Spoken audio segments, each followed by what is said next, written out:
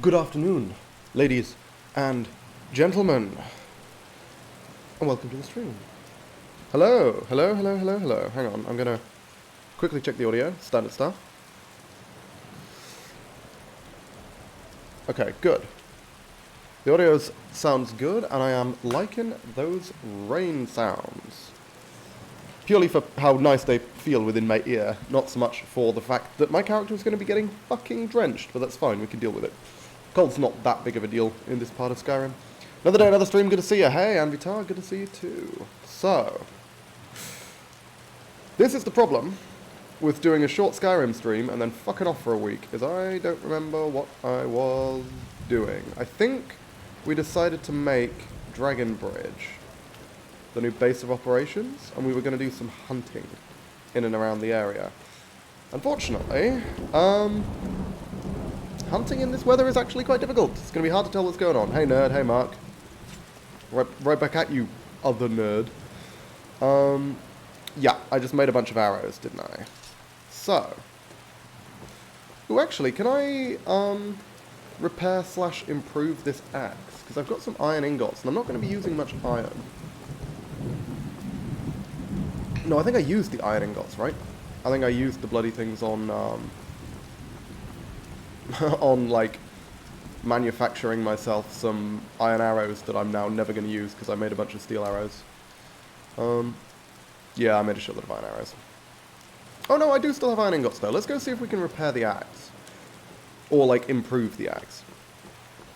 I'm not a nerd just because I'm going through my bulk to build a Pauper Commander deck. Oh, wow. That is a very interesting concept. Commander can be an uncommon. That would be necessary, I think. I'm pretty sure there are 0 common legends. I might be wrong about that, but I'm pretty sure every single legend ever has always been printed at uncommon, at least. I was going to try and fix the axe, wasn't I? Move! Jürgen Krönsen. Get the fuck out of the way. Can't be having that. Okay. Yeah, I can just repair it. Cool. That works. I like that there's... Well, yeah, okay. I kind of like the weapon degradation system, the fact that there's a weapon degradation system. That's interesting. I haven't really noticed that before. But there's kind of a neat little addition, because it just goes... It falls in line with the idea of tempering and improving weapons, right? It's just a single sliding scale. They get into worse condition the more you use them, and then depending on your smithing skill, you can improve them further when you repair them. So that works out really well. Yeah, so we want to find bandits, and we want to find animals. Those are the two things we're really looking for. Have I got my power back yet? I do. Okay, so if we get blindsided by a particularly dangerous animal, we will be capable of dealing with it. It's worth noting, though, this rain is a real problem, legitimately. I'm going to struggle to see enemies. Like, hang on, are these... No, those are Imperials, right? Yeah. I was wondering why they weren't moving, but those are definitely... That's the Imperial random encounter. You guys doing alright? You're just kind of chilling there, huh? Okay. Well, I mean, if you'll want to, you know, run into a troll and get massacred, that would actually be great for me, because then I could take all your shit. But unfortunately... Ooh... Getting some lag. Okay, hopefully that's just because I'm moving through a larger area. I have updated the drivers since last week, so that should be fine. Chandler and Joven from Legends, both mono red and CMC5, both involve triple R and tapping to destroy artifacts. Chandler does artifact creatures, and Joven non-creature artifacts, wouldn't promote varied play. Those are the only 2 common legends? God damn, okay. That's an interesting choice. Oh my god, are these Stormcloaks?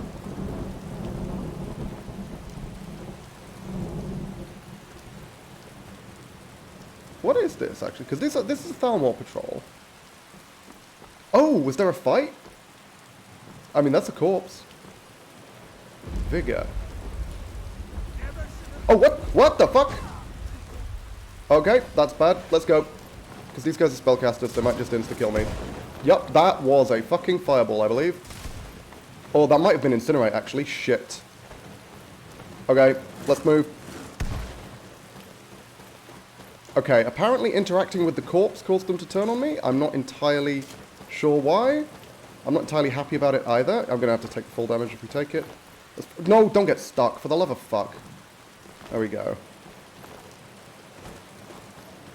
Hopefully, the people of Dragonbridge would defend me against the Thalmor. I don't technically know if that's true. Yeah, I'm not entirely clear on why they aggroed from trying to interact with the corpse. It feels like they sort of blamed me for killing it. I have no idea what that was. That was really, really weird. Problem is there just going to be a small fucking army of Thalmor up the road who will now be, like, permanently hostile to me? Because if so, we're going to have to fucking move. We're from Homelands, not Legends, so 1995. I mean, that would explain why they're so crap. Are you coming at me? You alright? Everything fine here? Waiting. Oh, I think that's just a guard who was like... Yeah, that's the guard being suspicious of me, I think is what that was. Okay, that was, That was not a good development. Not a positive development, I will say that. Shit. I'm gonna have to try and approach them again just to see what happens.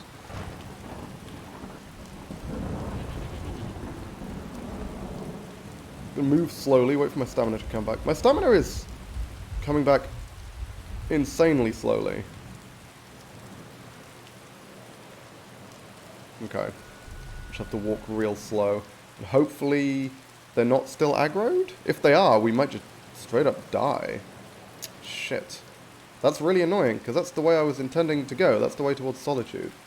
And there's no way I can beat them.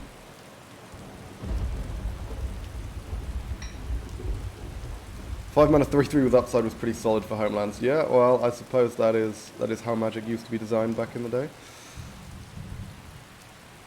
Is it worth me trying to check? Because I feel like they shouldn't have aggroed in the first place. Just from me interacting with the corpse. That felt really strange.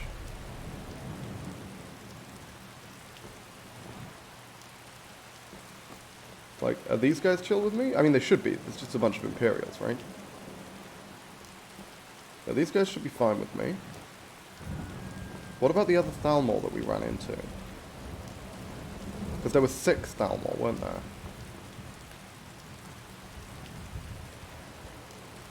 Are they going to attack me? Let's see.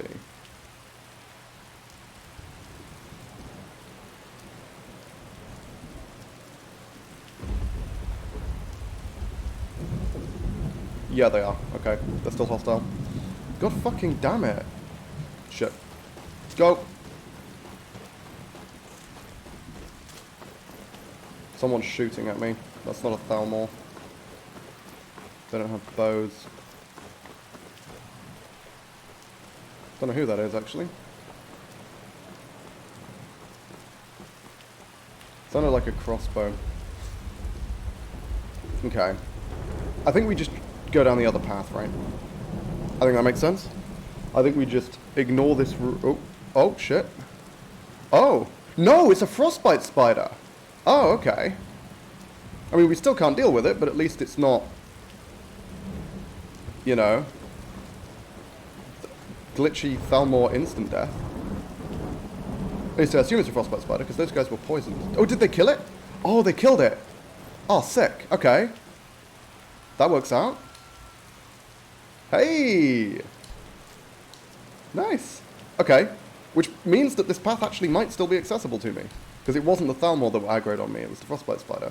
And hell, the Frostbite Spider might have killed some of the Thalmor, that would be awesome. I think it's unlikely, because the Thalmor could trivially one-shot a Frostbite Spider. But, I mean, it's a reasonably big one. And those soldiers killed it pretty quick, which is unusual. Which indicates it was probably injured beforehand. Oh, what? That can happen? Fucking hell. Okay, at least it doesn't do too much damage. I mean, Frostbite Spider Venom is very, very valuable as a poison ingredient. Like, insanely valuable. I'm very... Oh, shit. Okay, hang on. I don't care about Frostbite Spider meat. We can just get rid of the corpse. Right. I am starting to get cold. The rain is causing problems in that sense. Let's go check. Again, the instant that eye opens, if that eye goes from nothing to completely open, then it means that they're non-hostile. If it starts opening slowly, it means they're still hostile. And we need to get the fuck away. Well, the body's still here, but the rest of the Thalmor seem to have moved on, which I appreciate. Because I'm not going to be able to kill Thalmor. Oh, hang on. Oh, that's just... I was like, was that a glowing sword or something up here? No, it's just highlights on the snow. That's actually really annoying. Okay, looks like they're non-hostile. Huh. No idea what happened before. I'm still going to give them a wide berth. But, yeah, seems alright. We need to go warm up anyway, so let's head back to town. This rain is not making it easy for me to progress, I will say that. Because it fucks up my lines of sight. It's not great for audio cues either, and... because I misheard that frostbite spider spit as being the sound of a crossbow. When those are quite... I mean, those sounds are similar, but they're quite distinct, so... I only realised it was a frostbite spider when I saw the guys running around with that aura of poison on them. Freezing. Yeah, I know. I need to get the fuck out. I'm going to need to go stand by the forge for a while.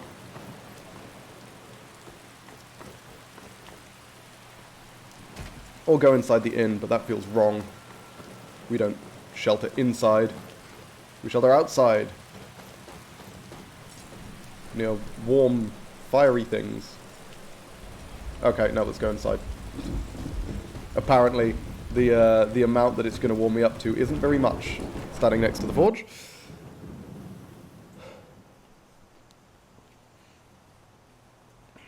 Nice being here, but I have some stuff to do like right now, so I might like join later, but I don't know, so see ya. Okay, cool, Anvitar, I'll see you when I see you.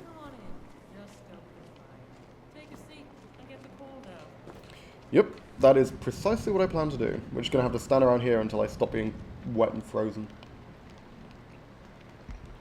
Trying to think where is best to go from here in terms of hunting. As I say, I would like to just basically go for a walk, look around, try and find some things, but the rain is going to make that a problem.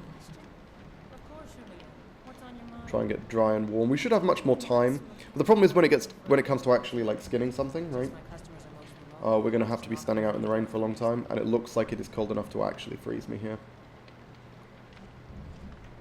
I suppose we are in the north now, near Dragon Bridge. Well, yeah, we are. We're technically north.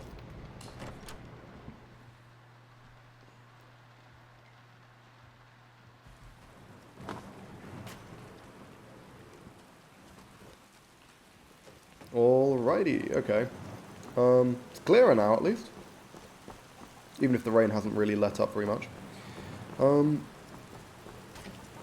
Yeah, let's see what we can find. Ideally, what we want to find is something like what we found at Shaw's Stone, which was this sort of outdoor bandit camp. Or we need to make our way to Whiterun, because I know many of the bandit camps around Whiterun, so that would be useful. What I don't want is to go into an unknown bandit camp with a significant interior element and walk in only to immediately get punked by a bunch of bandits inside. Those guys are just kind of hanging around there, huh? Again, I'm going to give them a wide berth just in case they decide to murder me again, because that was pretty fucking scary. In a permadeath run, when you randomly aggro the Thalmor at level 4, that's not a good spot to be in.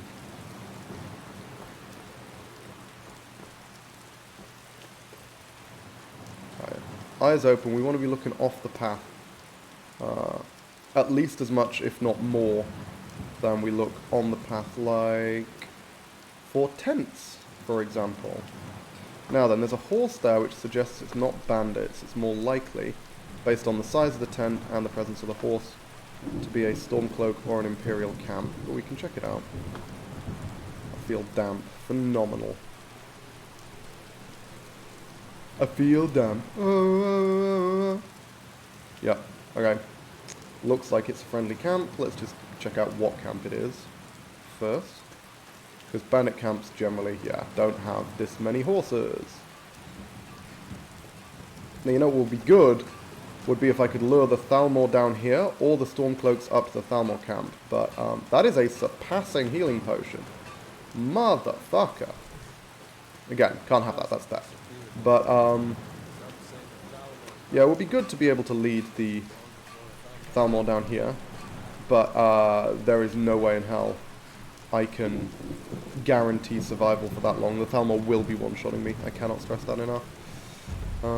One-shotting me from a distance, potentially with AoE attacks. I actually think we got a little lucky in that the previous Thalmor was an expert mage rather than an adept mage, which is the level above, but it meant he was wielding Incinerate, which is the expert level fire spell, rather than Fireball. Incinerate deals significantly more damage, but isn't AoE, crucially, which makes it much easier to dodge. If it had been a Lightning Wizard, we'd be dead, because Lightning Wizard, their lightning attacks are hit scan, which makes them much, much harder to avoid. Whereas both fire and ice attacks are projectiles. Oh my god, is that Solitude? Damn, we're at Solitude already, okay. You know what's near Solitude? Several bandit camps whose locations I'm familiar with. Most notably the wreck, is it the Wreck of the Winter War? Is that what it's called? That might be worth checking out.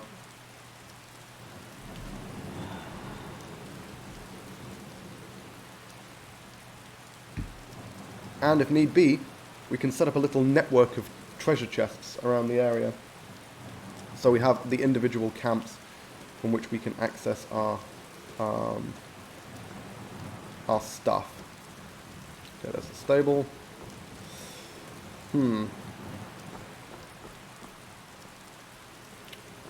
Should we go to Wreck of the Winter War? I thought, to be honest, I thought Dragonbridge was further away from Solitude than this, so I actually think this is alright. It's not as much of a trek as I had feared.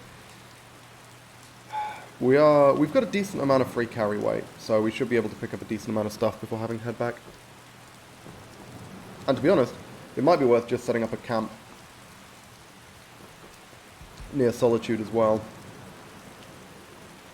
Maybe down here, outside Solitude, near the under the bridge. Not the bridge, the ridge. It is a bridge. It's a natural rock bridge, under the natural rock bridge. But yeah, there should be a couple of bandit camps around here, because what I want to do is I want to pick a shitload of blue mountain flowers and dump them into the box, so that we can do a bunch of alchemy later on. Because there is quite a lot, as you can see, of blue... I mean, I might as well take it, I was fucking looking at it. Quite a lot of blue mountain flower on this path. You know what, yeah, let's pick it up as we go. And then I need to get some wood and make a treasure chest. I might put the treasure chest here, because that way, if I want to go to the forge, I can just activate the chest here and then head through here. And that takes me relatively close to the forge. I mean, maybe the front entrance is closer. Not actually sure. Well, I need to keep my eyes open for the blue mountain flower. I can vaguely remember where all the blue mountain flower around here is, because I come here a lot for blue mountain flower, but as you can see, my memory is far from perfect. And the sprites for blue mountain flower in Wildlander, I will say, stand out significantly less than they do in the base game. Yeah, you can see it blends in a lot better, which is cool from a like botanical perspective, but is inconvenient from a I want to pick all the blue mountain flower perspective. That's not blue mountain flower. Now then, is this where the boat is? I don't think so. I think the boat's slightly further around. Yeah, it's over the next ridge, I think. And there should be 2 brigands outside, which we should be able to handle. And then a bunch of dudes inside, which hopefully we can stealth kill. It's a big hopefully. Our sneak... What's our sneak like, actually? Sneak is 25. We're doing okay. I do need the 2nd rank in sneak, don't I? Yeah. I was planning on putting a bunch of perks into sneak. Next opportunity I had. I guess I need to find that opportunity sooner rather than later, if I'm going to want to actually start sneaking around interior cells to kill people.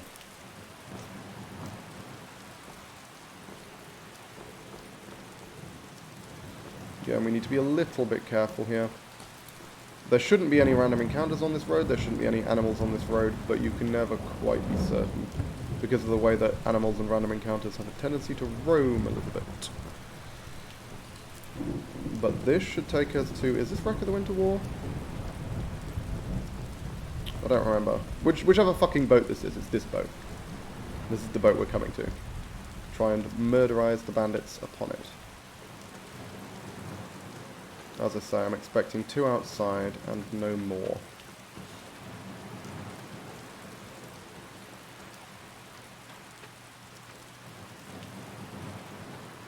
Oh, it's the Dainty Slode. Oh, yes!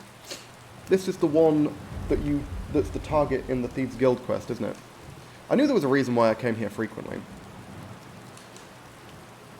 And as I say, it's time for some killing, which means we've got to eat some human flesh. Good old-fashioned, raw, uncooked human flesh. Okay, so there's one. I don't see where the other one is. Oh, shit, he was high level. Okay. Please don't be archers. As long as you all don't have bows, we're good. Okay, get nice, long lines of sight here. Got him. Where's the other guy? Did the other guy cower? Because the other guy doesn't seem to be coming for me. Which means he's either an archer, which is terrifying, or he's cowering, which is great. Because if he's cowering... Oh, did he go inside? Oh, if he went inside, that's a problem. I didn't think about that. No, he's cowering over that. That's fine, that's fine. I do appreciate your assistance, sir. Making my life a hell of a lot easier. Mom? Unclear. Yes. Got it. Nice. Didn't decide to go inside, didn't even try. And giving me a shitload of stuff to break down. I do appreciate it. Okay, that's awesome. Let's drink the water, why not? Oh my god, my carry weight's pretty much... Holy shit. I'm almost encumbered just from that. It's gonna go down a lot when I break all this crap down, but... Steel War Axe. Better than my current axe. A lot better than my current axe. Does it weigh significantly more? It only weighs 1 pound more, but it only deals 9 damage more. That'll go up as time goes on, though. Yeah, okay, in which case. Let's hold on to the Steel War Axe. Yeah, we can fuck up the scimitar, this doesn't matter. Ditch the iron hunting knife. Not hunting knife, iron war axe. Steel hunting knife we want to keep. Okay, everything else is good. Oh, the Alakia boots just break down into linen. Okay, we'll ditch those. I don't care too much about that. Actually, hang on, do I? Whoa, whoa, whoa. What's the armor rating on those? Better than mine. Holy shit. What? How crap are these fucking vampire boots, man? Warmth 12, coverage 29. Oh, I mean, the coverage is high. I guess because they're like thigh highs or something. Yeah, I'll take the slight boost to armor rating. Why not? I guess I should be checking if any of these people do have better light armor than me. And again, if you remember the rules, we cannot open containers. We can only take stuff that's lying around. Like an iron woodcutter's axe, for example. If we needed a woodcutter's axe, that would be one. But we don't, so it's kind of irrelevant. Okay. Let's see if we can deal with some of the guys inside this place. This may turn out to be a terrible plan, but I think we've got a decent chance of getting through this without too much difficulty. Because all we need is for the area around the entrance to be clear, and we can fire off a couple of quick shots, and then run the fuck away, crucially. We may well be detected very quickly. I'm hearing someone.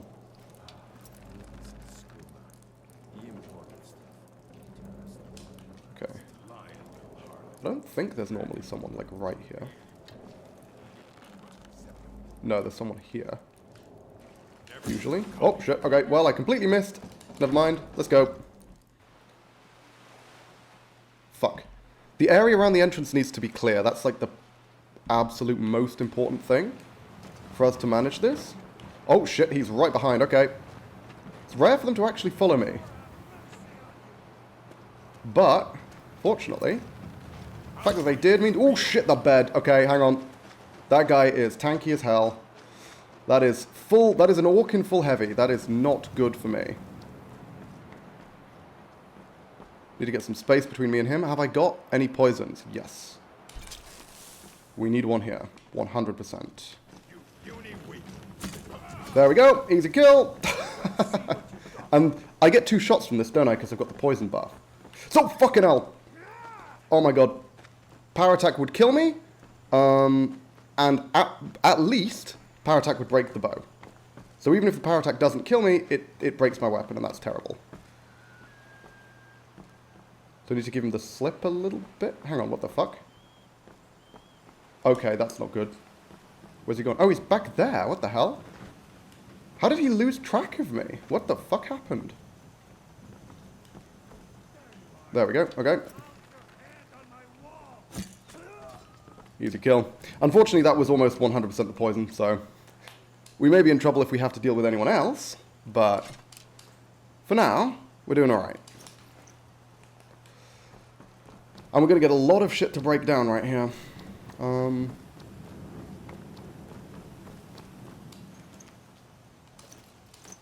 lot of steel, which I do appreciate. Good. Restore health potion. Skooma, don't care about that. I'll take the lockpick, though. And wolfskin cloak can be broken down as well. Let's see what we can get. I suspect I'm going to be over encumbered after this. Because this is a lot of ingots. Nope, don't want to ditch the hunting knife.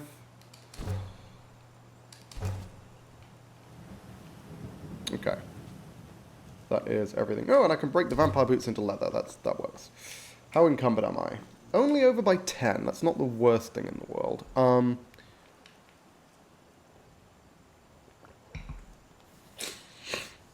In which case,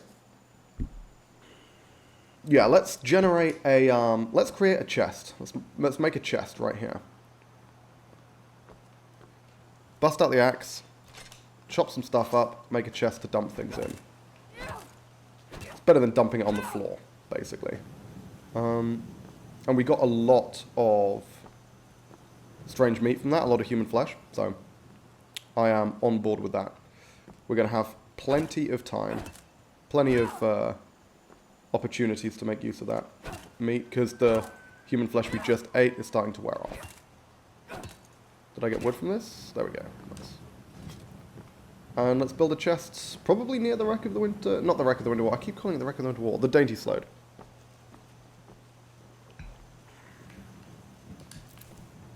And we could dump everything in there. Basically what we're doing is we're going around, we're going to be gathering a shitload of resources, and then we're going to head back to our base camp at Dragon Bridge. And from there, we're going to do a bunch of smithing. And probably a little bit of alchemy as well. I want to make some healing potions. Do I have any decent healing potions? 9 for 10 seconds. Okay, and then 3 for 20, 5 for 20. I have a few alright healing potions. Nothing to write home about, really, unfortunately. But that'll do. I'm just going to quickly, and by quickly I mean incredibly slowly. Oh yeah, that's such a weird glitch. Incredibly slowly pick up the mountain flower. You may have noticed, all of the ambient sound just disappeared. Only thing you can hear now is my footsteps. That always happens when you reach this point on the path. Every single time. Don't know why. It's glitch, obviously. I don't know if it's a glitch with my system, or if it's a glitch with anything else. But, yeah, the ambient sound just vanishes. It's super weird. And it hasn't come back, which is quite disconcerting. It should come back when I go inside and leave.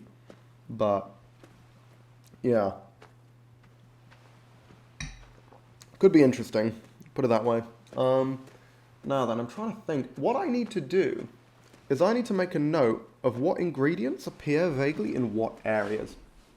Because there are particularly, if I'm looking at quite valuable ingredients, things like Imp Stool. Imp Stool is going to be very useful because Imp Stool has both damage health and lingering damage health on it, which means if I want to make more of the poisons that I just made, that I just used, rather, more of these, I do need Imp Stool. Or, well, I need anything which has both those ingredients on it, but Imp Stool is the main one that I remember using, and it's the one I used in this case as well, so there probably is another ingredient, but I don't know what it is.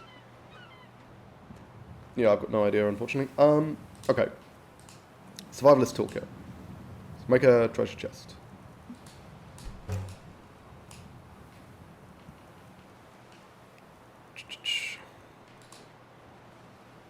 Pop it down here. Next to the boat. Can we put it on the ground, please, for fuck's sake? Ground, please? Like, can you stop floating into the fucking sky? Why is it moving up, guys? Can someone explain to me why it's moving up? There we go. Still floating, but it's floating less than it was before. So that's an improvement.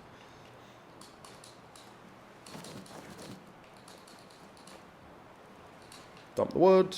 Can dump the animal bones as well. And you know what? Let's get some water in here.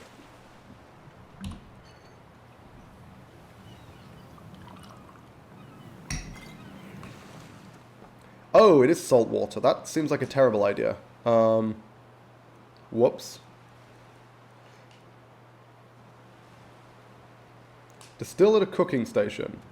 Okay, is there a cooking station nearby? Because I fucked up. Alternatively, I can just drop the salt water here and not care about it anymore. Hey. I did forget that the ocean works differently than other bodies of water. Don't drink the ocean. It's not good for you. Oh, hey, there's lettuce here. I can just eat some lettuce if I wanted to. Ooh, and giant lichen. That's an ingredient. I can do something with that. I don't know what giant lichen does, but... Restore Magicka, weakness to poison, damage maximum HP, interesting, and Restore Magicka. Okay, Restore Magicka is useful. What does Spider Egg do? Let's take a look. Damage Stamina, damage Magicka regen, Fortify Lockpick, Fortify Marksman. Okay, fine. And again, we can't open any containers, so we can't do anything with those. Yeah, in which case... Should have taken the cloak, but whatever. Let's head in. We've cleared the entranceway of the Sload, so we should be alright. Moving forwards. Hang on, what?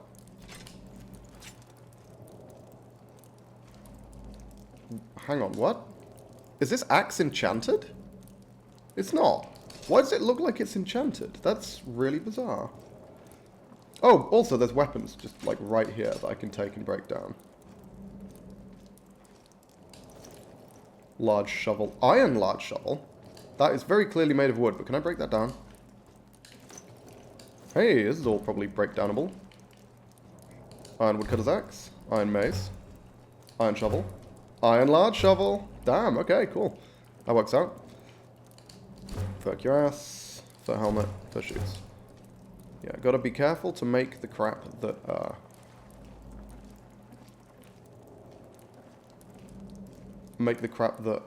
pick up the crap that I want to break down. I don't know why I said make. I guess I got the word make confused with the word break in my head. Sometimes words are hard, man. Hey, there's 9 helmet. Remember, we want as many ingots as possible. Can I break down this iron pot into iron? Oh, I can. Sick. Okay, I need to start looking for more iron things. Even miscellaneous non-weapon things. That's a wooden spigot. Who the fuck uses a wooden spigot? That doesn't make sense. Oh, okay, so now we have a corner, which is always a terrifying prospect. Because if there's an enemy right around it, we're going to need to fucking run. Ooh, I haven't eaten any human flesh. I should eat some human flesh. I hate the fact that I can hear the footsteps next to me because it's such a small place. Say fur cuirass again and get demonetized. Oh my god. I didn't even put that together. Spider egg is a classic leveling alchemy ingredient along with blue mountain flower. I remember that it does that. Yeah, I remember spider egg is one of the ones which goes with blue mountain flower. Though you need to be able to kill frostbite spiders to get a lot of them. Okay. Let's chow down on some good old-fashioned human meat, and hopefully kill at least one human with the buff active. Before the buff wears off, I guess I should say. How long can I hold this bow? Okay. Meat doesn't let me hold the bow indefinitely. Oh, shit. Okay. Oh, shit. Fuck. Okay, destroyed my bow. Whoa, move, move, move, move. Jesus Christ, that did a lot of damage. Okay, never mind. I was 100% expecting that attack to one-shot him. Like, very light armor, point-blank range. I mean, I know my bow's shit, but Jesus. Okay, never mind, let's go.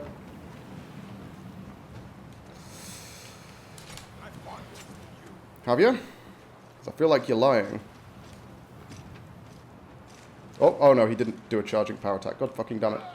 There we go. That's how we win. Piece of shit. God damn it. Broke my fucking bow. Why do I keep taking the money? Stop taking the money. Need to go make another fucking bow. Actually, I don't need to go make anything, do I? I can make it right here. Hang on.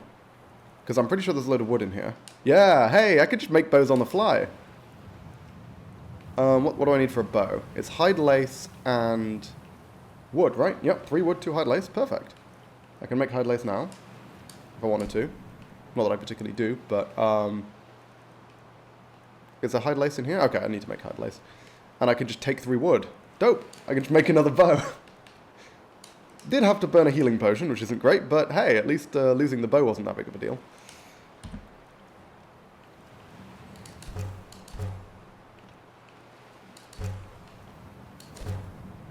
Break down as much as I can. Ooh, leather doublet breaks down into leather. Let me just double check if any of this is actually better than what I'm wearing. Okay, it isn't. And make the hide lace and make the bow. Sick. Okay. We can keep going, guys. We can keep going.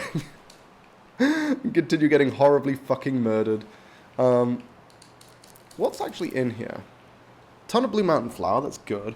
We do still have some Nern root, so if I want to make more poisons, that's relevant.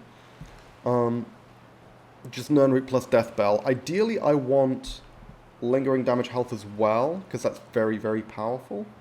But, oh, animal fat does damage health. Hang on a minute. How good is the animal fat damage health? Is it like a mini Nern root? Because that would be quite something. Like, does it do decent damage? Because animal fat's really easy to get. 18, it does not. It does not do decent damage, it's garbage. Animal fat is hawker fat rebranded. Yeah, I know. I know it had the same effects. I was wondering if it had a different magnitude for damage health. It looks like no, unfortunately. 18 extra damage isn't terrible, but very good for leveling because it has frenzy. Well, no, it's very good for leveling because you can combo it with either troll fat or Fulmer ears for insane potions. Like, genuinely, completely nutty potions. Frenzy's also just good in general, but that's the combo you really want. You should consider Frenzy, by the way. What, you mean actually using it? Because Frenzy's one of those ones where I've never actually, like... The problem with Frenzy is that the effects always seem to be like Frenzy target up to level 5, and everyone's like level 15, and it never ever works. That's the problem I have with Frenzy potions. And it seems to come up a lot. Can I make any Frenzy potions? Let's take a look. I mean, we could try. Bear in mind, okay, let's fly Amanita. Let's just see what magnitude my Frenzy potions would be. Because right now, it's probably going to be garbage. Level 12, yeah, that's not good enough. Most of the foes that I'm fighting are like level 10 to 20. There will be some, like that guy who just attacked me, he was level 7. So that would have worked, but the previous guys were like level 19. So that's just not going to work on them. Taking out one dude is very useful for you. Yeah, but the problem with Frenzy isn't that it isn't powerful. It's that most of the time it doesn't work. That's been my experience with using Frenzy. Both Frenzy potions and Frenzy spells. A lot of the time they just don't work. Because bandits are always higher level than you think. If my Frenzy was going up to like level 20, level 25, that would be worth doing. But the problem is, if it was going up to level 20, level 25, I'd be much higher level and bandits wouldn't be a problem. So... I'd have to get lucky, basically, and hit the one specific bandit that was of the appropriate level in order for the frenzy to do very much. And the lower level bandits usually aren't that hard to kill. There are situations where it would be useful, but it's very, it is very situational, basically.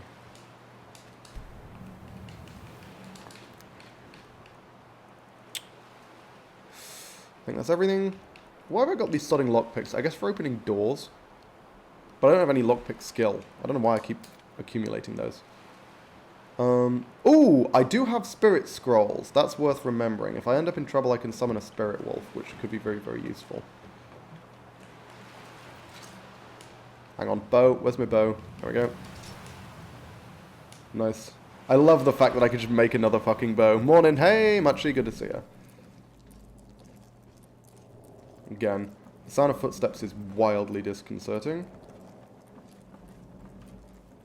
Want to be careful not to move too quickly. Don't want to alert anyone to my presence. But at the same time, I don't want to let my human flesh buff go to waste. In my head, I'm always like, pick up the loot, it's valuable, but... Ooh, hey, I will absolutely take garlic. Garlic's solid. Garlic's probably going to be quite hard to get without stealing, isn't it?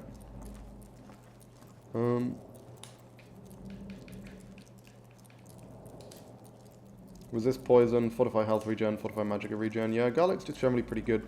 Makes solid potions as well. Now then, I'm pretty sure. I'm like 99% certain there's someone down here. And the fact that my feet have to enter this room first. Okay, never mind, I'm completely wrong. Ignore me. Yeah. Going into an area like this, where your feet have to enter it first, is really bad. Oh, shit. Okay. That person was level 3. I missed. Okay. Just don't move. Good. Die quietly. That's all I ask. Hang on, what? Isn't this where the first mate's supposed to be? I mean, I'm aware that the first mate probably didn't spawn. Because obviously that's associated with the quest, and we're not doing the quest. But I'm pretty sure this is the end, isn't it? Oh, we do want gemstones. I need to remember to take gemstones, because it's not just money. Those are very, very good for smithing.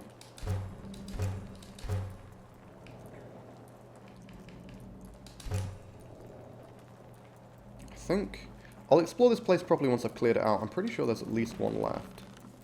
Should be one in the bed around here. Oh, there he is. Snaglag the Exiled, or as he's usually known, First Mate. Ooh, I can get cotton from that. Hey, the Dainty Slowed Footlocker key, which opens a container that I can't open.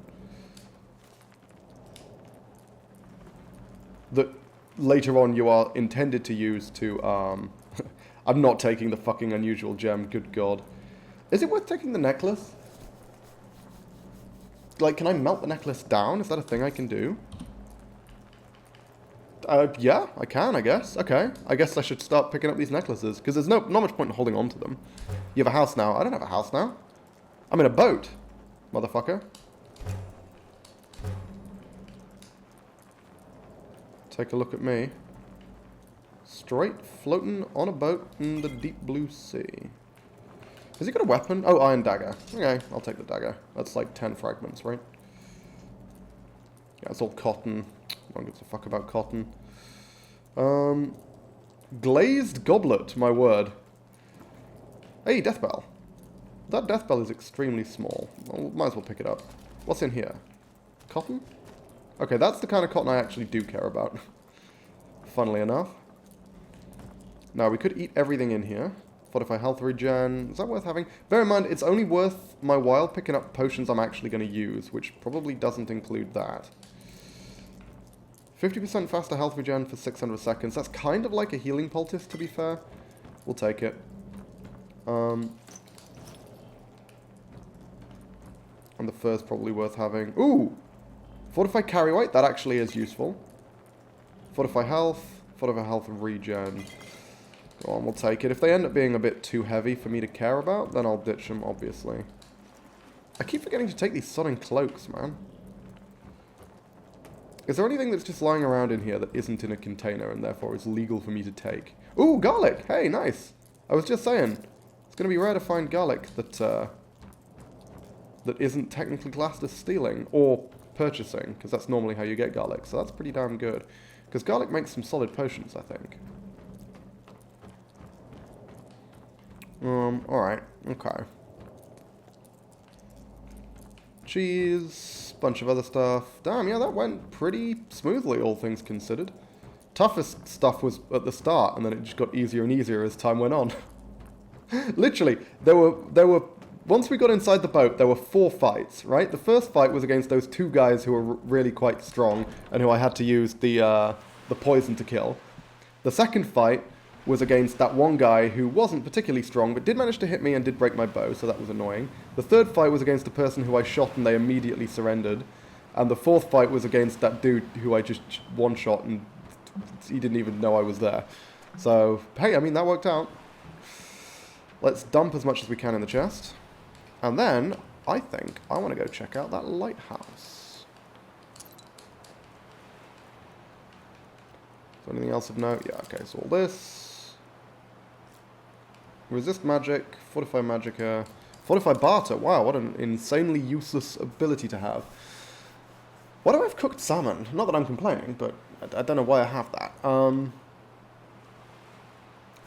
See, the problem is I'm just going to pick up a shitload of weird potions where I'm like, well, maybe I'll use it. When am I ever going to use...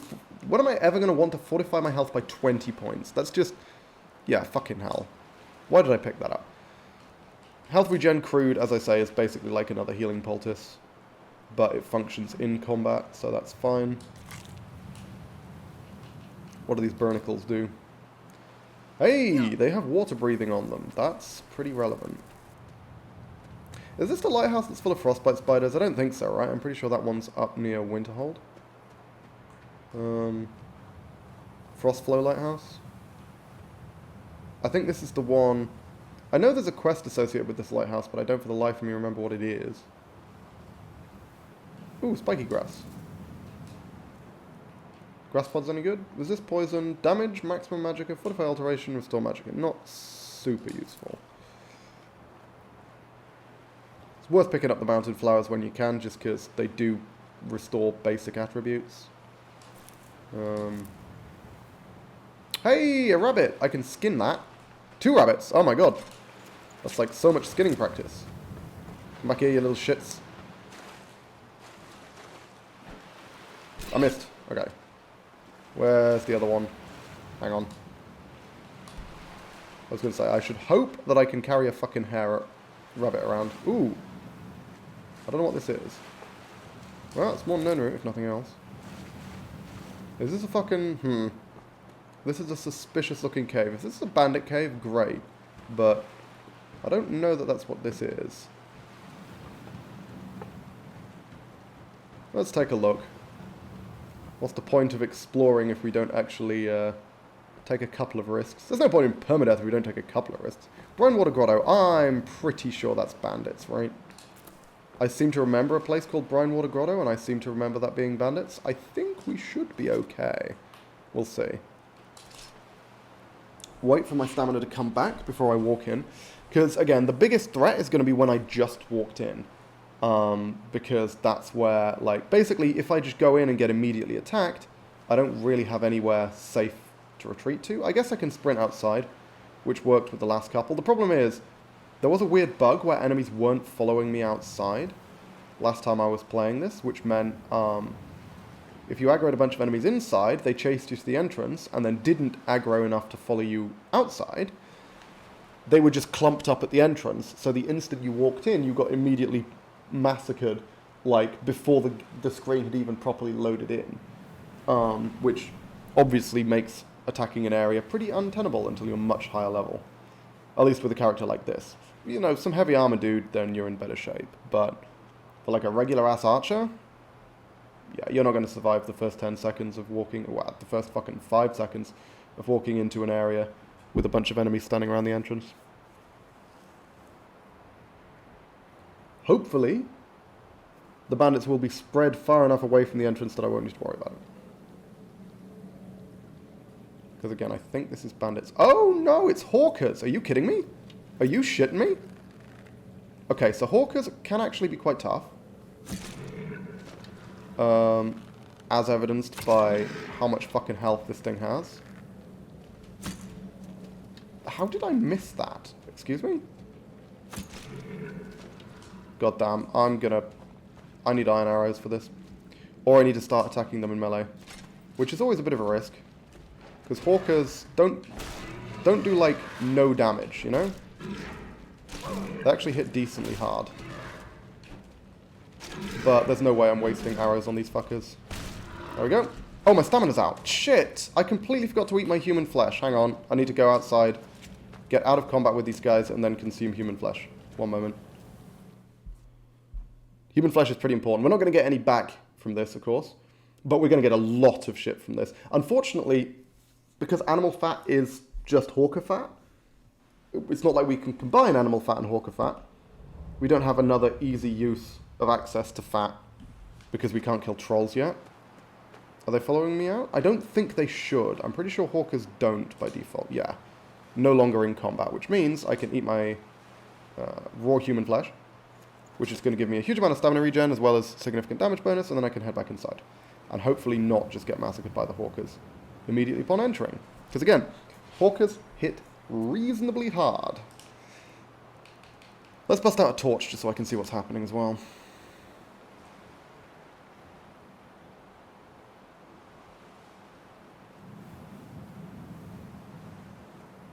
Okay, we're going to need to be careful because I might get attacked the moment I walk in because of what I mentioned before, where I've accidentally aggroed a bunch of enemies to come to the entrance, so they'll be standing in the entrance, and they can attack before the game's properly loaded in. Okay, those Hawkers are looking fairly non-hostile, which I appreciate. They've forgiven me for my transgressions. That's, you know, their error.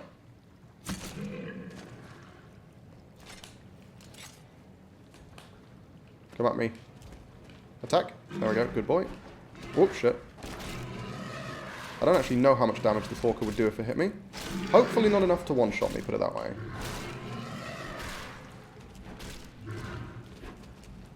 There we go. Down. Alright. Let's back up, let my stamina come back a little bit. Oh my god. They can pivot extremely quickly. So I want to be fighting them on stable ground as much as possible to prevent them from, like, spam pivoting, which is a thing they can do, which makes their attacks really hard to predict. Doesn't seem to be attacking. There we go. Okay. Nice. Good. Got him. Got him! Woof! Hawker's down, ladies and gentlemen. Hawker's down. Are there more?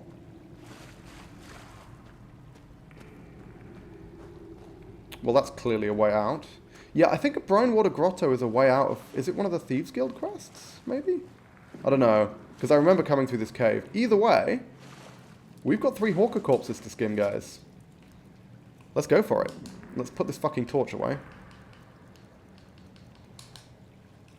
Oh, also, I've got a dead hare in my inventory. I did forget about that.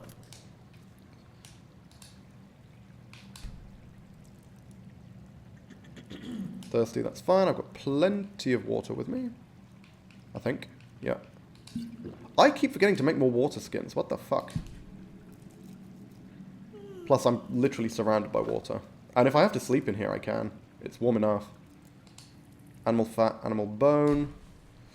Do I not get good ingredients from Hawkers, like tusks or whatever? I guess Hawker tusks aren't. 50 raw Hawker meat.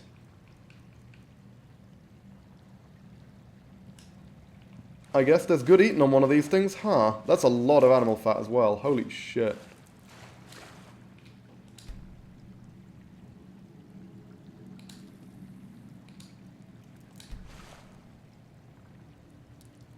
What did I get? Okay, you do get tusks, but not a ton of stuff that's actually that useful. Now I'm going to get an insane amount of meat and fat. God damn. A lot of fat on a Hawker, huh? I mean, it makes sense, but Jesus Christ. Now I just need to find something to combine the fat with. Peckish, thirsty, but what did I get, game? What did I get? Tusk, fat, and that's it. Okay, so yeah. Hawkers are mostly for the meat and the fat that you get from butchering them. Which case, hang on, let's have a quick nibble on some raw hawker meat, because fucking hell. I'm going to ditch pretty much all of this.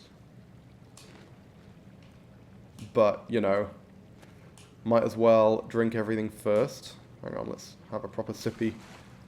Oh, is this ocean water? That might be ocean water, actually. Shit, I just realized. It's literally called Brine Water Grotto. I was like, I have infinite water. No, I don't. Not fucking here, I don't. Okay. Yeah, let's ditch all the hawker meat. And head on out. With a huge, huge amount of animal fat, which is actually pretty solid. I'll take it. Animal fat is very useful. I just need to find another, you know, reliable source of frenzy ingredients. Because the primary source, fulmars, are way, way outside my capabilities. Mushrooms is another solid source, but those are obviously dotted all over the place. Because there's a lot of... Oh my god. Look at that. Holy shit, guys. Now that looks fucking good. That is amazing. That's Wildlander. That doesn't look that good in base Skyrim, I'll say that. I'm pretty sure I can hear the hawkers, right? Making them honking noises.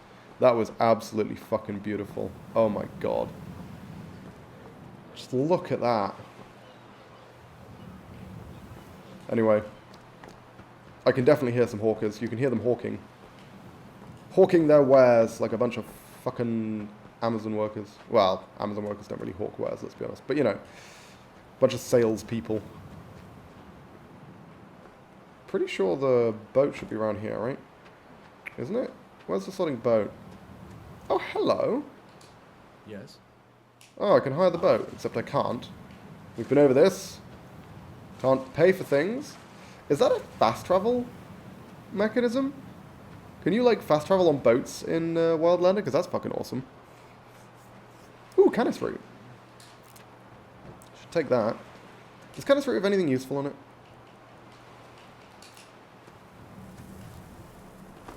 Damage stamina, fortify 100, fortify marksman, damage health. Okay, it's not terrible.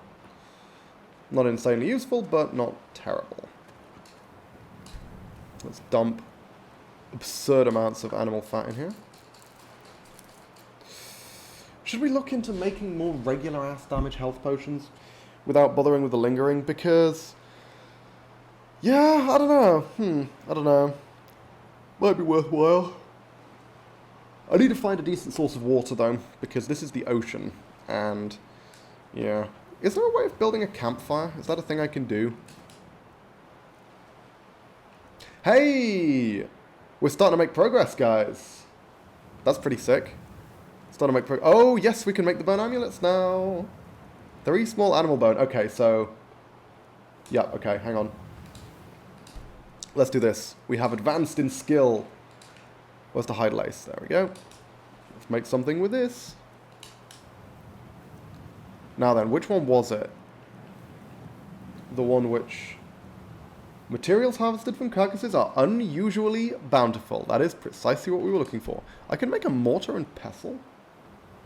You make it out of bones? Jesus. Okay. That's pretty alright.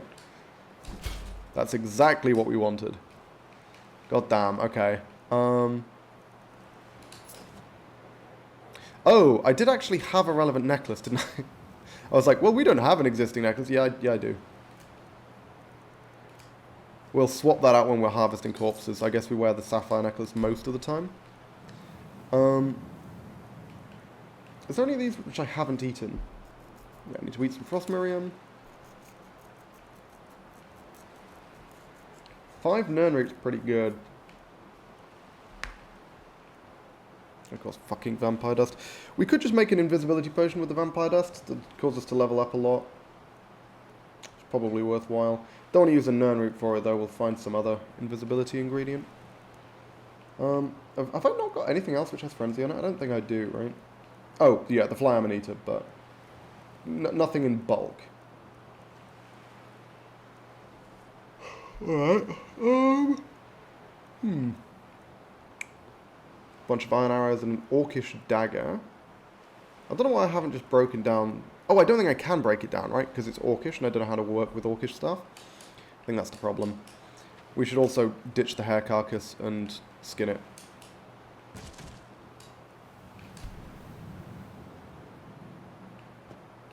Field dress. Pop on the bone amulet. Harvest the ingredients. Let's see what we get. I do need to sleep. Small animal bones. Is that it? Fucking kidding me. Also, I can hear something. Which is concerning me mildly. Let's just get rid of the corpse. Okay. Can we set up a bedroll indoors? I don't think we can, right? In which case, I need to be acquiring more leather. Leather is the big thing that I'm missing right now, which means I need to be killing actual animals and skinning them.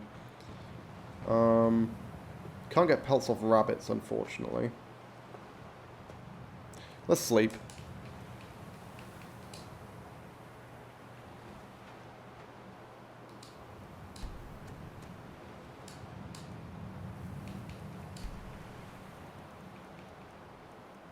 Like 8 hours in, that's fine. That should leave me well rested. Peckish and thirsty. Yeah, unfortunately, my thirst is a problem. Or it's starting to be. Very cold. Yeah. Okay. Is there anywhere inside to warm up? Were there any fires in here? I don't think there were. Probably want to go to Solitude to warm up. It's not very far.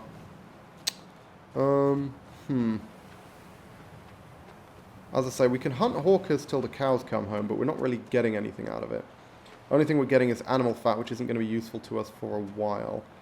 So, I think I'm much better off heading in a different direction and trying to target other animals, potentially. Animals with pelts that I can skin. What we really want to do is go to wolf country, right? I think that's sort of what's important at the moment. Because we need to find somewhere where there's a lot of wolves, because wolves are both beatable and common. And they're also capable of giving us pelts, which we can turn into leather, so I think that is going to be the priority. Because bandits, I mean, it's worth fighting bandits and all, but we got a shitload of steel and iron from that bandit camp that we just cleared. Again, bandits would also be fine, because bandits do have things that give you leather, but just not hawkers is the point. Targeting hawkers isn't going to get me anywhere. I'm going to make sure to keep picking as much blue mountain flower as possible, because we are at some point going to head down near Markarth, probably do a full hanging moss run, and maybe we end up clearing a frostbite spider pit or something. I don't think that's super likely, but it's not impossible. And we can get our hands on a shitload of spider eggs that way.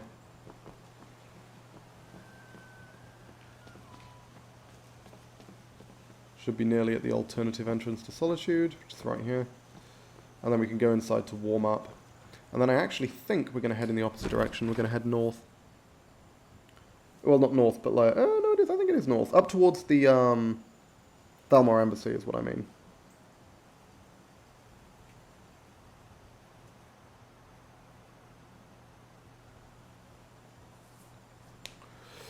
Alternatively, we can continue with our base camp around there and just wander around, which could work too. Alternatively, we can head back towards Dragon Bridge and then head a different direction from there, and that might be better. I actually think that probably will be better. I think there's more stuff going on around Dragon Bridge. Certainly in terms of like animals and stuff.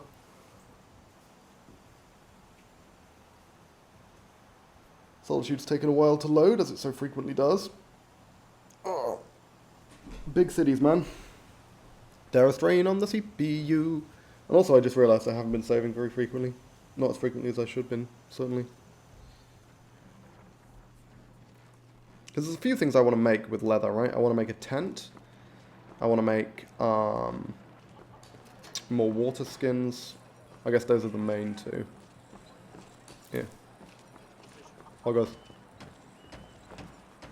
Is this the first time I've been into Solitude? I guess not, because the execution isn't happening. Unless that's a... Oh! Nope. Never mind, the execution is happening. I don't care. Rip Rogvir. This is fine. Is it Rogvir? I think it's Rogvir.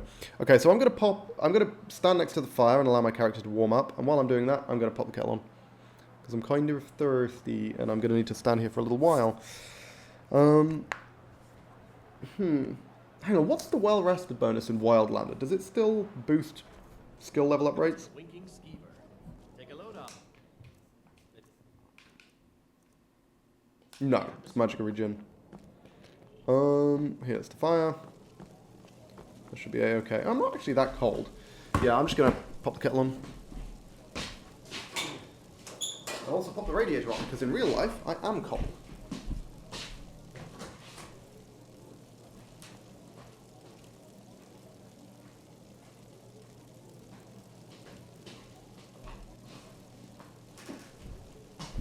There we go, pop the kettle on. That was difficult. Perfect. Okay, I don't think there's anything we actually need to do in Solitude. Hello, Gulamai, you weirdo. Jerry Ra, that's the one who has the quest relating to the lighthouse, I think. Could take a look into that, I suppose. I don't remember what the lighthouse quest is.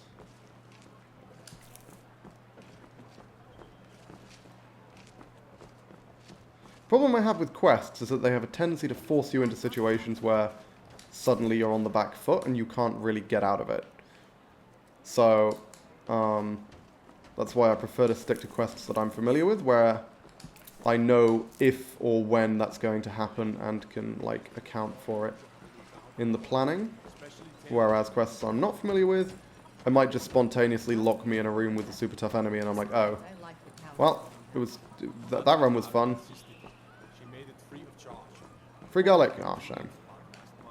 I was really hoping that was just free communal garlic. Anyone can come and take a clove. And I was going to take every single clove. But apparently she hates you just a little less than the others. Is there anything worth doing in Solitude? Don't think so, right? Not really. Let's check out what the lavender does. I think it's kind of mediocre across the board. Resist fire, at least. It's not nothing. Can combine it with Dragon's Tongue for an extremely crap resist fire potion, but would still technically be a resist fire potion, so maybe it's worth having. Would be like 5% though, I'd have thought. Trouble with quests is that you have to open containers. True, there are a lot of quests that require me to open containers, which I cannot do. I would get to the container and be like, oh shit, I can't do anything with this. A few of them don't. Bleak Falls Barrow doesn't. I don't think there's any containers you have to open in Bleak Falls Barrow. Everything you need in Bleak Falls Barrow you can pick up off people's corpses.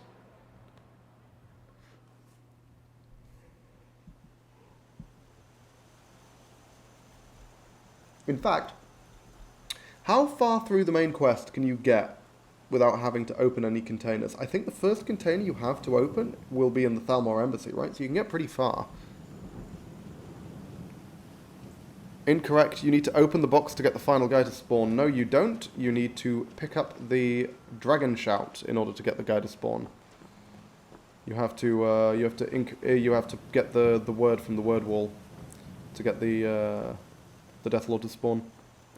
So you don't actually need to open either of the boss chests in Bleak Falls Barrow, because there are 2 boss chests in the final room of Bleak Falls Barrow. One is hidden behind the waterfall. I was going to go the other way, wasn't I? I was going to go back towards Dragon Bridge. Or should I continue exploring down this path? I just don't feel like I'm going to run into that many animals down this path. And any animals I do run into are more likely to be like snowy saber cats or bears. Ones that I can't handle. Even an ice wolf might be scary. We'll be fine. You're not dragon, so you can't do that. Dragonborn, so you can't do that anyway. That is true. I would not be able to do Bleak Falls Barrow with this character. But given that that's not the goal for the character, that also works out. Yeah, we don't get dragon shouts for anyone who missed the previous streams. There's a mod which makes it so that we're not dragonborn. We're just not. We're just some dude. We're just some dude who's going to eventually kill a dragon, and that's the whole thing. And that's going to be an impressive achievement in and of itself. Also some dude who has magically interconnected treasure chest, but don't question that.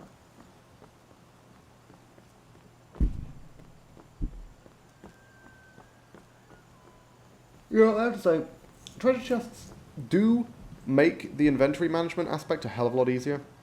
The fact that I can just essentially have a variety of base camps, and it's like I have that Fallout 4 buff, which means that all of my settlements share crafting resources. Or resources in general, but usually it's crafting resources, to be fair. And that's a really useful thing to have if I'm wanting to do a lot of crafting. So I do appreciate that. It does remove an element of the challenge, but to be honest, it's an element of the challenge that would have been quite boring to play around regardless, because I would just basically have had to have, you know, done multiple trips every time I took on a bandit camp to just dump stuff back at some main chest. And whenever I wanted to move my main base, I'd have had to relocate the whole damn thing, and that would have taken a long time. So being able to avoid all of that, because that's a lot of hassle, seems pretty good. Ooh, can I get a fox pelt, ladies and gentlemen? Can I get a sweet, sweet snow fox pelt? That feels like that might be good. I already know what snowberries do, but checked anyway. Where's the fox? There's the fox. Oh my god, the fox is fast. Fox is fast. Fox is, in fact, as fast as me. I just need to get the pathing to get him stuck. There we go, perfect. Nice. How much does the fox carcass weigh? Not too much. I can move him to somewhere where I will not freeze to death while trying to skin him. I actually wouldn't freeze to death here. Why is it so fucking warm? I'm a bit confused by that. I don't know that there's anything I want down there. Oh, is it super warm because I ate the snowberries? Is that why? That might actually explain it, you know? If that's like a side effect of eating snowberries? Is that... Yeah! I think that might have been why it was. No, it was just the environment. Because the snowberries haven't actually worn off yet. Should probably make a little bit of snowberry extract in case I ever need to escape into icy waters, which does come up more often than I would like in Skyrim. Requiem, at least. Any enemies? Not that I can see. That's good. That is good. No foes for me to deal with. Yeah, let's make some snowberry extract.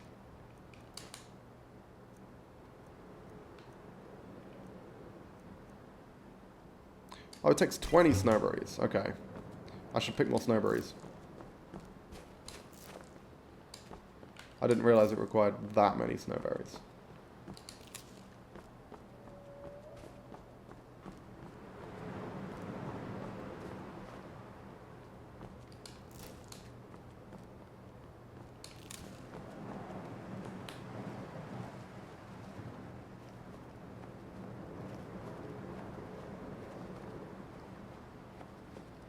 Okay.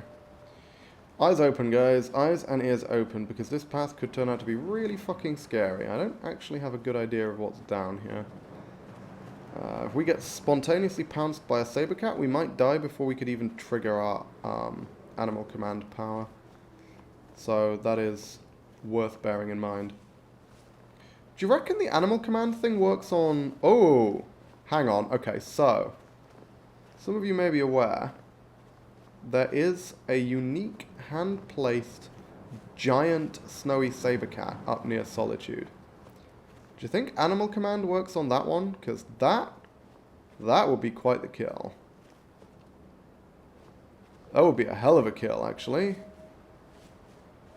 But because it's unique, it might be immune. It is an animal, though. On paper, it shouldn't be immune.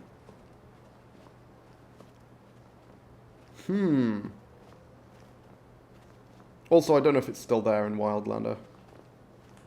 It's certainly there in some of the older Requiem builds. But I don't know if Wildlander, like, removes it or replaces it, or... Hell, even if it's just been taken out of the more recent Requiem builds. It should be a shame, because the unique hand-placed giant enemies had the kind of... the classic Fallout New Vegas feel of the legendary enemies. which were a pretty sweet concept. I loved hunting the legendary enemies. Every time you went into a dungeon which had a legendary enemy in it, and you found the legendary enemy at the end, you'd be like, oh my god. Fucking legendary bloatfly? That thing was nasty. Now I know there was a fox over here. Ooh! That, my friends, is a wolf. And a wolf is something I am very interested in killing. Is this Talscar? Pretty sure it's friendly. Hello? I'm on my way to Solitude. Sure. A united empire is better for everyone. Joining the Legion. Joining the Stormcloaks. Everyone's fucking joining something these days. Let's see if we can find the wolves that I just heard.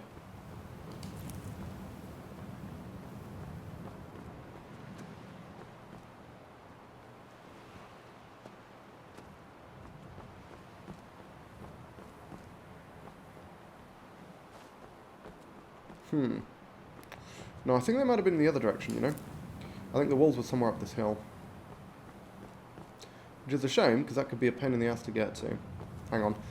Kettle should have boiled by now. I'm going to quickly grab myself a drink. Legendary bloatfly. Yep, legendary bloatfly was quite the thing. That was the one which was like bright green in this giant... I remember it was in this giant underground chamber. I think it was green. Really nasty.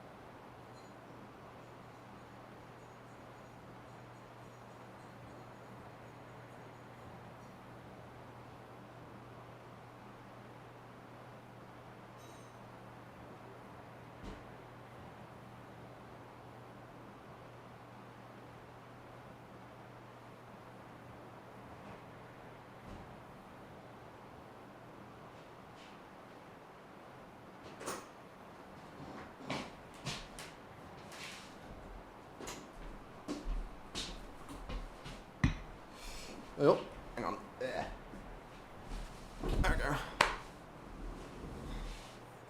It was in the DLC, the big MT one, that was about the same size as a regular game. Yes, I remember the big empty. That's one of the DLCs I actually played. I'm trying to think what other legendaries. What were the legendaries? So there was the legendary Deathclaw, legendary Cazador, legendary Night Stalker, legendary Gecko, Bloatfly. I'm trying to think. Is that all? Was there more?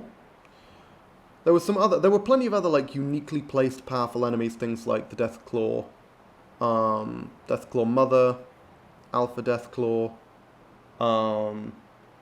like the Ant Queens and stuff. But I don't remember any other legendaries. It's only 5 legendaries. Okay, well, it's just those 5. Which obviously, as a concept, served as the inspiration for the legendary system in Fallout 4, though I kind of wish Fallout 4 had more notable hand-placed enemies. Things like, you know, the Mirelurk Queen, for example. It had a few. You know, entities like Swan, like the Mirelurk Queens, you know, because it was always such a big deal when you went into a dungeon, you went into an area and you ran into a Mirelurk Queen. That was always such a huge fucking deal, because there's only a few of them in the game, and they're all in very specific locations. So I do feel like they could have done better with some of the stuff in Fallout 4, in terms of just making it tougher, I guess. Introducing more unique and powerful enemies. This snow is how Canada looks now. Yeah, I mean, that doesn't surprise me. I've never been to Canada, but I imagine this snow is how Canada looks a lot of the time, depending on where you live. A lot of snow in the UK recently. A little bit in London. Not a ton in London, actually. But there was a lot of snow. There was snow back up north, back in Cumbria, where I used to live, which very rarely happens. I want to go up here. I'm pretty sure there's wolves up here. I heard them. I want to see if I can find them. Actually, more snow. That also doesn't surprise me. Again, if there's one thing that I associate with Canada, it's snow.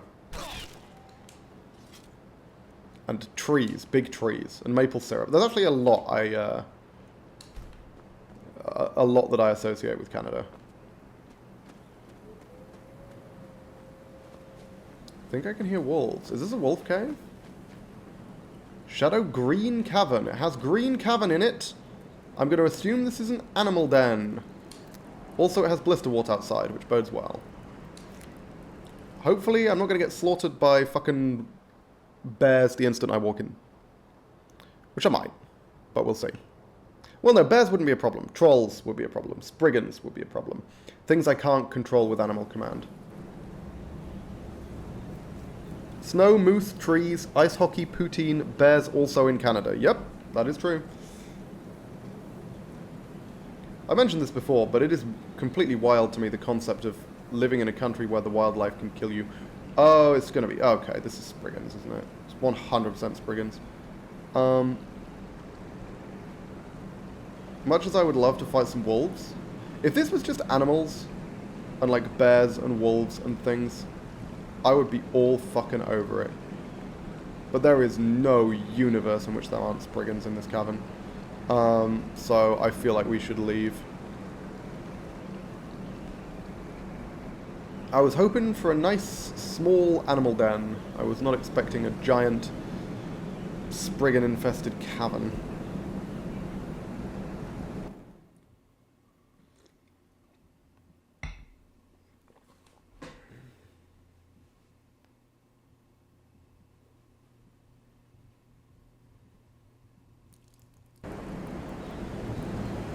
Nope.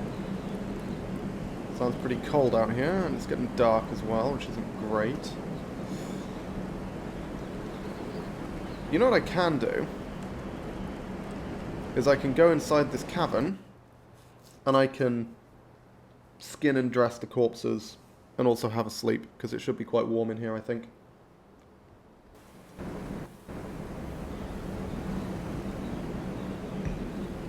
That wind does not indicate warmth. Is it really still frigid in here? No. Relatively warm. Okay. Ooh, Mara Tapanella. I'll take it. What? Let's say Iron War Axe? Can't fucking see anything.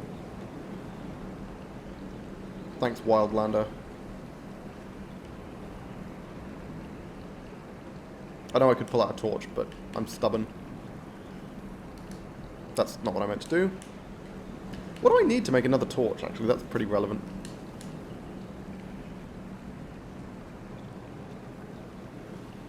Oh, yeah, wow. Huh. Axe stuck in that tree, again. Pretty damn sure there's going to be a bunch of Spriggans around here. Okay. Let's pop the torch away, let's drop the carcass, and get to butchering. Because it's not super cold in here.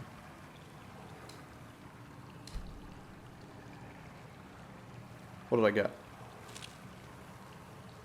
Hair eye, there we go, that's what we were hoping for. The rarer ingredients. I am wearing the necklace, right? Yes.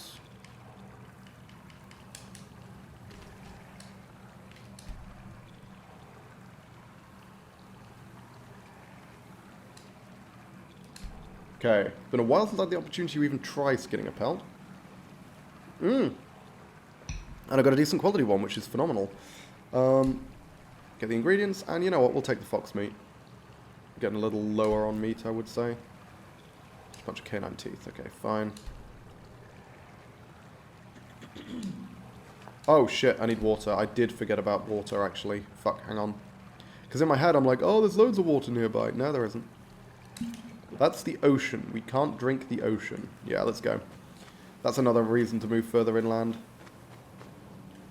So we can find water pools that won't, you know, dry my mouth out to an insane degree with salt, which is what most of the water pools we currently have will do. Yeah, let's head back to Dragon Bridge and then start exploring, branching out in different directions from there. I feel like that's probably the sensible thing to do. Because that's further inland, that has access to the river that's under the Dragon Bridge, which is an excellent source of water. And it has a little camp of mine already set up there. Why am I sprinting? That's a terrible idea. If I end up in combat, I'm going to need that stamina.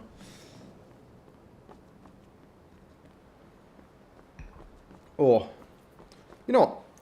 I don't actually remember. There's a game that I played, that I play sort of occasionally, called The Long Dark. Have I ever played The Long Dark on stream? It's like a survival game in Canadian winter. It's really, really good. It's a bit clunky in ways that can be very, very annoying, but as survival games go, it's pretty damn good. No. I should probably do that, because that is a fun one. I wouldn't necessarily do it much. I'd have to do it on a Saturday, though, or sometime when I have a long time to play, because the reason I don't play it very much, outside of the stream, is because I sit down to get one thing done in the Long Dark, and then I look up and 3 hours have passed. It takes such a long time to get anywhere, because you need to prep for everything with, like, wood and food and all this other stuff, that there's a bunch of, like, mini subtasks involved in any one task that take up a ton of time.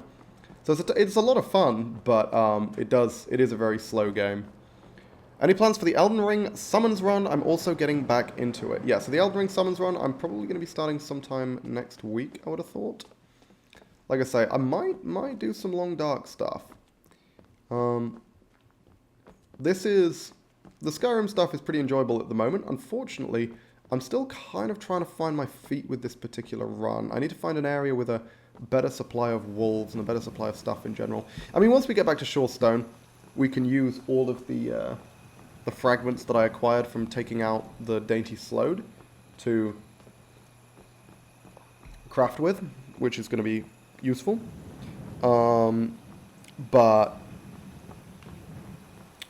other than that, we're going to need to find another source of stuff. The lack of stamina is quite annoying. I should invest in making some stews. I should probably make a chef's toolkit if I can. Just so I can start making stew. Problem with stew is that getting the ingredients, if you can't purchase things, is really fucking hard. Because a lot of the time it requires salt, for example, which... good luck finding natural salt, you know? You can find it in some bandit camps, just lying on the side, but... there's no reliable way of getting it. The only reliable way of getting salt is to buy it. Which we can't do, because we don't understand how currency works. Them's the rules. I didn't make them. Actually did, but I'm going to pretend that I didn't. Bound by the rules, they're not my fault. Can't go blaming me. Okay. And at some point, again, we need to do a proper hanging moss sweep somewhere. Because that is going to allow us to gain a shitload of alchemy experience.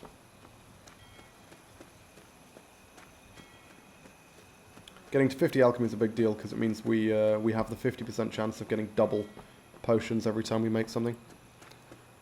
Should be able to get it from cooking down salt water, but alas, you can. But I need a cooking station for that.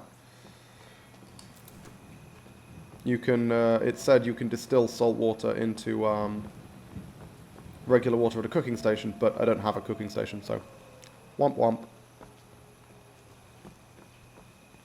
I could do it and then walk all the way to the town to find a cooking station, but to be honest, cooking stations are kind of tricky to find in, I think it's water, not salt. Oh, sorry, you mean the salt. Yeah. For some reason I thought you were still, because I was talking about needing clean water before. No, you're right, yeah.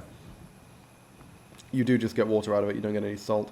Which, you're absolutely right. If you're distilling salt water into water, you should get salt out of it. It doesn't make any sense if you don't. Because there's literally the two components of salt water. It's in the name. But, yeah, unfortunately, I don't believe you do. I mean, we can try. That would be a decent source of salt, if possible.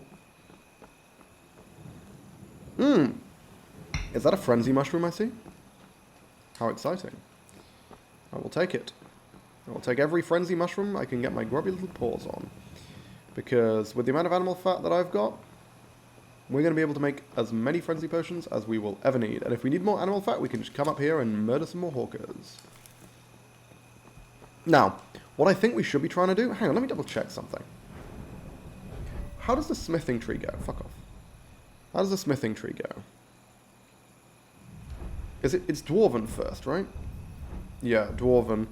I'm trying to think, where's the best place to get the Dwarven book? Where can I get it legitimately? Is there one in Alftand?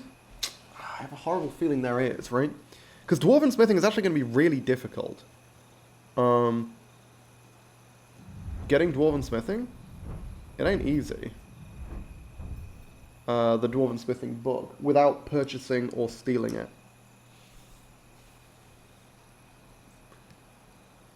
I'm pretty sure there's a loose one somewhere in Alftand. I might check Google, see if Google knows. Alftand definitely has both ebony and glass. I think it has Dwarven as well, higher up. But because I don't fancy fighting Fulmer or automatons for that matter. Either one would be terrifying.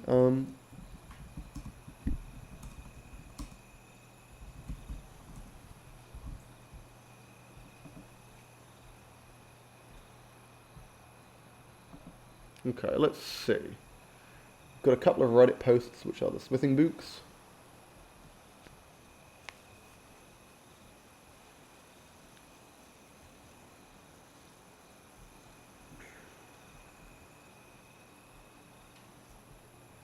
Okay, smithing book locations.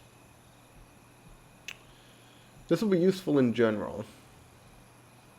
Art of Dwarven Blacksmithing. So this is 3.4.1, but I don't think they've moved much since 3.4.1. So, one in the Understone Keep, which is stealing. I know about that one. Sold by Calselmo. Sold by Urag. Know about both of those. One copy in Avantian Zell Boilery for Unfathomable Depths. One copy in Ashuan Zell, which requires going past a bunch of frostbite spiders. One copy in Bethardam's Upper District. The Only Cure. Which quest is that? Is that the quest for... hang on. Resolved Aedrome. One copy in the Alftand Animunculary. Okay.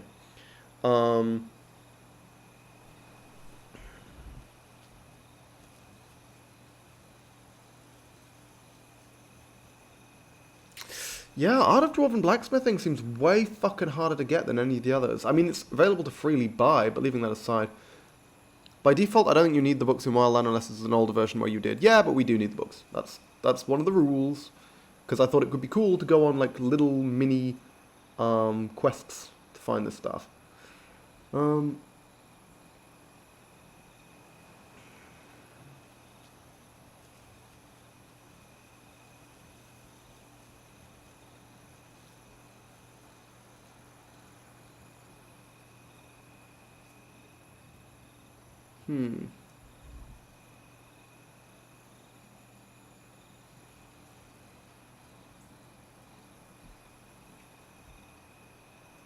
Okay, and I'm looking at Introduction to Scale Armors as well, because that's another one we need.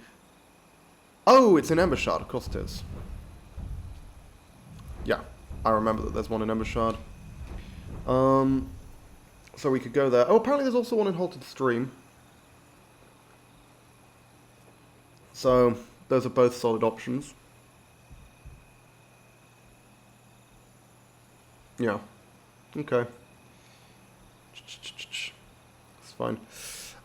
In which case, we're probably going to want to go down the advanced lightsmithing route rather than the dwarven smithing route, because, fucking hell, every single one of those dwarven ones, apart from Calselmo, the easiest one is probably Nishuan Zell, but it's Nishuan Zell Quarters, which is in the area past Nimhi. So you still need to deal with a bunch of Fulmer and automatons, which isn't great. Really isn't great, actually. Okay. Yeah, getting my hands on Dwarven Smithing is going to be a problem, unless we waive the rule for that book specifically, which I might do, because if it was like the level 50 smithing thing, I'd be inclined to say no, you have to deal with that shit to get it. But the fact that it's the base one, the level 25 one, and I need it to get a bunch of other upgrades, just Fulmer, no automatons until you finish the dungeon. I mean, okay, even just Fulmer is a problem. Like, I cannot deal with Fulmer. Don't know if Fulmer are worse than automatons. They probably are. I've got no poison resistance. And no paralysis resistance, which means a single good shot, and I am down for the count. Fulmer is a bigger problem IMO. Yeah, I think that's fair. At this stage, it's moot. Most of them would one-shot me regardless. I'd certainly go down to a single crossbow bolt from a sphere. And a single decent arrow from the Fulmer will be a problem. Also, they have... I guess the Fulmer have wizards, which is like a whole other problem. Yeah. Either way, getting a Dwarven Smithing book is going to be a problem.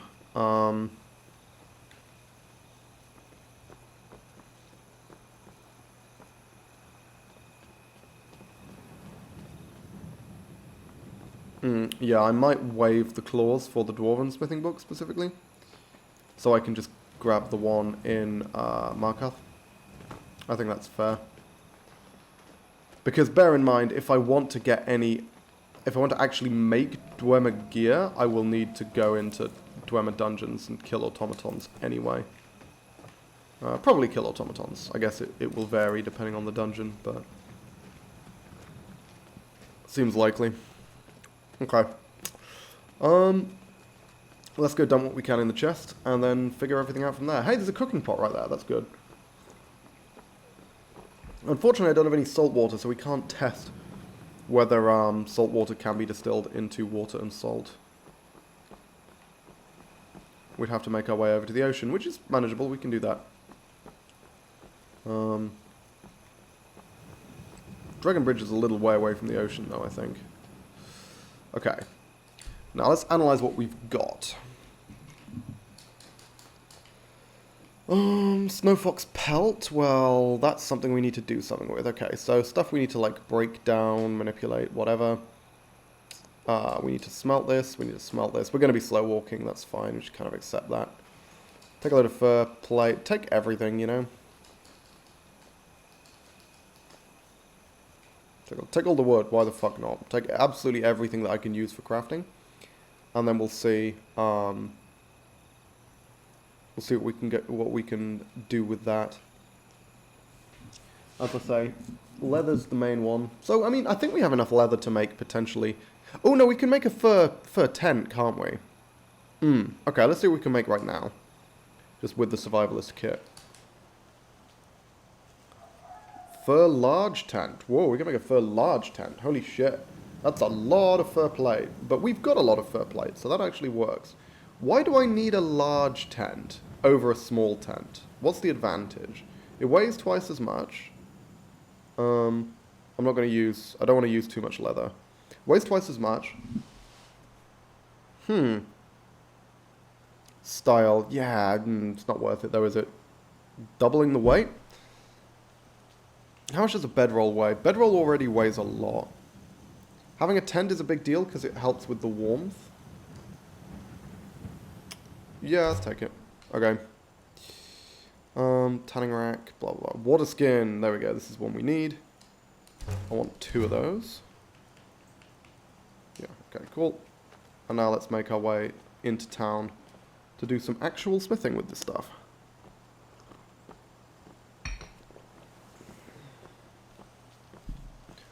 I think we figured out a decent loop we could do, right? In terms of like a decent crafting loop.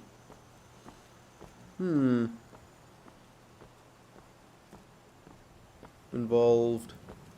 What was it? I think it was like a... Was it a studded leather cuirass or something? I don't remember.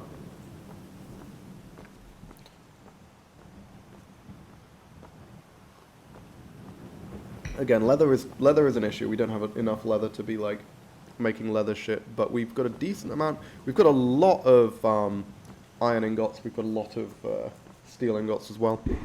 So we should be able to make a decent amount of stuff. Then break it down and make some more, because that's kind of the whole deal here. I'll just slow walk all the way to the smelter to make all these sodding ingots. And I'm afraid, guys, we're probably going to end up slow walking back. Depends on how much stuff we're able to make with these components, because we are over encumbered by a lot. Like, a hell of a lot.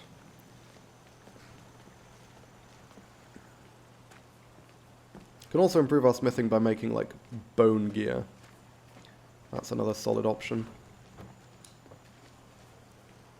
Okay, what do we got?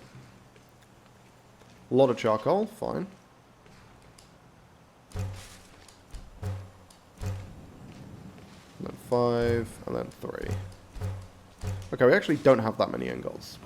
But, fuck it. We have enough ingots, I think. Hang on, how do you turn iron into steel? Can someone remind me? It's iron plus charcoal. Okay, in which case? Guys, got a lot of wood. Got a lot of wood. So we need 33. Let's make it all into steel. Oh no! A lot of things need a combination of iron and steel, right? So, let's do this. And let's make, like, 10 more steel ingots. And then leave ourselves with 23 iron. And we'll see. Because I think there's quite a few things that require a combination of iron and steel. Like at least one iron thrown in there. Smith's toolkit. Okay. Okay, what do we got? I think it's usually armor that's more valuable. There's a lot of wood. 2 iron? I mean, that's pretty decent value. 5 steel ingots, 4 leather strips, leather and fur plate. I mean, that's pretty elaborate. 4 steel, 2 wood, 2 leather. What do you think this breaks down into? The sub value is only 125.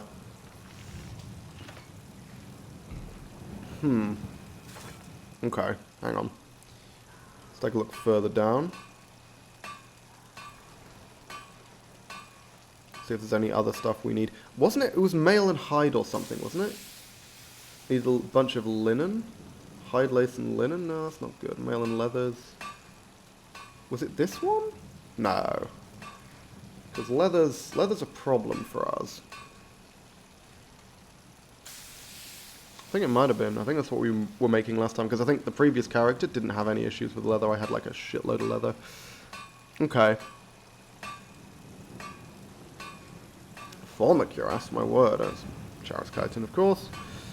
What about weapons? Weapons in general, not super valuable for the amount of steel and stuff they require.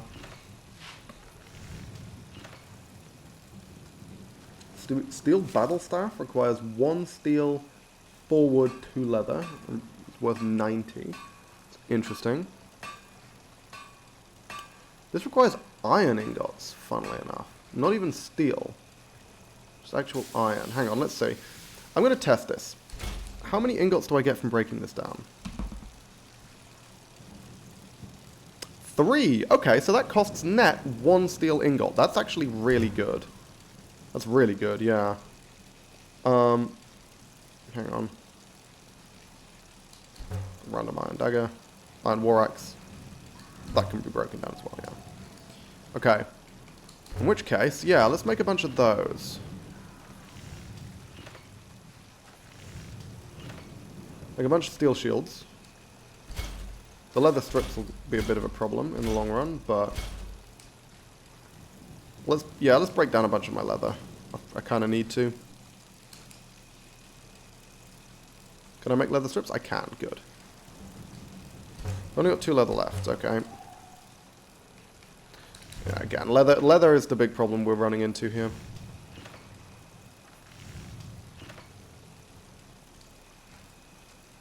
There we go. Break all this down.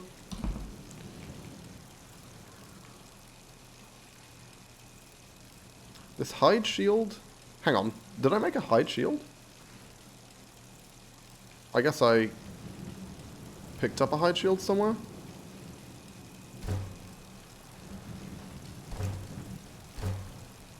Did I just break down my bedroll by accident? I fucking hope I didn't.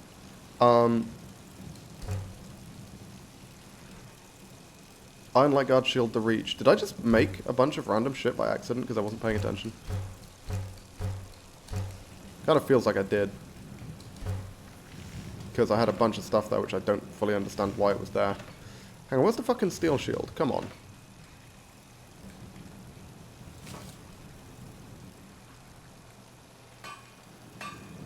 Go all the way down to the bottom to find the shields, I think. There we go. What do I need? Steel ingot. Oh! I'm an idiot. I'm like, but I just made a load of steel ingots. No, I didn't. I just made a load of fragments. Now I need to go smelt the fragments back into ingots, and then I can do it. Bit of an annoying extra step, but fine.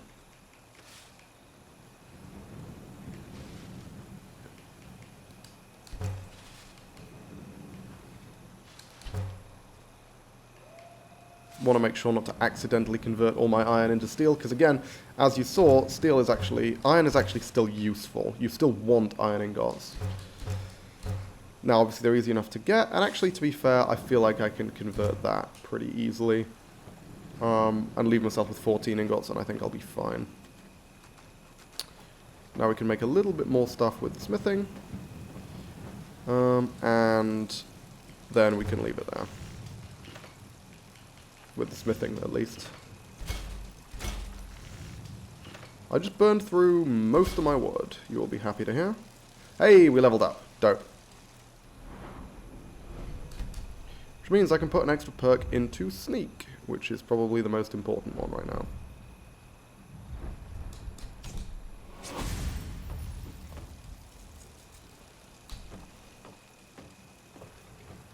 That's the most we can do in terms of crafting for now, I think. I did just break everything down. No, I didn't. 1, 2, 3. Steel ingots, iron ingots, sure.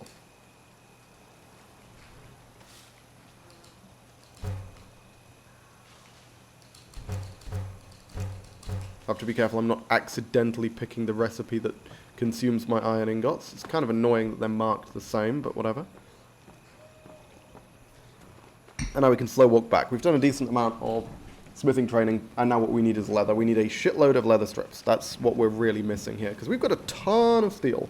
We can make a ton of steel shields if we just have the leather to spare. We also need to chop more wood, so we should do that once we've dumped all this stuff. Because we're going to need a lot of wood.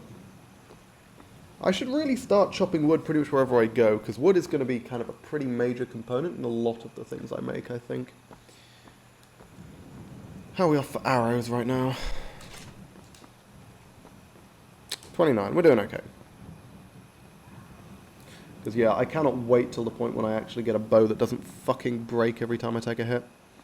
That's going to be a good day.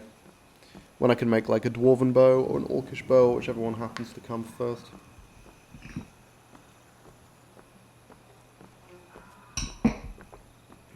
Haven't run into any bandits with particularly powerful weapons so far, actually.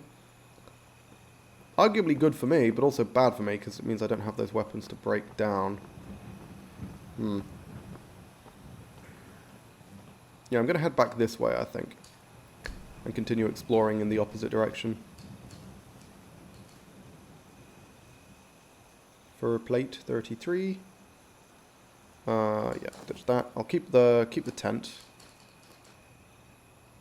Oh, I did forget to tan the snow fox pelt. Hang on. We can go do that now.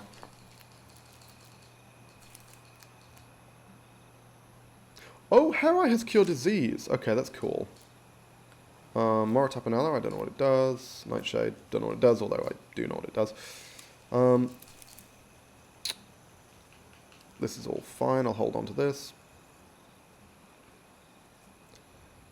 This is probably excessive, but fuck it. We'll just have that much stuff. That's fine. And yeah, let's head into town. Let's tan this pelt, and then we can maybe chop down some trees, and then rest, and then start exploring again in the morning.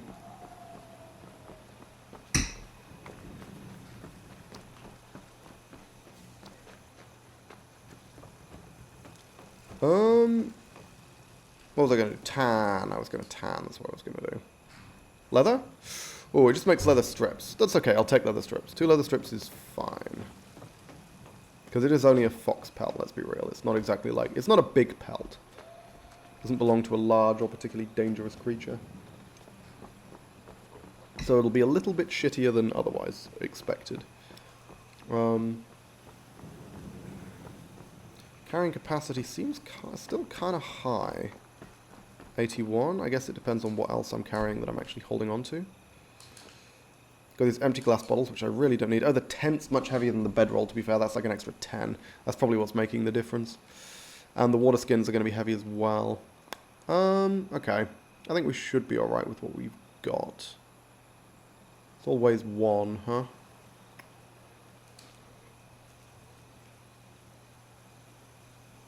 Hold on to the lighter weight meat. I think this is fine. If I need further meat, I'm sure I can find it. Hey!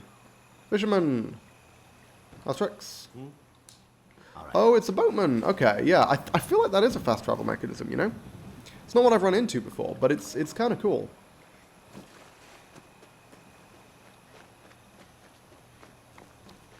Okay. Let's pitch a tent.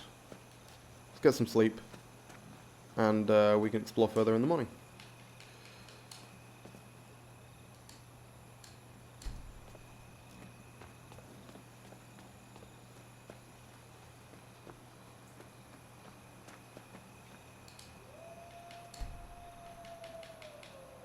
Nice. When we have decent lighting and lines of sight and everything.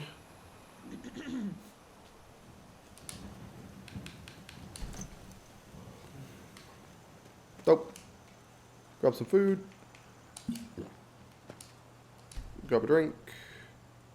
I realize I said those the wrong way around, but fuck it. A little chilly, but it's also relatively warm right now. So let's branch out this way. We obviously dealt with the little bandit camp that was down here already, so that wasn't that big of a deal. But I feel like exploring around this way is the way we're going to find more, like, animals and, well, I mean, mostly animals. I also think we need to be starting to make our way in the direction of Markarth for when our smithing does hit 25. What is it? It's 21. Yeah, we should be hitting 25 soon enough. Which way is Markarth?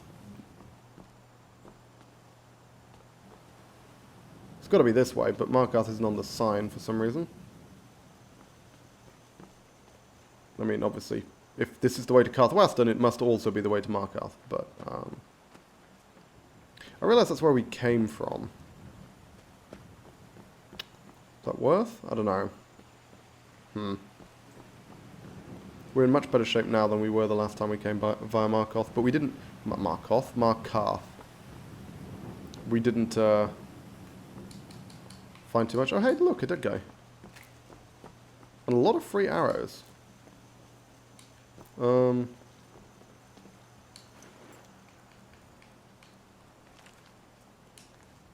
I about to get attacked? No. Good. Hey! Hey! First saddle? I could probably break that down, right? Can I skin this horse? Can I get horsehide? Oh my god, yeah. That's gotta be a decent chunk of leather if I can get a good pelt off this thing. Poor. Fuck off. I'm better than that and you know it.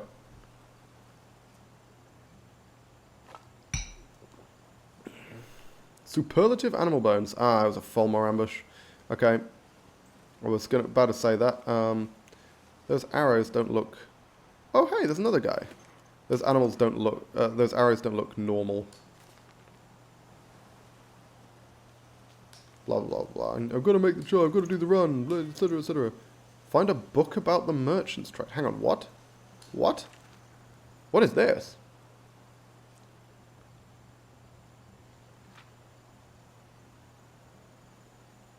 Mushrooms. Interesting.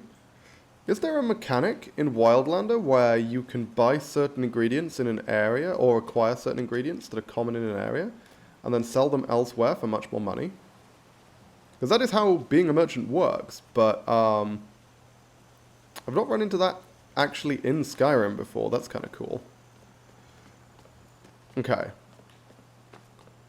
Yeah, let's generally sort of meander in the direction of Markarth. But we're much more interested in exploring off the beaten path to try and find bandit camps and animals, or animal dens even. Animal dens would be great. Or more random encounters, like the random dead horse there, which gave me, unfortunately, a shitty pelt, but it was still a pelt. So I'll take it. What's happening over here? Is this a fisherman's camp? What's this? There's the Alakir. That's the Alakir. Yeah, we can ignore the Alakir. They don't give anything important or interesting. Might as well catch as many fucking dragonflies and fish as we can. Come on. Can I not catch that fish? Excuse me? Excuse me? Do I have to be swimming? What's happening? Why can I not interact with this fish? Whatever. I don't care. I don't care. Not even mad. Oh!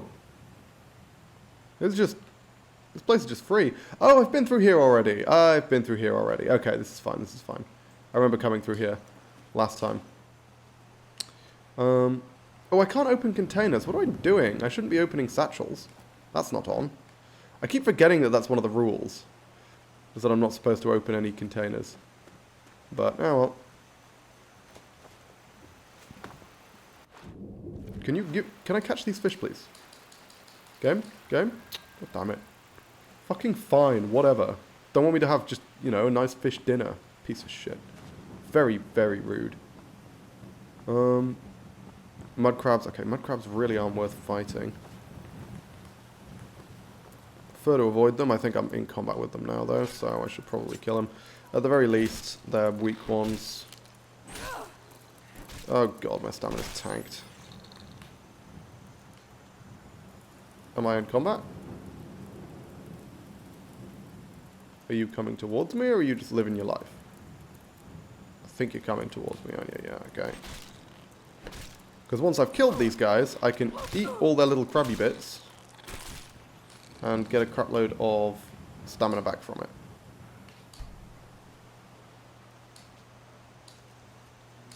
Come on, give me the food. Ooh, what ingredients do I get from mud crabs? Because I don't think I've done this before. Chitin. Okay, it's just the chitin. Sure.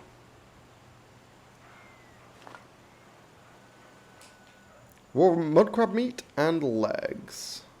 Gonna have a little nibble on that. All my stamina's come back anyway, because it took me so long to skin the damn fucking crab. Let's eat the chitin. I already know what mudcrab chitin does. Mudcrab chitin actually really useful, yeah, because it has both resist fire and resist shock, which means if you want to make resist everything potions, mudcrab chitin's a really, really useful ingredient. Because to make a resist... So to make a resist everything potion, what you need is you need something which has resist frost and resist fire, something which has resist fire and resist shock, and something which has resist shock and resist frost. Now, snowberries have resist frost and resist fire. Mudcrab chitin has resist shock and resist fire, I think. And then there's something else which has resist frost and shock. I don't remember what it is, but you can combine them to make a resist all elements potion. It's a very specific set of ingredients. Deck finished. John Stompy with Mr. Orfeo the Boulder as the commander. I mean, I have no idea what card that is. I haven't played Magic in ages. Is that a saber cat I spy? Now that seems to me like an animal I can kill with long sight lines and also access to an ability that immediately makes them stop attacking me, which is kind of an important part of this whole initiative here. Okay, we want to try and sneak up on the cat. Unfortunately, it's just over a ridge, which is going to make it difficult, and it's broad daylight, which can make it even harder.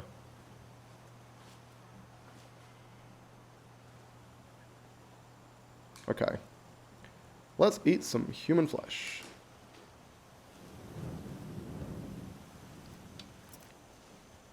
Let's going to be a tricky shot to make, not going to lie. Well, I made it. I'm a fucking beast. Didn't do as much as I would hope. Fuck, okay. Now I do have command animal. Oh shit! Which I need to use. Thankfully, I used it. Son of a bitch. Okay. I was hoping to just kill the Caber Cat naturally. Kill the Caber Cat? Kill the Saber Cat. Fine, I guess we had to use command animal. Fucking hell. For those who are confused, Saber Cats have an incredibly high power knockdown effect on their attack, which is what just happened to me. I got knocked down. The Saber Cat would of course have finished me off had I not used command animal at the moment before it hit me. I was hoping to get up onto the rocks so I could shoot it again a couple of times. You would certainly have died for sure. Oh yeah, 100%. I'd have been dead because it would have knocked me down and then it would have killed me. But this is why we don't fight Saber Cats unless we have access to command animal, by the way.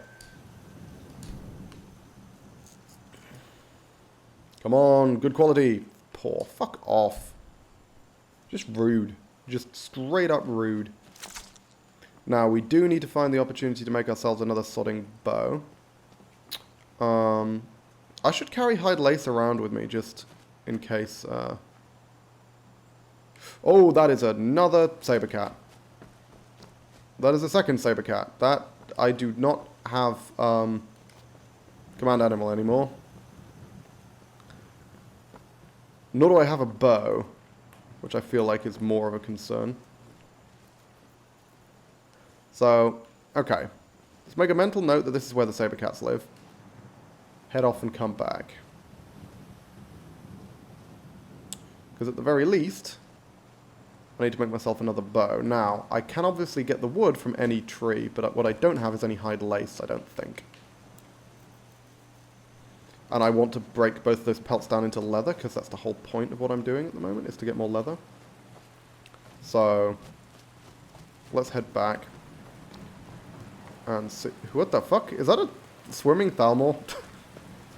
Just the Thalmor decided not to bother. They're not going to go around the river. No, they're just going to swim. It's fine. Just gonna have a quick old swim. Everything's going to be a-okay. Fucking hell. Yeah, it's just... I mean, I'm probably going to do the same, let's be real. Although I don't actually need to swim this way. There's the Alakir again. Yeah, let's head back to Dragon Bridge. Gonna need to make another fucking bow. Although actually, no I don't, do I? See, this is the top. This is interesting. Sorry, I just realized what I can do, rather than having to go back to camp every single time I want to make another bow, all I need is wood, right?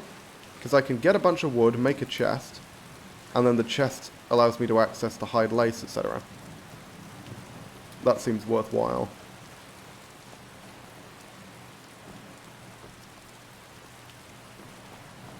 Because all it does is it saves me the time to walk all the fucking way back.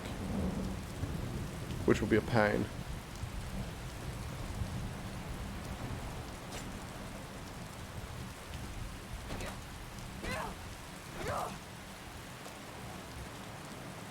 Gonna need to cut down quite a few trees though, because I need 5 wood for the chest, and I need 3 wood for the bow. So I need 4 trees. I need 8 wood.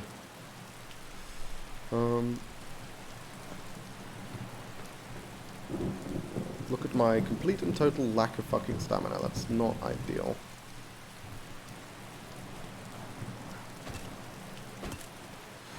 Kind of a waste of human meat, really, taking on that Saber Cat with the meat active. Although, taking on Saber Cats without meat feels really stupid. Did I get the wood from that? Because it feels like I didn't. Okay, it's telling me I have already harvested this tree. I have, good. It actually told me you have already harvested this tree, but, you know, you can't complain too much about the grammar, I suppose. Actually, no, I can. I'm going to continue complaining about the grammar, stupid fucking... I mean, you have already harvested... Whatever. Whatever. Not even mad. Not even mad. It's fine. Okay. I'm going to put the chest over there, somewhere that's close to the path and visible, because it's a chest that I intend to use more in the future.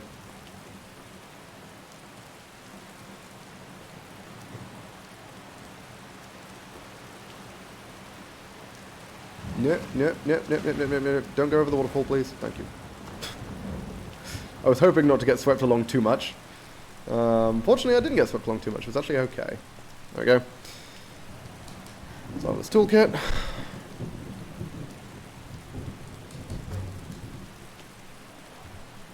place the chest if we can.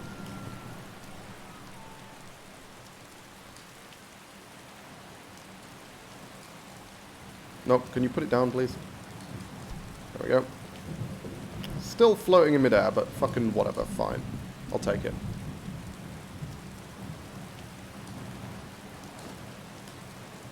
So, toolkit. Make the lace, make the bow.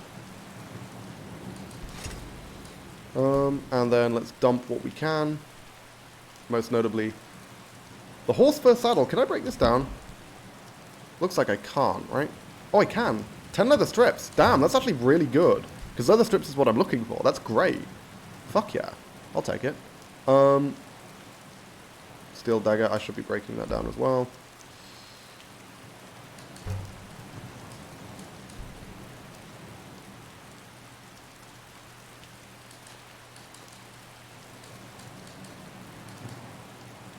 Cool. All the ingredients. Eat the ones which I don't know what they do. Ooh! Okay, you know what? We can try potentially making restore health potions. Oh my god, Sabercat Heart? That's good stuff. Hang on. Let's wait for all the messages to show up. Because I want to see what Sabercat Heart actually does. That's worth knowing.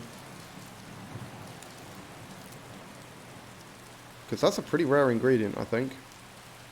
Hopefully it doesn't do too much damage to me. Fortify Sneak, damage Magicka, damage Max Magicka, resist magic. Okay.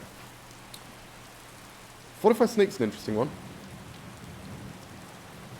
Let's see if we can make any decent healing potions.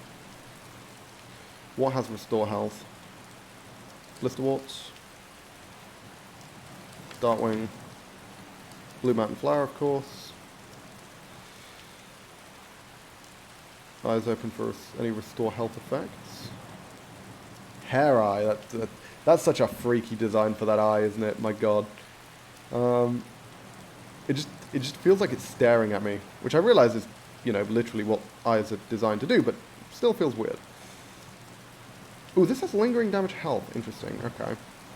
Didn't know about that. That has regular ass damage health. Sabercat Eye has restore health. Cool. Thermal vision as well. I need to find something else which has thermal vision, otherwise I can't do anything with that.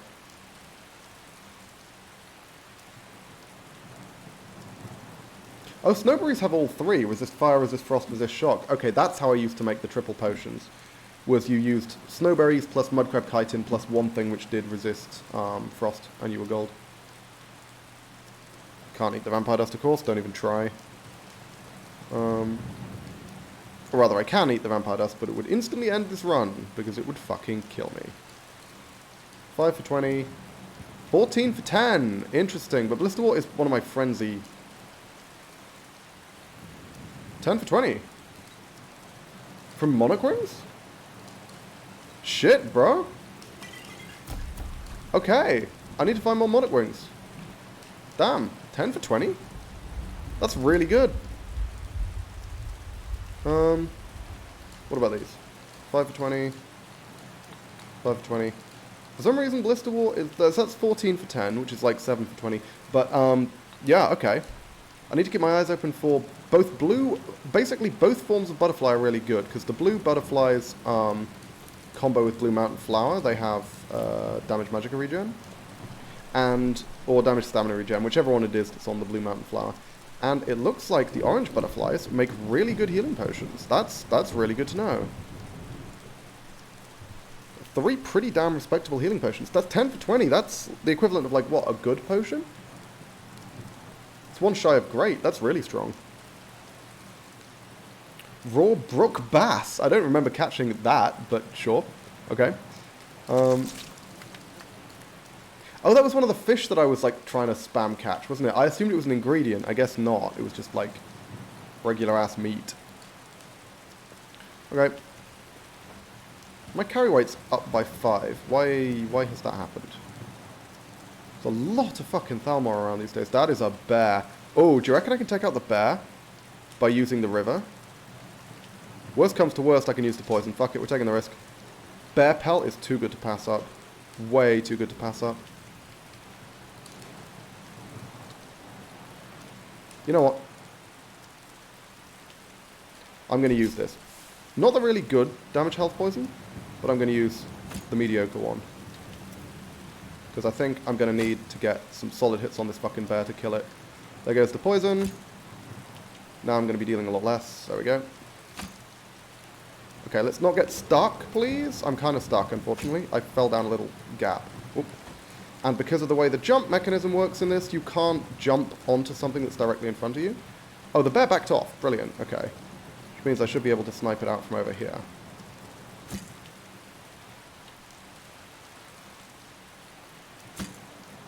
Nah, I'm not going to be able to hit it from there. I'm going to have to follow it now. Which isn't amazing. Don't love that prospect. But I should be able to kill it in one hit. Is it coming for me? Should be, I think. Never mind. Got it. We're gold. We're gold. Damn, that felt pretty good. Isn't this where the saber cat was? Okay, let's be careful. Let's not get blindsided by a random saber cat. Hopefully, what's happened here is the bear and the saber cat had a territorial dispute. The bear killed the saber cat, and now we have two things to loot. I suspect that's not the case, unfortunately, because the bear was completely uninjured, and that simply wouldn't be true if it had gotten into a fight with the saber cat. Oh, hang on, something can see me. What can see me? Excuse me? Oh, there's the saber cat. I found the saber cat, guys. I want to go... I'm going to need to deal with that fucking saber cat if I want to deal with this, if I want to skin this bear, aren't I? Where was the bear? Was it further up? I think it was further up, right? The bear corpse? Okay. I'm going to need to deal with the saber cat.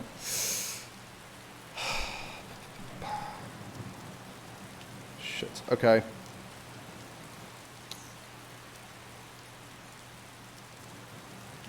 Am I going to employ my uber poison? I kind of don't want to.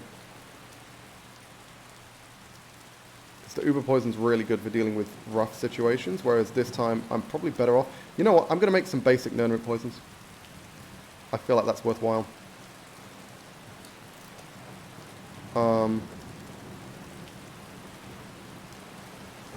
Let's move quickly, because I want to get back before the human meat wears off. And that will give me a significant damage bonus. I'll make like 2 or 3. Because we can get more Nernroot. Nernroot's not too hard to find. And this is just going to give me a significant edge in this fight. Oh, I've only got the 1 death bell. What am I thinking? Hang on. 92. What else just does basic, like, damage health shit?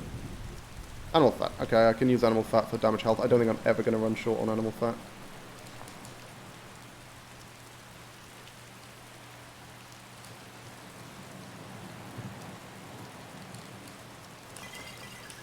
Nice. Okay. Alchemy hit 26. Not bad. Right, now we want to get back there as quickly as possible before the human meat wears off. Because we're going to need to approach this thing slowly and cautiously once we're actually there. Poison the bow. I've got 2 shots with the poison. So we're going to have to make it count. The saber cats, well, they're fucking dangerous, let's be real.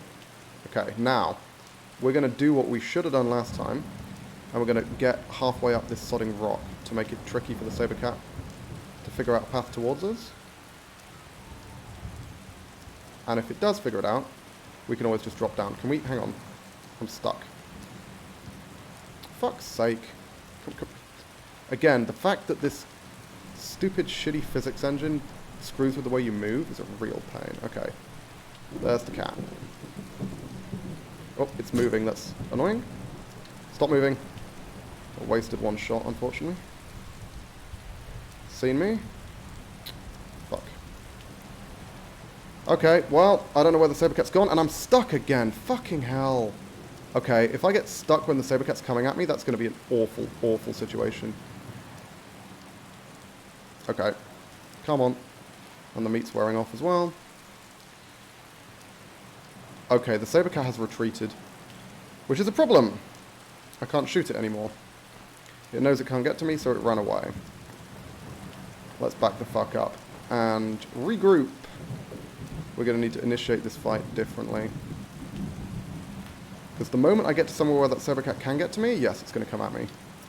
That's how the animal AI in this game works. Just please, just stand there. Stay still.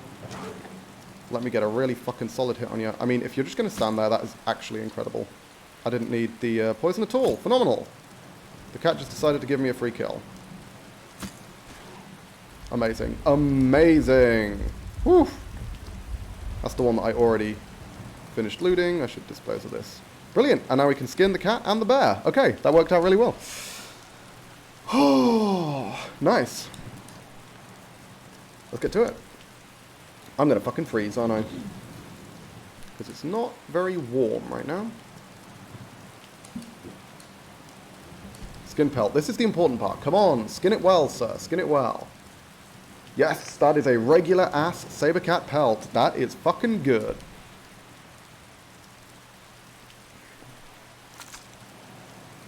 Tooth, eye, claws, no heart though it looks like. Oh, maybe I got the heart, who knows. Because it goes through them in a specific order. I don't need the meat. Now then. Where's the bear? Because the bear was the real fucking jackpot here. I'm sure a bear pelt will give me, a decent bear pelt will give me a lot of leather, I think. Look at the size of this thing. Also, I got all my arrows back, which I wasn't expecting, but is pretty awesome. Poor bear pelt. Fuck's sake. God damn it. Stop giving me shitty pelts, man. I'm freezing to death. Yep, okay. We need to get somewhere safe. Somewhere warm. I just realized I'm quite a long way away from anywhere safe or warm. That might be a problem. That might be a real problem, actually. Huh. Okay, let's try and make it over the waterfall again. Whoops. Without going in.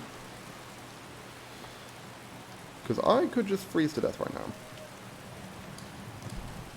Let's dump everything. And make our way back to Dragon Bridge if we can.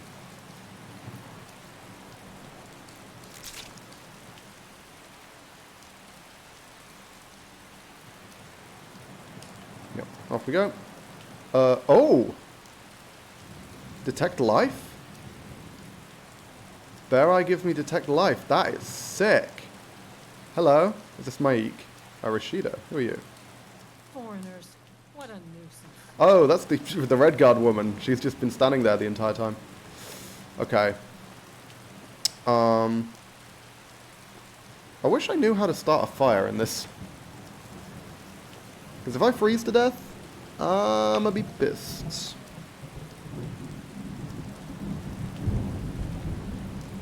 I mean, not that I think I could start a fire in this weather, but you know. Wish I knew how to at least attempt it.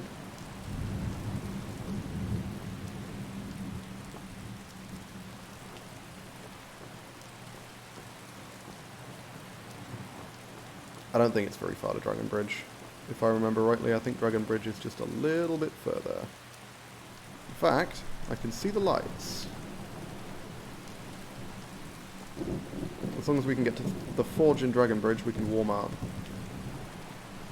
As long as we can get there before that cold bar ticks up. It's ticking up faster than I would like, though, so let's skedaddle.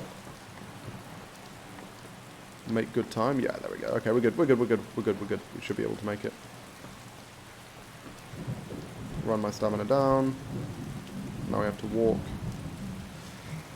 If need be, we can pop like a stamina potion or something. What? It's either N or apostrophe. I forget which, but I kept on hitting it when trying to use the map. Oh, N or comma. Gotcha, okay. I mean, I can check, to be fair. Build fire. It's the one to the right. We can look into that later, though. It's worth knowing, I think. But I'm going to need to invest in a whole bunch of stuff. Hang on a minute. Sorry, is there a convenient corpse that I can loot? Oh my god! What happened to this guy? Dope. Free shit. That's a much better bow than what I've currently got. Okay, I'm going to need to take care not to break this one. Also, I'll take the torch. God damn, how did he die? Not that I'm complaining, but you know, shit. I think that was an Imperial, right? Okay. We need to get undercover fast. Or, I mean, better yet, let's just go in the fucking inn. That's the point of the inn, right? Not much point trying to warm up next to the sodding forge when there's literally an inn right here.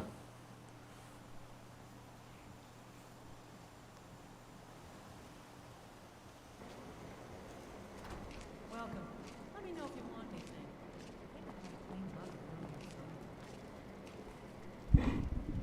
anything. Okay. Let's get breaking stuff down. Hunting knife, Imperial sword, heavy bow. No, fuck off. Yeah, I want the bow. We're keeping the bow, alright? I should start making steel bows, huh? That's the thing I should start doing. Rather than... Because wood bows are fine when I don't have access to metal in a forge. I should be making better bows when I can, though.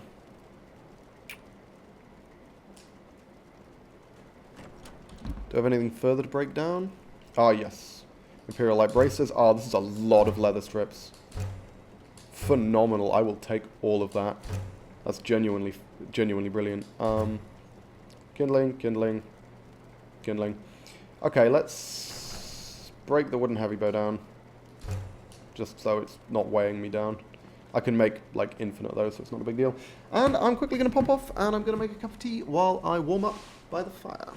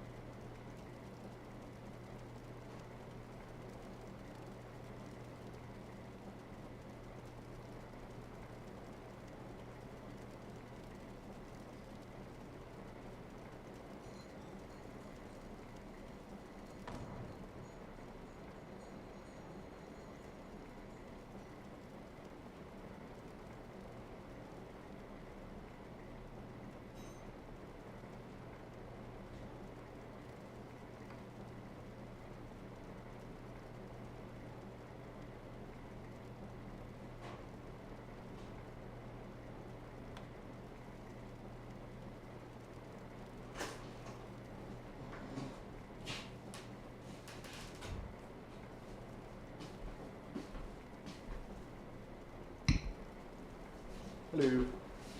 I'm back, and hopefully I've warmed up now. So, we can take a look at how building a fire works. That's a useful skill to have, I think, or a useful skill to know about in this game. I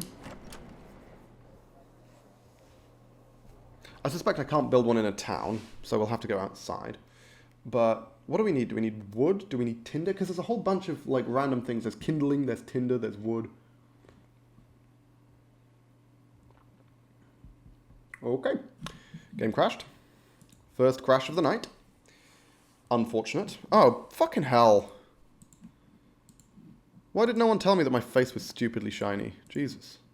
For some reason, the camera automatically, like, it automatically has the wrong saturation settings for some reason. I don't know why. Looks that way IRL, so fuck off. No, it doesn't, you liar. Problem is, I'm probably going to have to close OBS, right? Because OBS can't handle when I open a new thing while the stream's running.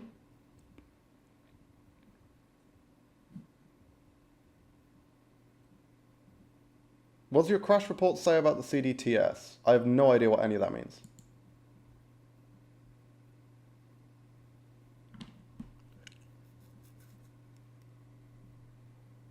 CTDS, rather.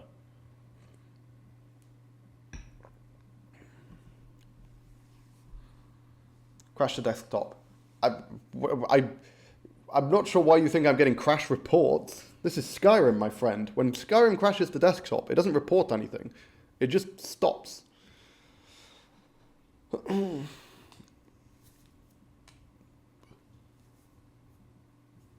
It's unceremonious and instantaneous.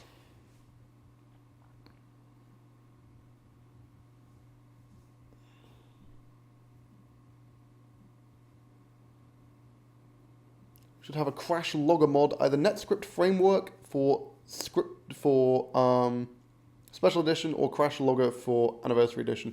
I do not have a crash logger mod, at least not as far as I'm aware. Unless it's built into Wildlander, which I guess it might be, but I'm not familiar with it. Crashes just happen. Skyrim. It doesn't normally crash that frequently, to be honest. It's actually pretty stable most of the time. Because I don't do a lot of modding. That kind of crash logger thing is useful if you're experimenting with different mod combinations, but I'm not. I'm using a fixed mod combination, which has been experimented on and like put together by people who know a lot more about it than I do. So most of the time I don't need to know why it crashes to desktop. Bullshit? Bullshit, what do you mean?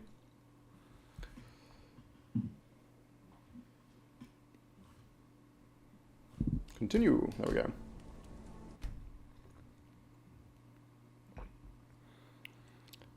It's valuable for any crash. I mean, it's not that useful. Thing is, you can't do much about it. Yeah, precisely. What am I supposed to do when it crashes? Knowing why it crashes. This way you can fix the problem instead of having continual crashes. Well, how am I going to fix the problem? I mean, it depends on what the problem is, of course, but like, I can't exactly change the mod list. We'll put it to the Wildlander modder. The thing is, Skyrim crashes even when there's no mods installed. What version of Wildlander is it anyway? Not sure. Whichever one it was when I downloaded it. An older one.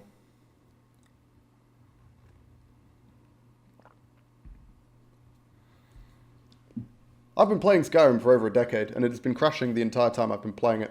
Even when I was playing on Xbox, it was crashing. It just happens occasionally.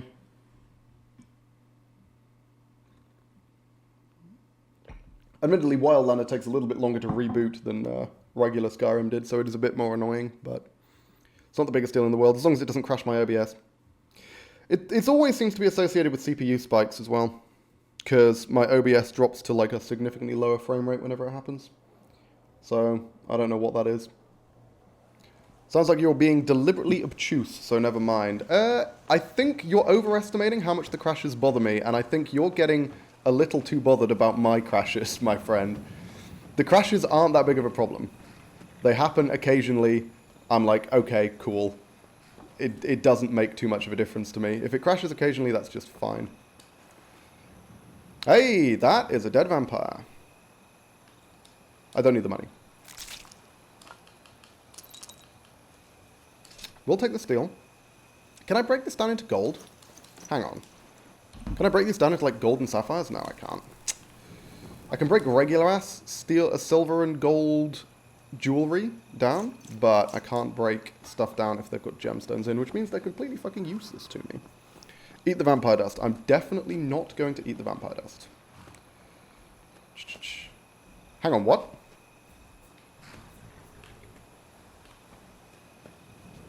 Why is this legal? Okay. I feel like that's a bug. Those shouldn't be... there shouldn't just be free horses outside the Penitus Oculatus outpost. I feel like they're not just... it's not just... they're not just giving horses away. I feel like that's not how that's supposed to work.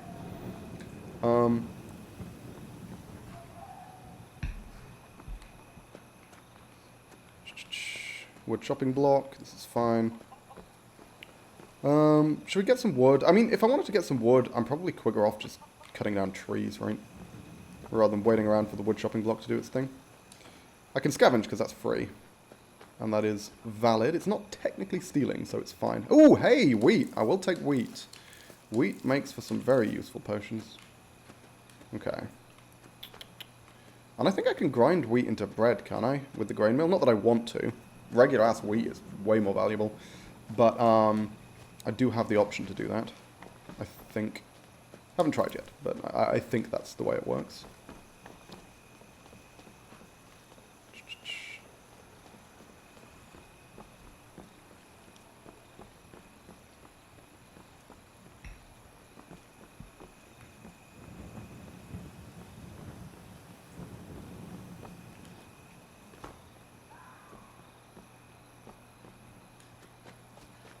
Where did I put the chest? Oh, it's here. There we go. Okay, cool. So, what can I make with wheat? Hang on. Because obviously the classic combination is Giant's Toast, but I can't do anything with that. Basic Restore Health. Is this like a good Restore Health effect? I don't think it is, right? I think it's just a regular one. It's not like the Monarch Wing. No. It's just basic. So we can dump that. Wheat's worth having, but it's not insanely useful for now. Do I have anything else that does invisibility? Like, anything?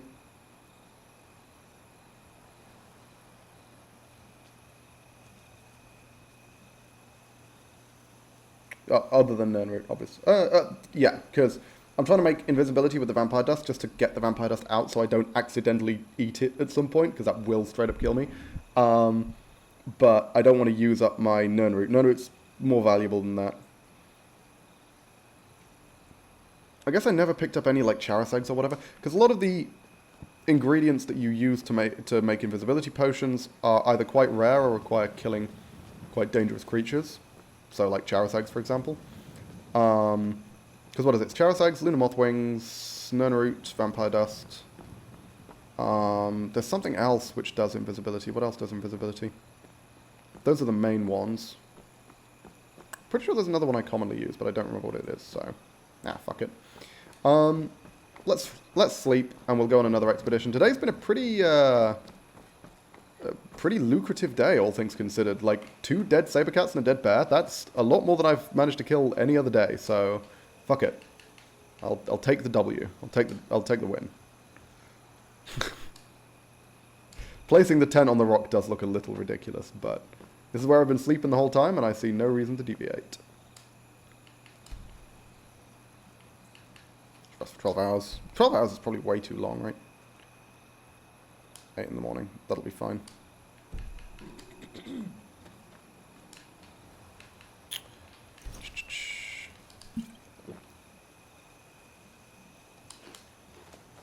There we go. Dope. Hang on.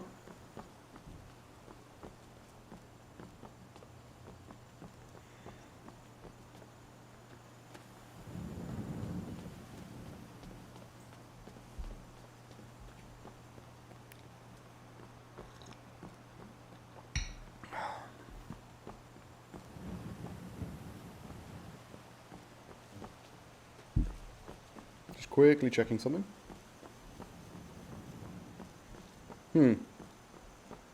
Is Nocturane still here? Just want to check. Because it looks like they left. Oh, you are? Okay. Huh. That's weird.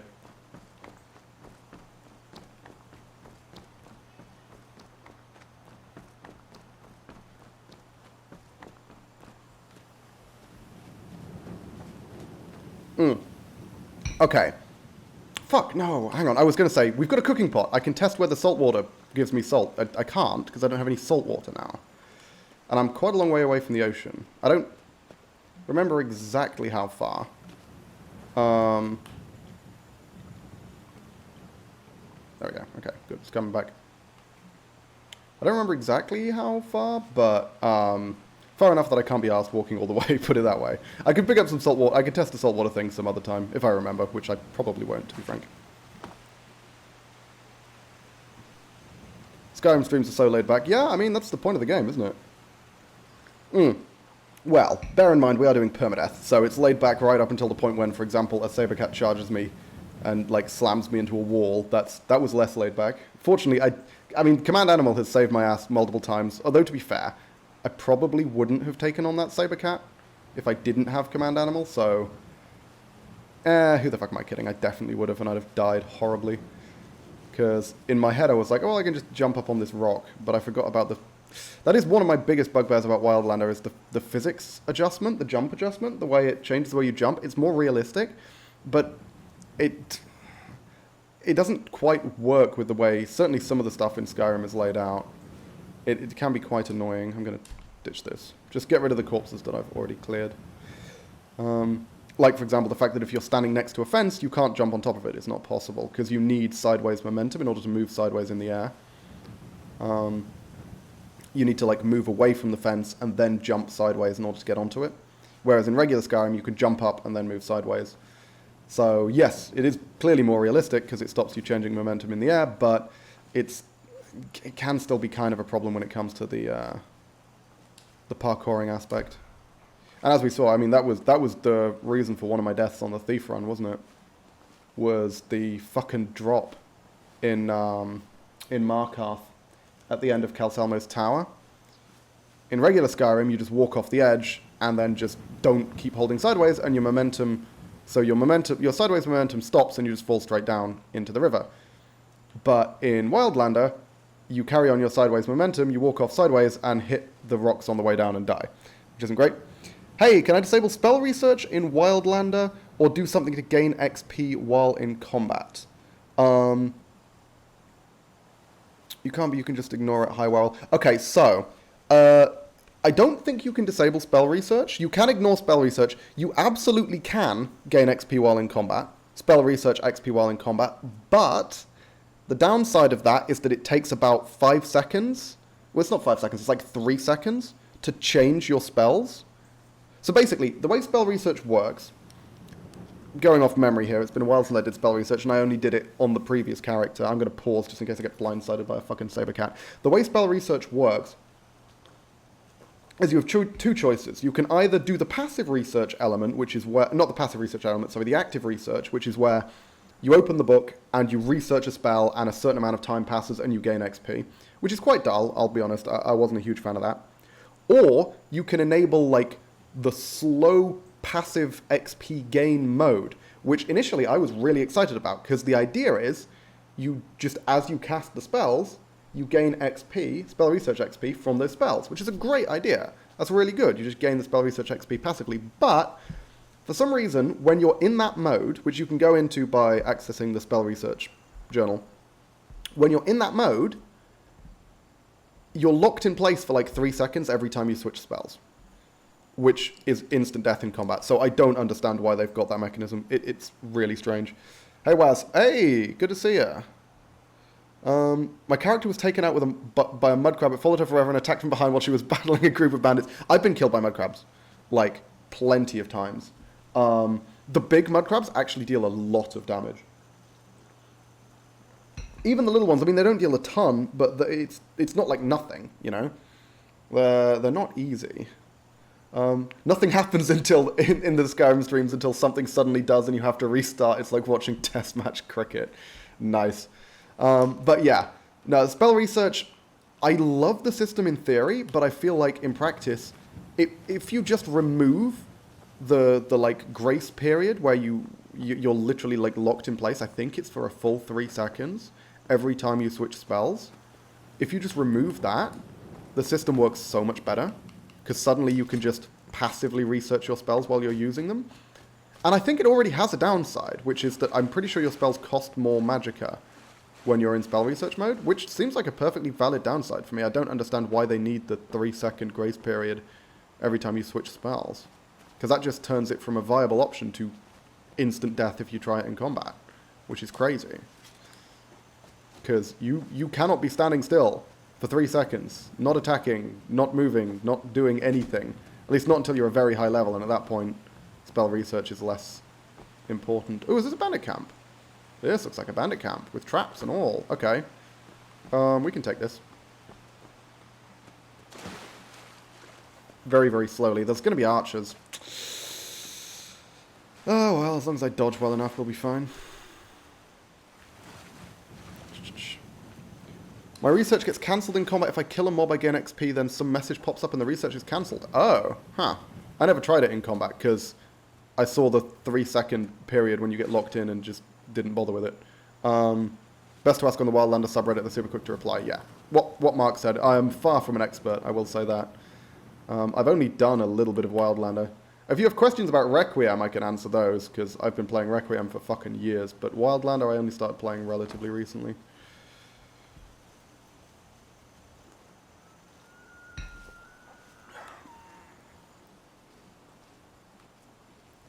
Okay, I'm going to need to find a decent vantage point for these fuckers.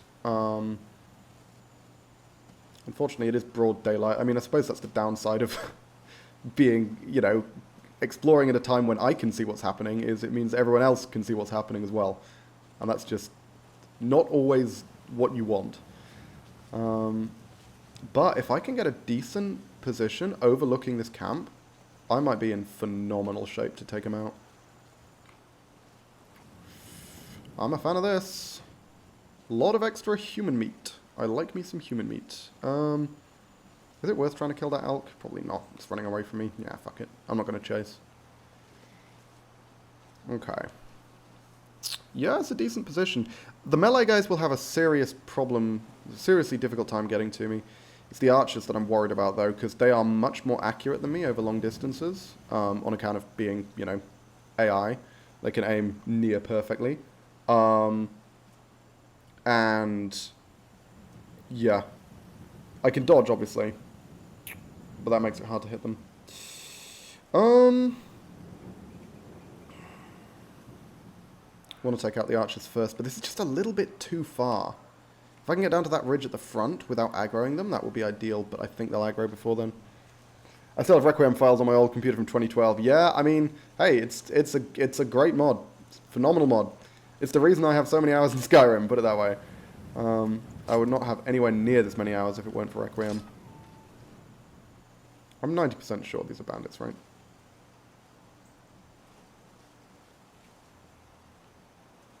Are you doing the bandit threatening pose? Or are you actually trying to kill me right now? I think he's just doing the bandit threatening pose. Okay. I'm going to need to pull the trigger on the human meat. And let's get going. This might turn out to be a terrible plan. This guy can see me, but fuck it. So we're not getting a sneak attack. As I say, I don't think we will necessarily need one. Can you stand the fuck still? I would appreciate it. Oh, no, no. God damn it. One of the irritating things about sniping out bandits is that the time period between them, the instances when they move, is frequently the same duration as the time... That was hilarious. As the time period it takes for me to draw and knock a heavy bow. Is this just a random orc camp? Please tell me this is bandits. This has got to be bandits, right? They've got traps set up and everything? I mean, I'm not getting accused of murder, but no one's trying to kill me. I'd have thought I'd have aggroed the whole damn camp by now. Oh, yeah, I mean, you seem suspicious.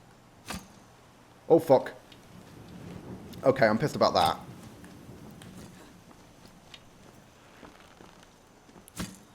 Whoops. Shit. Okay.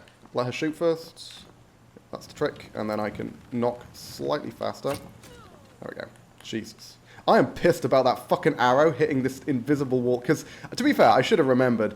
All, like, walls and rocks and things in Skyrim actually have a hitbox that extends quite a bit further than their visual hitbox, because very clearly that arrow should have gone past the rock, but the rock was in the way.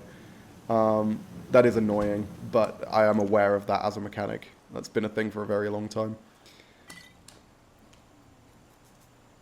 That's bandits. Oh yeah, it's definitely bandits.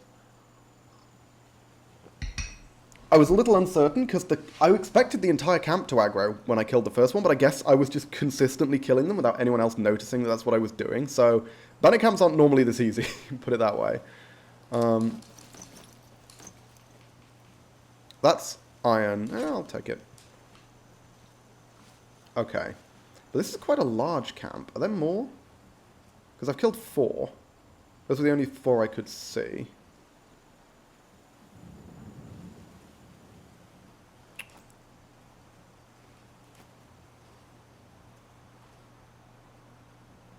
But there's a lot of tents. There's got to be more bandits here, right?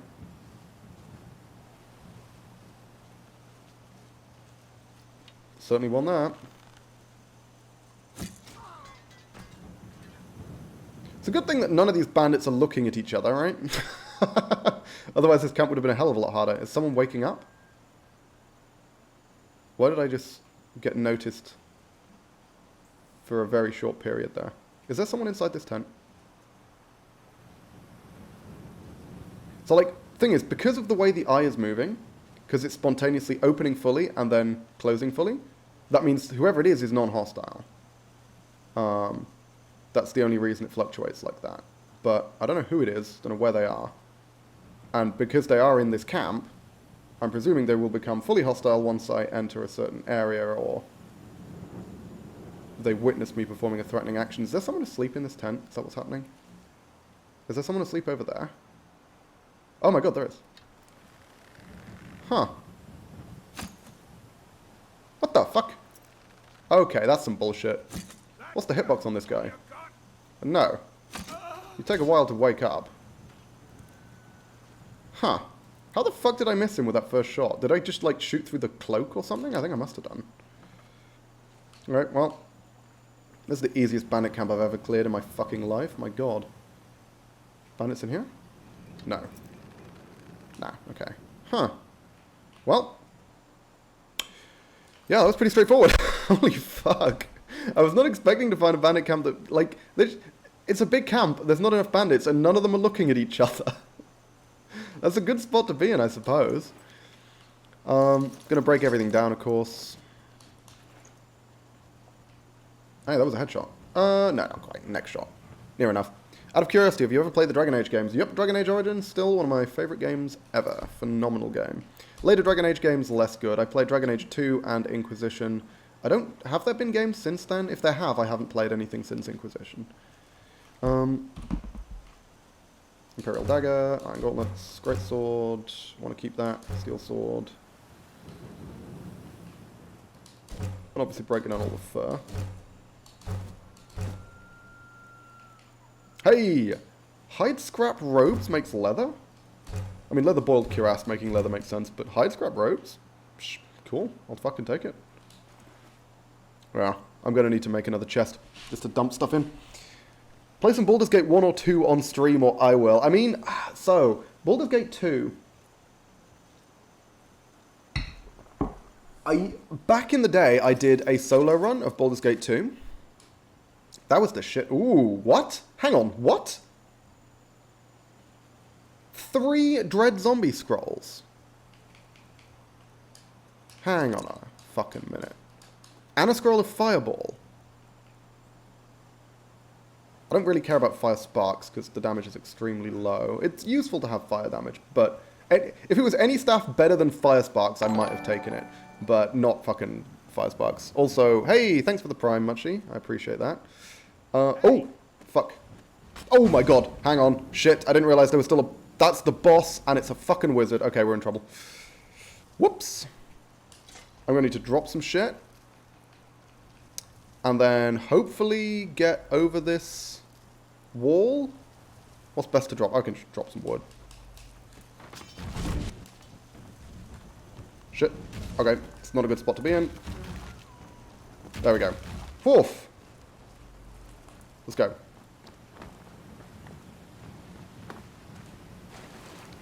So, wizard. Wearing elven armor as well, which is great for me.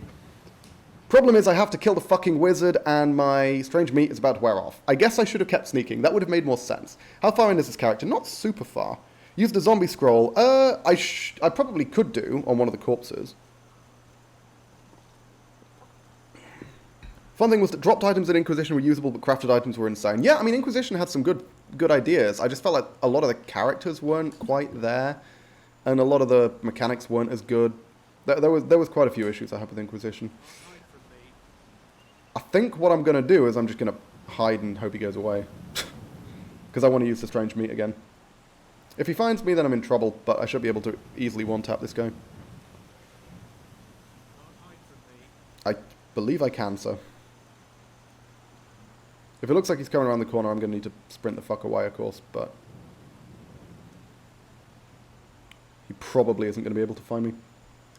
Because fortunately, enemies in Skyrim can't jump. Okay, good, he's de-aggroed. Or, well, he's searching. He's no longer aware of me. I don't like those sounds I keep hearing. Is he just throwing random ice spikes out? Because an ice hit from an ice spike would be terrifying, because that would just tank my speed and would basically make me a sitting duck. Love the characters in Inquisition the most, but the semi-open world was a bit bare, though for the time very good, but, you know, rush development, etc. Yeah, it felt very much so. Dragon Age 2 was kind of meh. Didn't really have a lot of memorable stuff. You are actually right, to be fair. I think I'm being a bit uncharitable to the Inquisition characters. You have to bear in mind I'm comparing it to the Mass Effect games, which have a phenomenal roster of characters. And Dragon Age Origins, which had a roster of characters I would describe as being relatively close to the quality of Mass Effect. But, yeah, unfortunately, Inquisition just didn't quite live up to the hype. Which is a shame. Had some good systems. I just really... Oh, sorry. I didn't realize any of you were still alive. I apologize. I will kill you from behind. Inquisition had... I should eat the strange meat now. The Dragon Age Origins advancement system, I really liked. The level up system was the thing that I really loved about Dragon Age Origins. I thought it was great. It was very much a D&D style level up system, where, you know, every level you just get a new ability. I don't remember if that's how it worked in Inquisition. I think it was. But I had other issues with the way Inquisition was set up. Hang on, where was... I'm a bit confused. Where was that person? Were they over here? Because I need to shoot them in the back of the head. That's a very important thing that I need to do. I said I would, and I don't want to break the promise. Oh, no, there you are. Okay, cool. We're good. Just keep facing that way. And I'm going to kind of slowly try and make my way around. Hopefully not in your peripherals. Good. Okay, walk very slow. Very slow. Because again, I don't want to make the same mistake and accidentally shoot the sodding rock. Because the rock hitbox extends way further. Just don't turn around. Shh. Okay, cool. We're good. Steel arrows. A lot more stuff to break down. I'm going to need to kill this final person before I start breaking stuff down, though. I just need to remember where all the corpses are. Whoa, there's a lot of comments.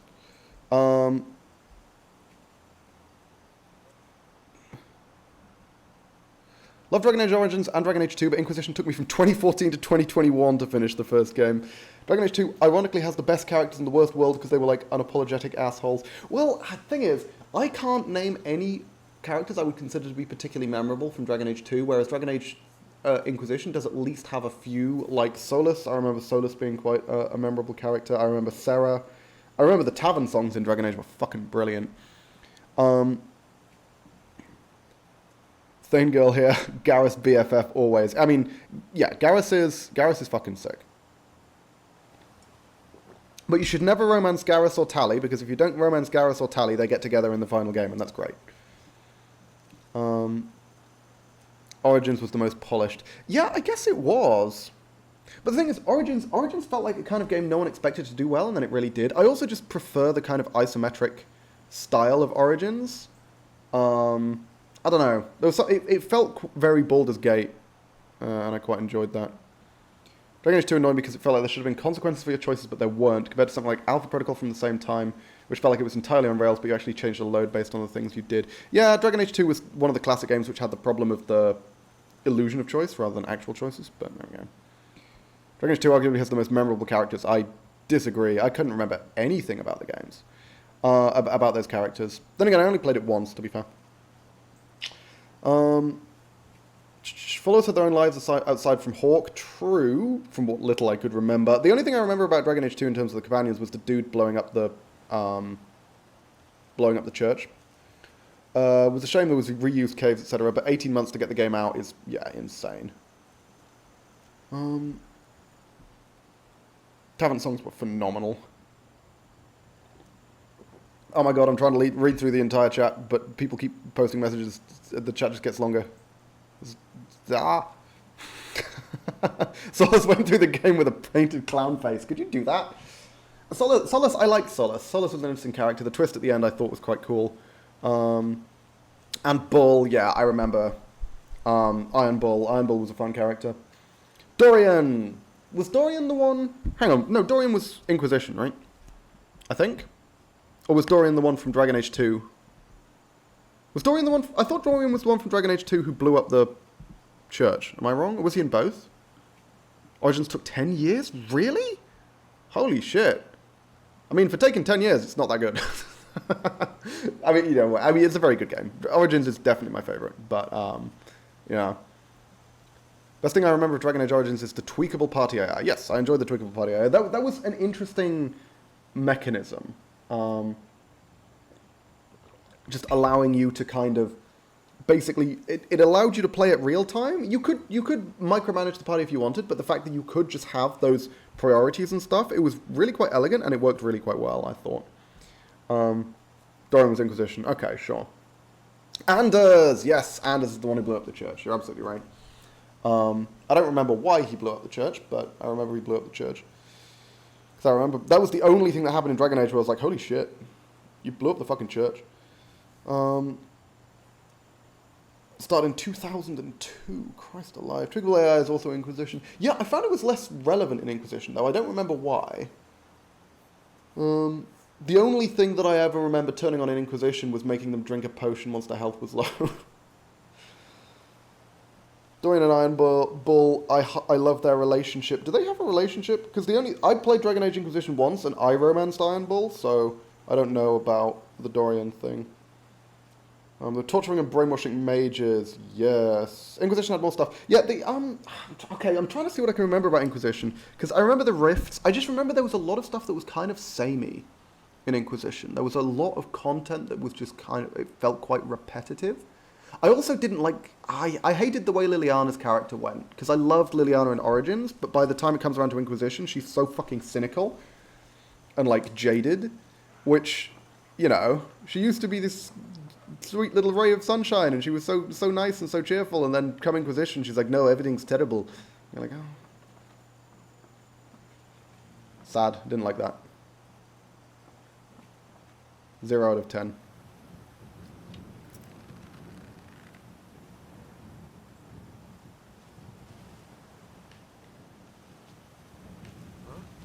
Is that the boss? Oh, fuck.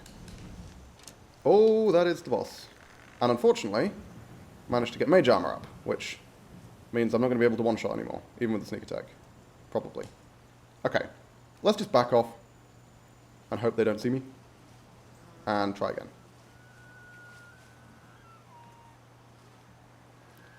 Because I think I've got enough time for them to lose interest, and then I can... well, enough time for them to lose interest while I still have time left on my human flesh. Next time I might try and actually fight them. I don't know, actually. Straight up fighting a wizard is a terrible plan, especially when I can just one-shot them trivially with a sneak attack. Talk about Dragon Age 2 taking 18 months. New Vegas took a little over a year. Yeah, New Vegas is insane.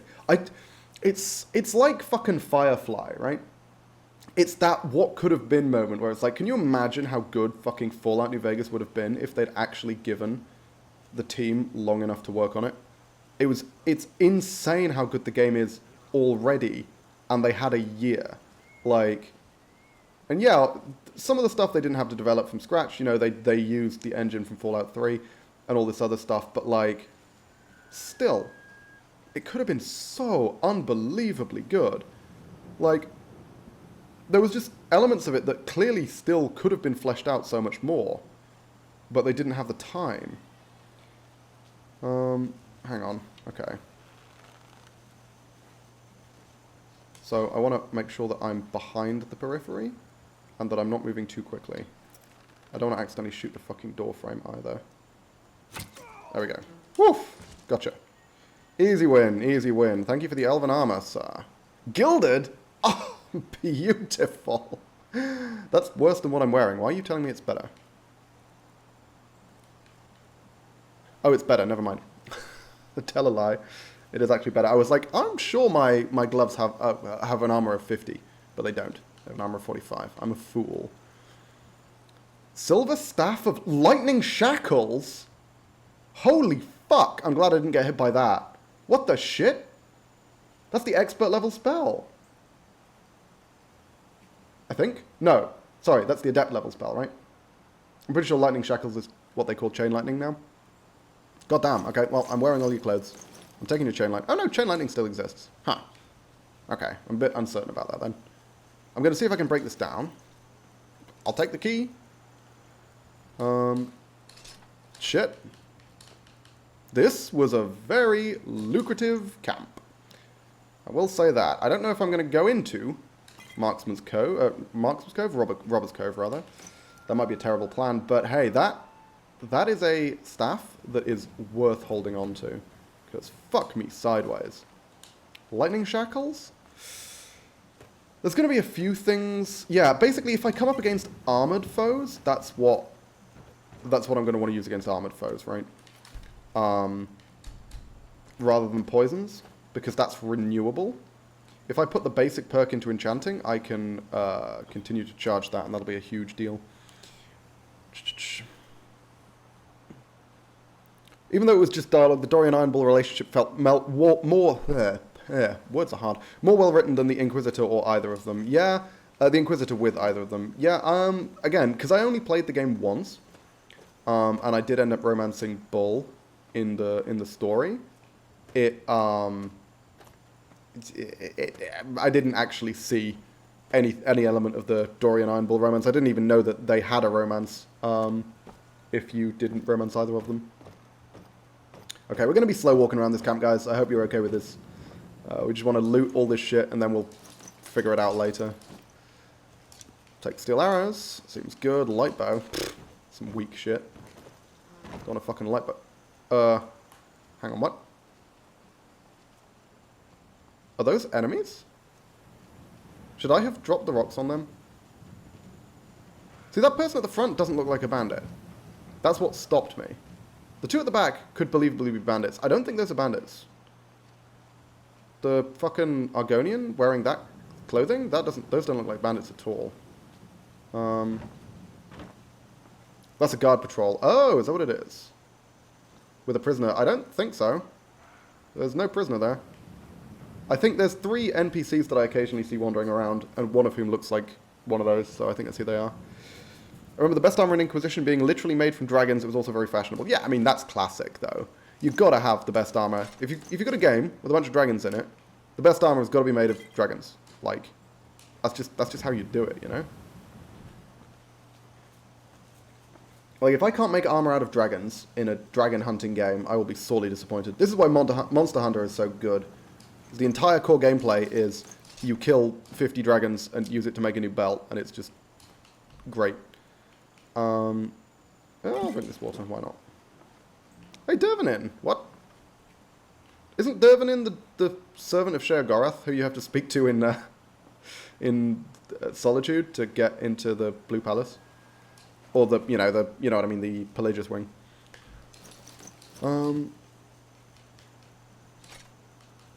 It's obviously not the same person, but kind of funny that they use the same name.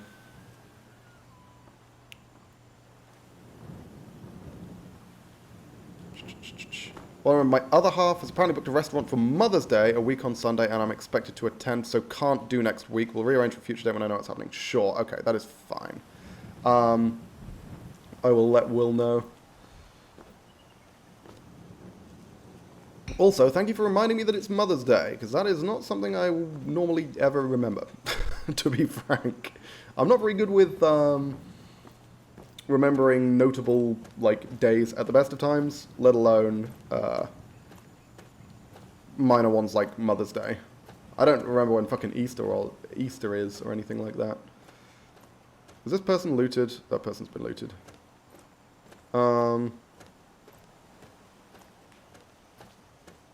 Honestly, probably going to be quicker, rather than walking all the way back to my other chest while over encumbered. It's probably going to be quicker just to get some more wood and build another chest right here. I do like this chest system. On the one hand, I'm like, is this technically kind of like cheating in that inventory management is a part of the game? But on the other hand, the alternative, which I would absolutely do, would be me just slow walking all the fucking way back to the chest, which is quite boring. So I think I'm happy to just build more chests as I move along. Bad son, Chris, JK, lol. No, you don't need a JK. I'm a bad son. That's how this goes. Because, I mean, yeah, our family just, like, the only really kind of big holiday that we normally do is Christmas. The other ones, like, just don't necessarily come up. Hey! White steel helmet. Hey, look! A boss chest that I'm not allowed to open. Let's take a look at the things we could have had. Ooh, look at all that. 3 aquamarine gems. A grand soul gem. Damn, that would have been nice if we weren't playing with the rules that we're playing with. What a shame. Ooh, I can melt down the iron lantern into iron, probably. Okay, let's build a chest. Right here.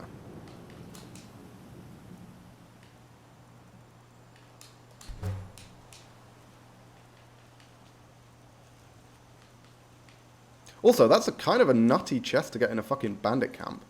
Whoa, can you stop teleporting me forwards, please? Thank you. I would have been pissed if that had caused me to, like, get shot way up into the sky. Okay, hang on. Can you just go on the ground, please? Nope. Stop floating. On the ground. There we go. Yes. Woo. There's nothing that annoys me more than floating fucking chests. Okay. Well, no, might as well. Kindling. Sure. Lot of leather here. That feels pretty good. That has no weights. There's no point in ditching it. Got lots of human meat. Okay, let's start a little stockpile. I don't need more than 5 in my inventory at any one time, realistically. I can pick up more later if necessary. Now, this is really interesting. I've gotten a lot of good fucking scrolls here. These all have utility. Lightning Bolt, Fireball for damn sure. Summon Spirit Wolf is great for causing distractions. Dread Zombie I can see being very powerful. That lasts for 5 minutes. Very powerful dead body. What level is Dread Zombie? Does anyone know? Like, is that the one which does it up to, like, level 30? Because very powerful doesn't tell me very much. And then Chain Lightning is Chain Lightning. Are these all potions I'm actually going to use? I guess they technically are. I theoretically could use, I guess.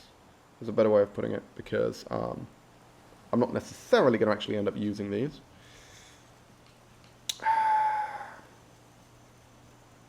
And obviously we need to break all this shit down. I mean, it weighs a lot, but fuck me, that's powerful. Can only get a couple of shots off with it. Okay, we'll hold on to it. That will go down in value as we get stronger, but for now, it's pretty damn strong.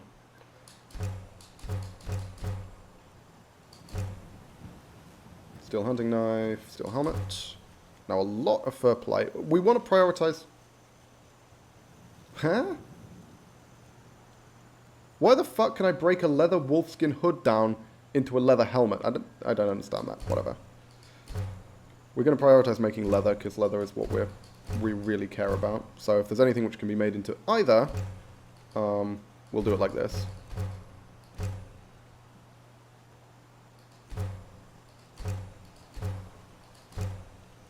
And then, yeah, we've got a bunch of stuff to break down here. Wolfskin cloak. Fuck your ass. More cloaks. God damn. We're going to go on a crafting spree, guys. We're going to be able to craft so much shit. There we go. Just break it down twice. And that all wants to get dumped in here.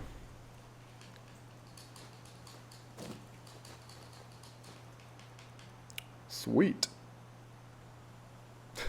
Fuck your ass. Wash your mouth out.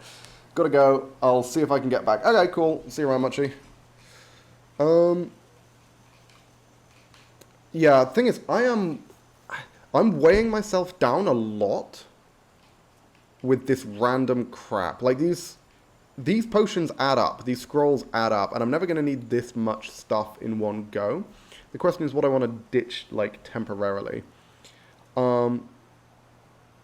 Chaos of Conjuration. I mean, that's... We can't break this down. We might as well just drop it, right? Because it's not like we can sell it. So yeah, let's ditch this stuff. Sapphire Necklace of Eminent Wielding, still worth holding on to in case we ever end up in a situation where we need to beat someone to death with a... Well, I say beat someone to death, chop someone to death with a big old axe. 20% extra damage in melee is not to be sniffed at. And now, yeah, 100. I'd prefer to have more spare carry weight than 100. That's really not a lot. A lot of it's coming from the axe, a lot of it's coming from the staff. But I'm not sure I'm comfortable ditching my melee backup weapon in a situation where I still have a bow that can be broken with a single hit, right? Imperial Heavy Bow, it's much better than the bow I had, but it's still technically a wooden bow, in that it can be broken in one hit. It's not until I get to something like a Dwarven or an Elven, well, I'm not going to use Elven because it's a light bow, and they deal much less damage per hit, which is much worse for a sneak attack build, but Dwarven Bow or an Orcish Bow or something, that's when we're going to be able to potentially ditch the backup weapon, because we're not ever going to find ourselves in a situation where we get hit and spontaneously our weapon is destroyed. As long as we manage stamina fine, we're never going to end up randomly dropping the weapon, which can happen if your stamina is low.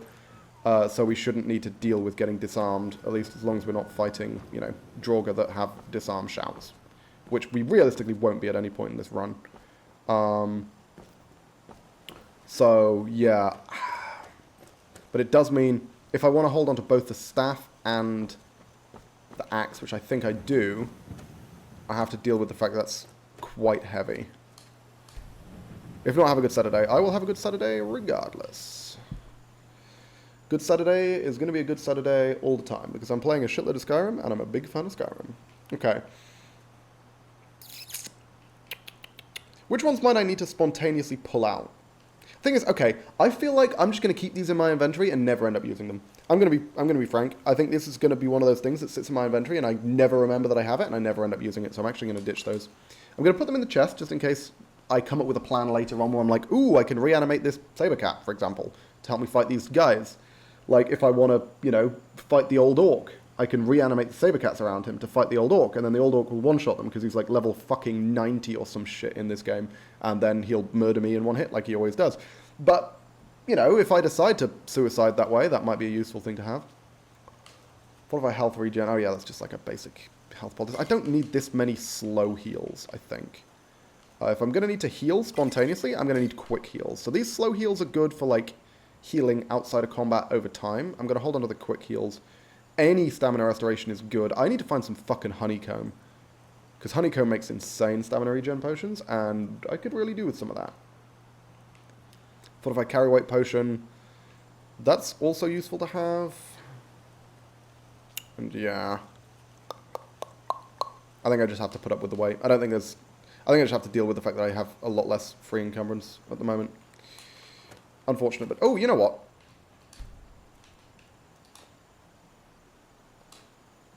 That's a lot of extra encumbrance, but it means I can't craft potions or rest on the fly.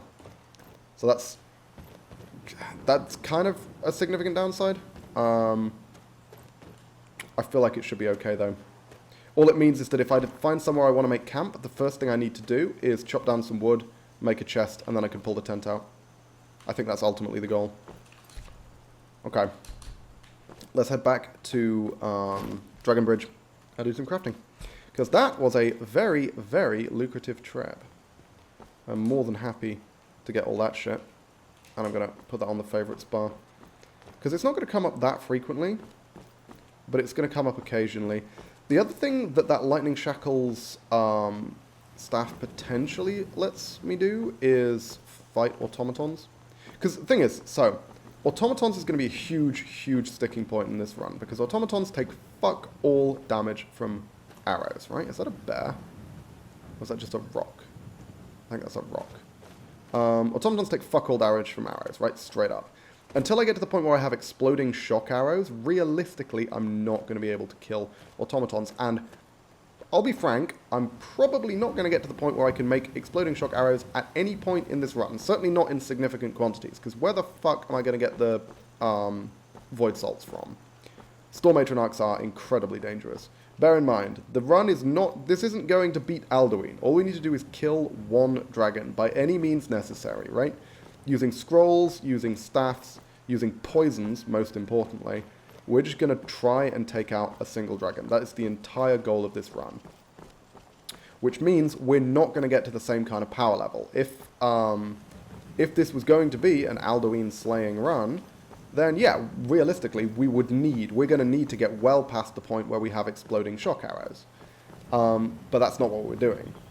So, yeah, we're probably, it's entirely possible we get through this entire run never crafting any exploding arrows, which is going to make facing certain types of enemies quite difficult. Most notably automatons, because you really want exploding shock for them, and Draugr, because you really want exploding fire for them. So that is going to be interesting, because if I want to go down the enchanting route, well, what's my primary source of soul gems going to be? It's going to be automatons. I would need to hunt down a load of automatons, and that's going to be hard.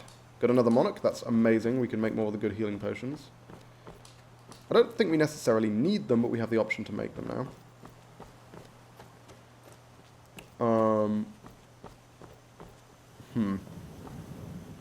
Yeah, I'm trying to think. Maybe we just don't go down the enchanting route. But not going down the enchanting route feels like such a missed opportunity. Feels like very risky as well, because how the fuck are we going to fight a dragon without, you know, fire resist or whatever? I mean, we can make potions. But again, to make the good resistance potions, we need salts. That's what salt, you know, that's one of the main things salts are used for. I guess if we could engineer what specific kind of dragon we fight, that could make things way easier. Like, if we can guarantee we're going to fight a fire dragon, we don't need void or frost salts. We just need, like, flame salts. So... And Flame Atronach, I mean, I only know where to find one Flame Atronach, guaranteed, which is outside Felglow Keep. There are other potential Flame Atronachs, but they're in much more dangerous situations. I guess, as an archer, I can fight wizards. Wizards, archer is the build that, like, hard counters wizards, because you can just one-shot them, as you saw. That guy was really high level, but you can just fucking one-shot him from a distance with an arrow, as long as they haven't got mage armor set up. So taking on wizards as a stealth archer is absolutely the best build to have. So maybe we just focus on wizards. It's really dangerous, because if the wizards notice me, they might just insta-kill me. But may be a risk that's worth taking. Okay. So now the leather is what we're here for. Leather and the leather strips, because we are going to make a shitload of shields. Or one shield a shitload of times, I guess. Oh, the other thing we need is wood, actually. We are low on wood. Let's chop some wood.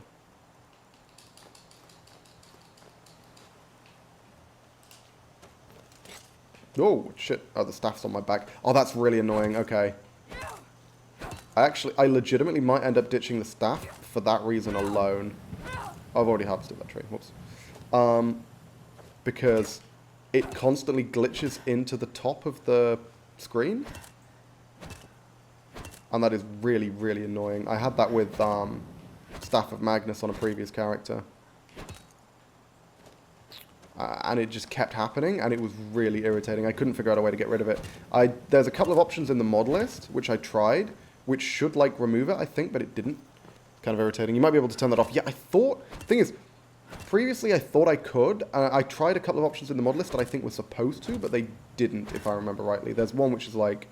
Because it's like a mod which means gear that you're carrying is automatically equipped on your character, on your sprite, which is cool when you're playing in third person because you can see all your shit, but it can be kind of annoying in first person for that reason, you know?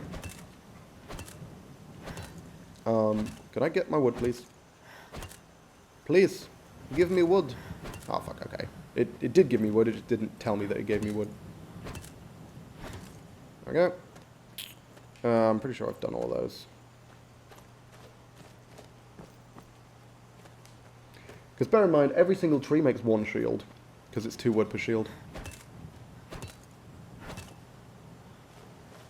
So the more trees we cut down, the more shields we can make. I need to start just chopping wood whenever I make camp, just so we can load it all up into the chest, in order to keep a decent amount of wood on the go. So I don't have to... Because, you know, you can only harvest each tree once, right? It's not like we can just keep going. Like we have infinite wood. I mean, we do, because there's a wood chopping block, but that's really slow. Have I really not... Jesus Christ. Sometimes it takes a while to get wood from these trees, huh? Because I thought you only had to do it 3 times. Usually you do, but sometimes it seems like I have to hit it like 4 or 5 times. Because, yeah, for anyone... Yeah, you can see the staff's on my back.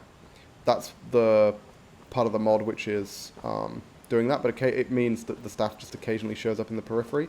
Oh, okay. It was going okay, and then I bugged it, I think. Oh, am I over? God damn it. Hang on, how the fuck did I go over from 2 wood when my carrying capacity is 150 and my actual capacity is 145? Does wood weigh 3? I thought it weighed 2. It weighs 2. So 2 wood should have added 4. How was I not over encumbered before? Never mind. Whatever. Not even going to question it. I'll just slow walk back. Alternatively, I might drop my axe and then fast walk back and then fast walk again. Okay, axe is right there. It's on this rock. Remember that. I'm going to save just in case it glitches out of existence, because let's be fair, this is Skyrim. That kind of shit does happen semi-frequently. Or indeed extremely frequently sometimes. So yeah, I can dump the wood over here. And then head back and chop some more wood, because it is... Yeah, it might be worth having a go at a wood chopping block for a little bit. Just because you do get wood relatively quickly from the wood chopping block. It's a lot more boring than this, because I'm doing less, but I actually think it might be faster. It's already gone. Yeah, well, you know, I wouldn't put it past him. Todd's just sitting there with his fucking kill switch like, did you walk more than 10 feet away from your weapon? Well, I'm afraid it has fallen through the floor. Fucking Todd, man. He just loves messing with people. It's like whenever I'm... there's that really irritating glitch where when I'm carrying something directly in front of me, if you go for like more than a certain period of time without picking it up, if you're just kind of carrying it in front of you for an extended period of time, it just glitches into the floor and disappears. Quite irritating. Seems to happen very consistently as well. More frequently when you're traveling uphill. Come on, give me the axe. God damn it.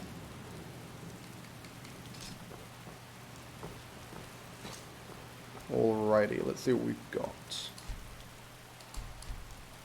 A few more trees. Yeah, honestly, I'm going to do a few more of these trees.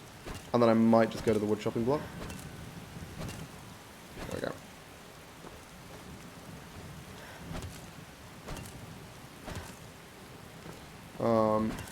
Because... Ooh, holy shit, is that a gold vein?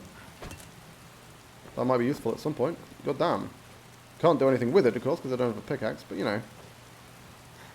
If I ever get my hands on a pickaxe and then remember that it exists, I might come back here. Except, let's be real, I'm never doing that, because if I ever need gold, I'll just go to Kolskegger, which is where all the gold lives.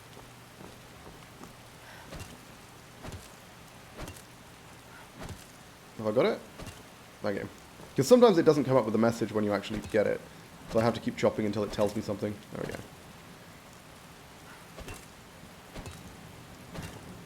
go. Nice. 2 wood.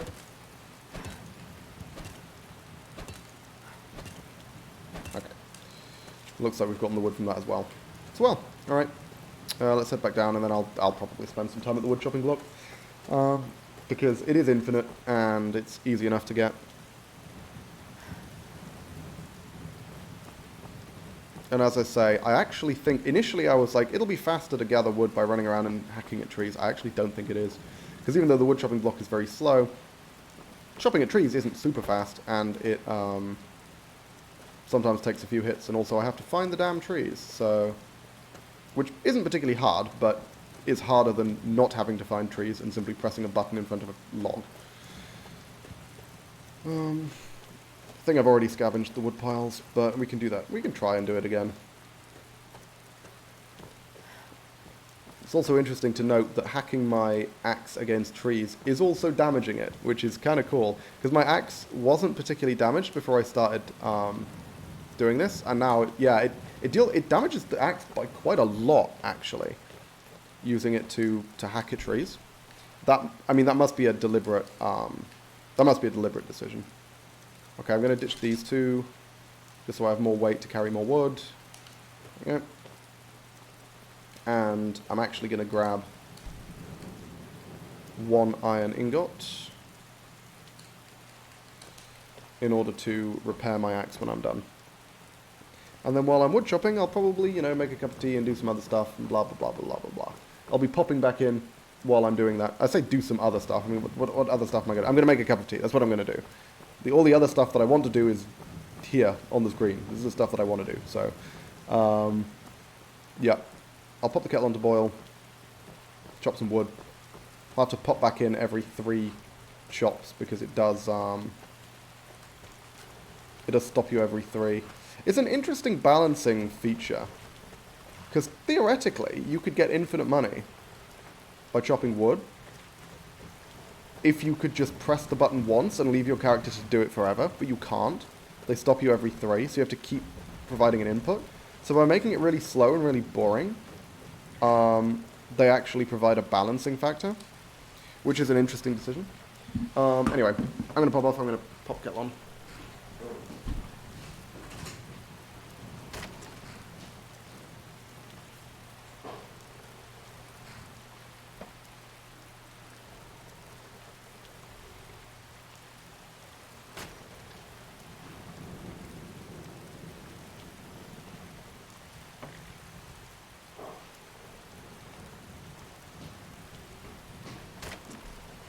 By the way, if a wolf starts murdering me, just yell, post in caps on the stream, and I'll come a-running.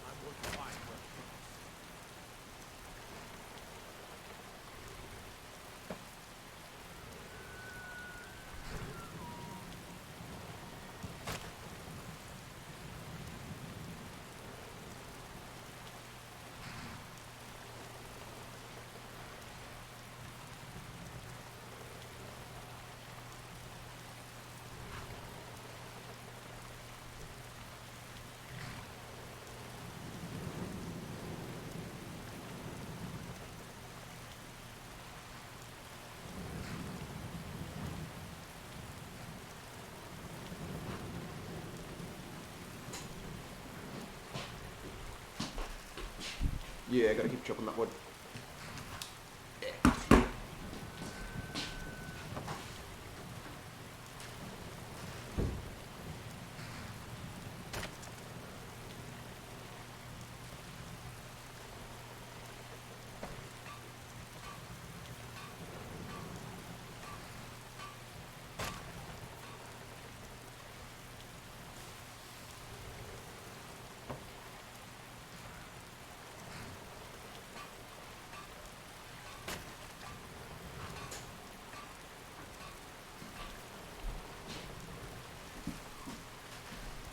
Kettle's taking a while to boil, so I'm going to sit here and chop wood until it's boiled.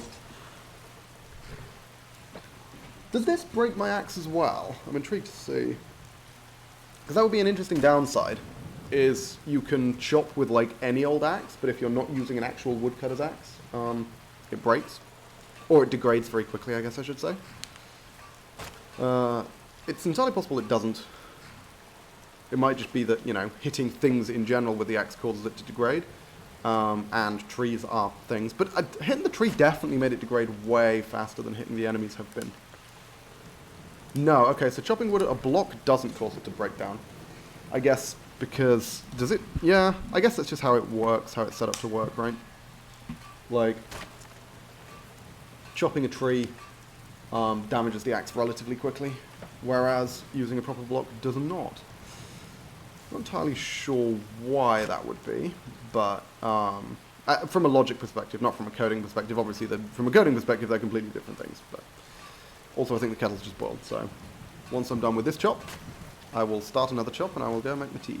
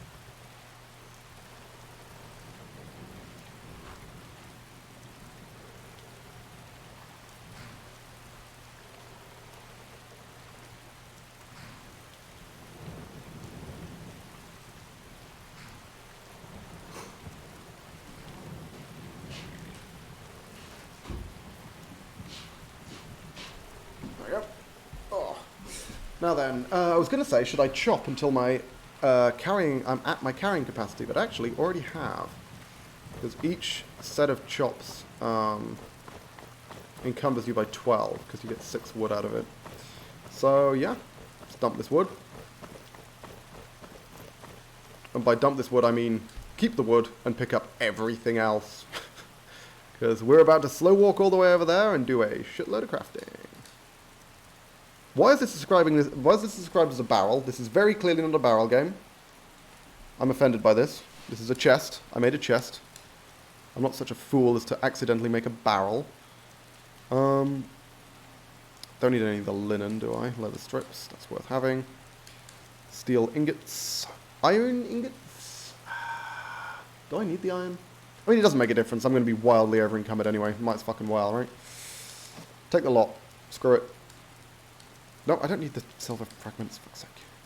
That one I genuinely don't need. Charcoal if I want to make more steel from my iron. And I don't think I need animal bones for anything. Interesting. Animal bone superlative. What do we need animal bone superlative is also a bizarre description of the bone. It's just like... It's just a really big bone, right? Isn't that the idea? That's why it weighs 10. But unless I'm mistaken, that's not what superlative means. Hang on. Superlative means quality, not size. Of the highest quality, yeah. So it's a high quality... The largest bone is referred to as a high quality bone, I guess? Odd way of describing it. Also, I am very glad that Skyrim does not have the Fallout 4 feature, where if you're walking around while significantly over-encumbered, you take constant damage. It's not a thing in Skyrim, which is good. I just accidentally knocked the mouse. In fact, I need to move the mouse. Fuck off. There we go. It's in the way. Because if Skyrim did have that, many of my strategies would not function. Or I would have to be constantly healing myself while doing them. Have I ever played Fallout 4 on stream? I don't remember. I've played New Vegas. I don't know if I've played Fallout 4. Because Fallout 4 is another one that I do enjoy doing permadeath runs on. Survival mode. Though, I have an overhaul mod for Fallout 4 that is a little similar to Requiem, and I'm not good enough to do permadeath on that yet. I say similar to Requiem in that, among other things, it makes the game significantly harder.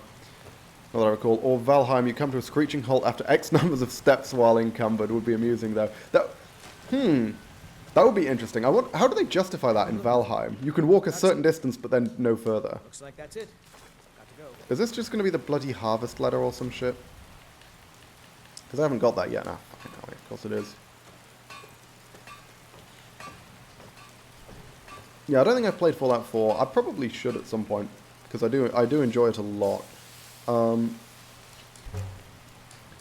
It's a similar enjoyment to what I get out of Skyrim in that it's not the greatest game ever, but you just have the options to go to a lot of places, do a lot of things. The crafting system in Fallout 4, and in particular, the mod that I've got has a phenomenal overhaul to the base building system, which adds a ton of stuff and makes it really, really intricate. So that would be interesting to do on stream. I probably wouldn't do Permadeath because, again, with the mod, I'm actually just straight up not good enough. But we'd be trying not to die, put it that way. Hang on. I don't remember what the mod is called. Huh. No, I really don't, unfortunately. Steel Shield, okay. This is what we were making. I think, is Steel Shield still the best? Like, because I don't want to use leather, because I'm quite short on leather. That's a lot of leather. That requires 4 steel ingots. That's got to be way better, right? Steel cuirass? Oh no, but that does require 1 leather. Okay. Might be worth doing that though. 250 is double the steel shield.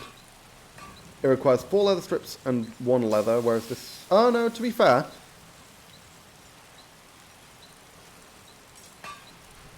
30... Yeah, okay.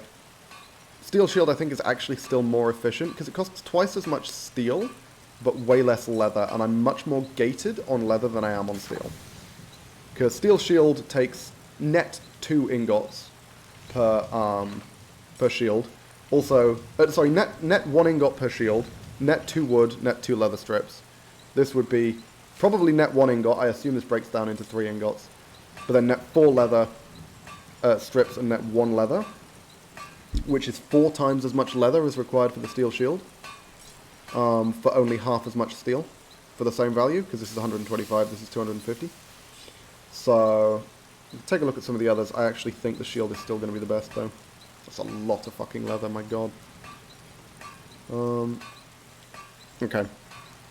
Character starts to sweat, then cannot move anymore until you rid yourself of the excess weight. I guess the idea is that they just get completely exhausted and have to take a break. But still, I like that as an encumbrance system. I think there are good ways to do encumbrance. I think making you simply incapable of moving once your encumbrance reaches the maximum is not necessarily the best way of doing it.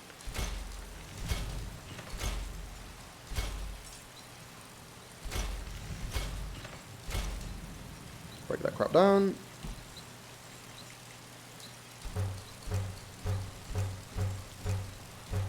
What's this? Oh, that's steel ingots. Okay. Cool. And now we have to slow walk all the way down to the smelter to make this shit back into ingots, and then slow walk all the way back up to the forge, which is kind of annoying, but hey. I should turn most of my iron into steel, let's be real. But I can do that. I can make the decision to do that next time.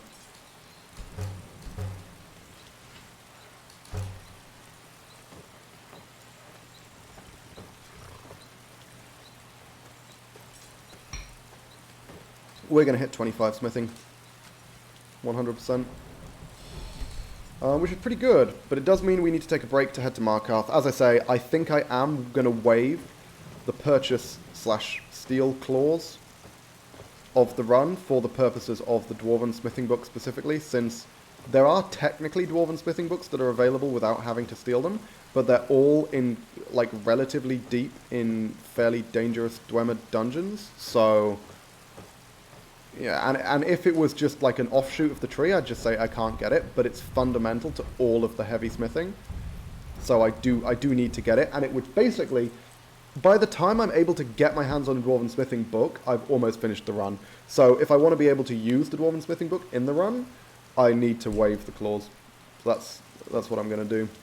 We do still need to head to Markarth to pick it up, though.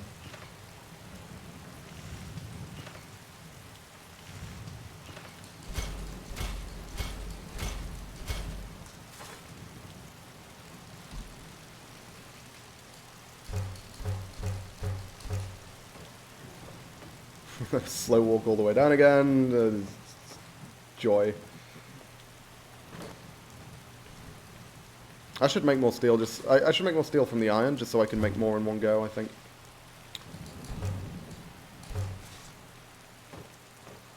Because at the moment, yeah, iron is useful. We do still want some iron ingots, but it's easier to get than steel. And, well, it's actually not easier to get than steel. They're pretty much equal because you can turn iron into steel trivially. But it does require slightly more effort to turn iron into steel than to just use iron, so...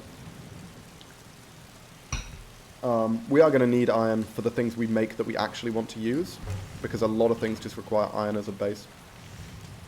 But we don't need that now. What we're doing at the moment is grinding, and for that we want as much steel as possible. There we go.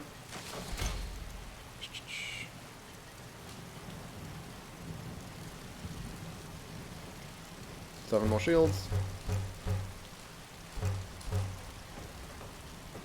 And yeah, so we've hit 25, which means it's time to make our way to Markarth. Also, we can start doing a hanging moss clearance once we get to Markarth as well, because that will be a great way of leveling alchemy. So Markarth is a good way for us to grind our 2 sort of primary crafting skills at the moment, which I think will be very useful. Well, and not grind in the case of, I guess kind of grind. Like, how much Dwemer shit is available in Nashuon Zel before I have to deal with the Frostbite Spiders? Basically nothing, right? I'm pretty sure the Frostbite Spiders are like, right, the instant you walk into Nashuon Zel, you're getting attacked by Frostbite Spiders. Even if it's just the babies. And for that reason, I feel like we probably don't want to be delving into Nashuon Zel in search of Dwemer gear. Problem is, best place to go for free like dwarven gear is Alftand. But Alftand is literally on the other side of fucking Skyrim to Markarth. And bear in mind, no fast travel in this run. We would have to walk. So yeah, that's kind of a problem. Which means if we want any like easy access dwarven shit, we would need to literally walk the entire length of the country, which might genuinely be worthwhile, because that would get us to a dwarven bow, and that's a huge, huge jump in power level. It would get us to a dwarven bow a lot faster than the next alternative, which would be trying to go straight to an orcish bow, would be. Yeah, you know, I'm going to leave the craft looping for now. We've gotten to the point I wanted to get to. We've gotten to the 25. And this is, I mean, it's kind of slow, isn't it? So we can just leave it for now and then continue it some other time when we want to power level smithing further. So let's go dump this stuff in the chest and move on with our lives. And by move on with our lives, I mean walk all the way to Markarth from here. We can probably handle the Forsworn outside Kolskegger, which should allow us to then scour that entire area for hanging moss. Probably, yeah, probably. They're light armoured, I've got an okay bow, I've got poisons, we have ways of dealing with them, as long as they can't snipe me, the one archer, because only one of them is an archer, as long as the archer can't snipe me out beforehand, we should be fine. But that's a kind of a big as long as. I might use the Spirit Wolf summon to try and deal with him. Because when you're trying to counter-snipe archers, having access to a distraction / meat shield is really, really useful. Not always. Sometimes it can complicate things because you think they're aiming at the meat shield and they're not. They're aiming at you, so you don't dodge and, yeah, you get fucked as a result. But what you can usually do is, if you summon a wolf, allow the wolf to reach them, they'll usually switch to a melee weapon to fight the wolf, and then you can snipe them out. Or you can just charge in and hit them while they're trying to hit the wolf. You can just go full melee. Not that I think that's a good idea against Forsworn, because they can randomly change their mind and attack you instead. And of course we're not going to be going inside Kolskegger, but I feel like that's a pretty good way of clearing them out. I think that's a good use of one of the wolf scrolls. I didn't need most of this crap, but I was going to be over encumbered anyway, so why not?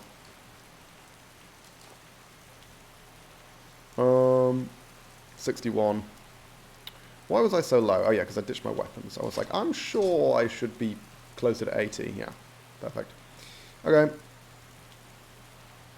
We can rest up now, and then make our way to Markarth in the morning. Or we can make our way to Markarth now, because it's not anywhere near as late as I thought it was. Although I will, actually I'll take the tent with me, because we're gonna be traveling. We're not going to, you know, the plan isn't to loot some shit, the plan is to travel. So having the tent makes sense.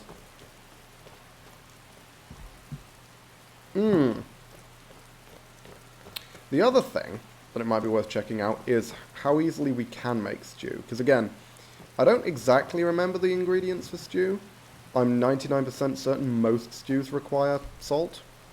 But that might be a memory from like an older version of Requiem. So I feel like I should check that out at least, because stews would make long distance travel so much quicker. Obviously I could use human meat, but that feels like a waste because it only lasts for 5 minutes. And human meat's actually really valuable. Because the gargantuan stamina boost, stamina regen, and the 20% damage bonus that it gives you is extremely powerful in combat. So I basically exclusively want to be using human meat in combat, and stews for out of combat travel if I can do it. I need to make a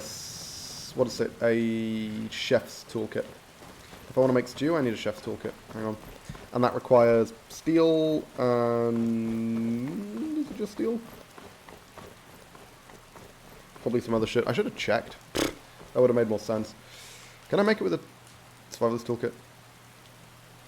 No. Can I make it with a smith's toolkit? Without needing a forge? Hang on. Yeah, I fucked that up by accident. Oh, god damn it. Okay. Okay. Toolkit? No. No, I think you just need like a basic forge to make it. I don't think you can make it with anything else. I'm not seeing anything called chef's toolkit. Okay. I'm going to take a bunch of things that I think it might need. I'm going to take 2 iron. I'm going to take 2 steel. I think it just needs 2 steel. Or maybe even 1 steel. I'm going to take some wood. 4 wood. Fuck it. I'm pretty sure it just needs like 1 or 2 steel.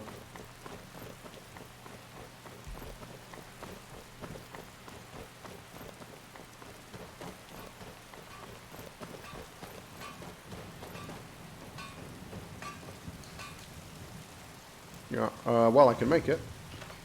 Oh, it does need wood! Ha ha ha! Yes! Okay, good.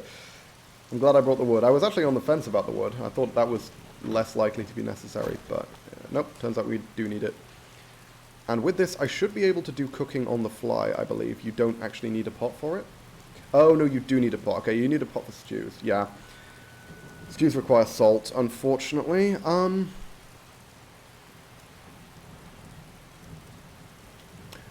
Not all of them. Not all of them. Bear carrot stew doesn't. Okay. Beef stew does, unfortunate. I mean, beef stew requires a lot of shit we're going to struggle to get. Where the fuck am I going to get my hands on raw beef? I can't murder cows. I mean, I can, but I'm not going to. Beef stew, obviously devastatingly powerful, but where am I ever going to get bottled milk? Leek raw boar meat, glass bottle. Again, boar meat. The thing is, we have to skim over the ones with obscure animals. We need to use the ones which are made from bear, made from wolf, the animals we can actually get, right? I should go and get all the meat from that bear. So we have the option to make this. Because 1 bear meat for 2 stew, that's huge. Yeah, we should get as much meat as possible from as many things as possible. What about crab stew? Garlic, potatoes, leeks. I mean, that's not easy. Dragon heart stew. Requires fire salts. Okay. That also requires a dragon heart, so we can move past that. Oh, yes! Oh, yeah! This is the one which Mark mentioned. The one that's absolutely insane. 2 dragon's tongue, raw rabbit meat. That is trivial to get. Holy shit. Let's make 1 million of those. Why is that so strong? Genuinely, why is that so strong? 6,000 seconds? That's insane. Okay. For trivial components. What the fuck? Okay. Did they misunderstand Dragon's Tongue? Was it raw rabbit leg? Or raw rabbit meat? Hang on. Oh, I don't even need to go to the pot. I can check it here. I need the pot to actually make it, but I can check the ingredients here.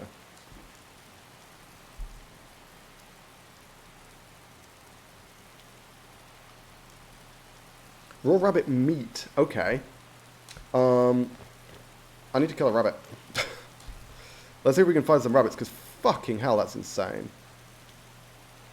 6,000 seconds for 2 flowers and a bunny.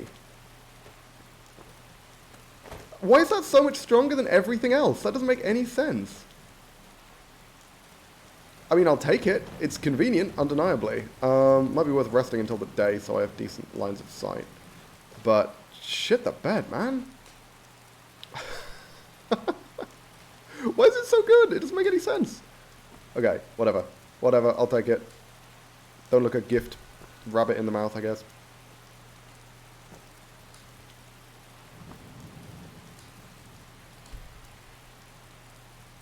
Fine, we'll go for 12 hours, whatever.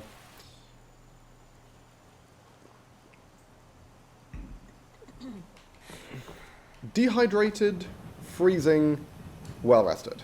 Phenomenal. Okay, let's go drink from the river then. Ooh, you know what I should do is I should fill these glass bottles with water, because those are all necessary for stews. Decent water, not shitty fucking salt water like I did last time by accident. Oh, what? I'm swimming? Oh, fucking hell. Didn't mean to swim. Whoops. Hang on, does it not normally let... I thought normally when you fill your bottles, you also drink. I guess I didn't that time. Sort of defeats the point, doesn't it? Because I'm just going to refill them.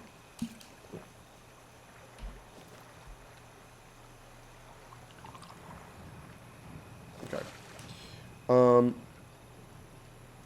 Can eat some raw mud crab, goat, venison, whatever.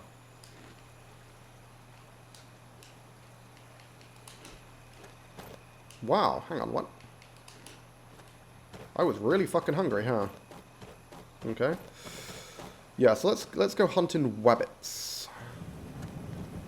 Is even a single wabbit will put us in a very good position. Whatever, fucking whatever. I can't do an Elmer Fudd voice. I'm hunting wabbits. I also don't know what... That's not Elmer Fudd. Is it Elmer Fudd? Who says wabbits? Is that Daffy Duck or is that Elmer Fudd? I think it's Fudd. It's been a very long time since I've seen Looney Tunes. Okay. Again, we're just going to quickly warm up, because it's apparently quite chilly right now. And I'd rather not freeze to death if possible. Stew also helps with freezing to death, by the way.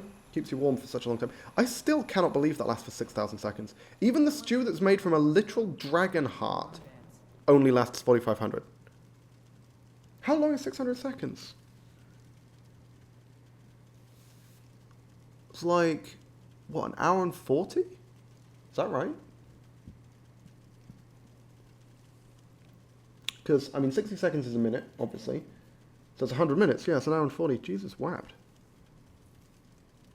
That's a long-ass time.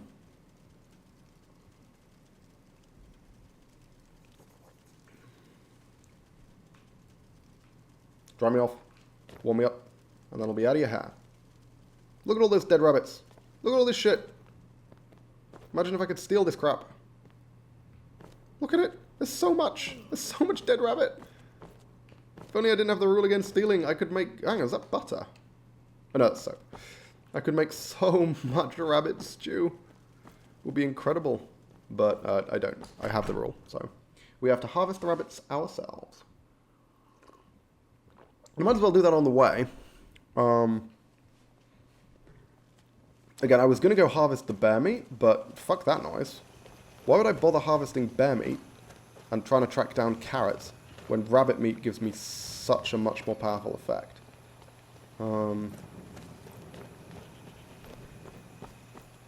I guess you only get 1 meat per rabbit, but you get a shitload of bear meat per bear. Might still be worth harvesting the bear just for the sake of that. It's on the way. Might as well, right?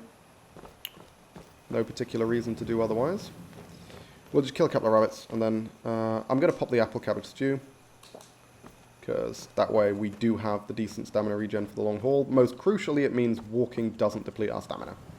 Because normally walking depletes your stamina at a rate that is slower than 1 per second. Which means by using one of these potions we get 1 per second. Also, I'm going to take a shitload of these monarch butterflies.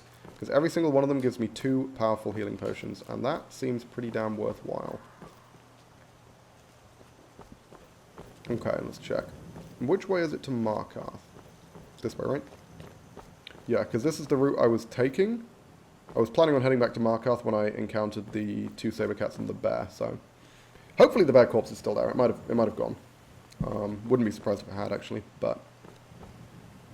There's a decent chance it's still there. Corpses stick around for a while in this game, actually. If you're lucky. And if you don't leave the air, if you don't go too far away from them. Which I don't think I really have. Not since I killed them, anyway. Okay. It's the minor camp. Once I get all the bear meat, I'll probably have to slow walk back to my chest, which I believe was on that ridge over there, in order to dump it. Although, to be honest, actually, no, better idea.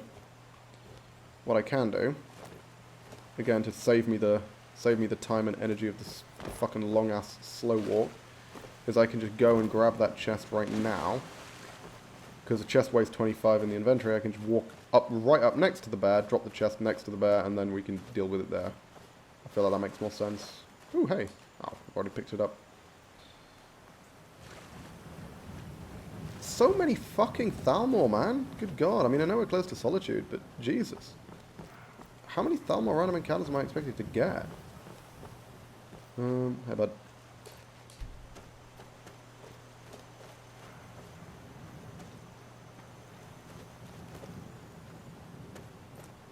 Oh, okay. Let's walk around. And again, we want to try and get across this waterfall without getting wet. No, fucking jump! Jesus, I pressed the sodding jump button, but I didn't jump. Okay, great. I'm going over the waterfall. Well, never mind. Didn't get wet, at least. God damn it. Yeah,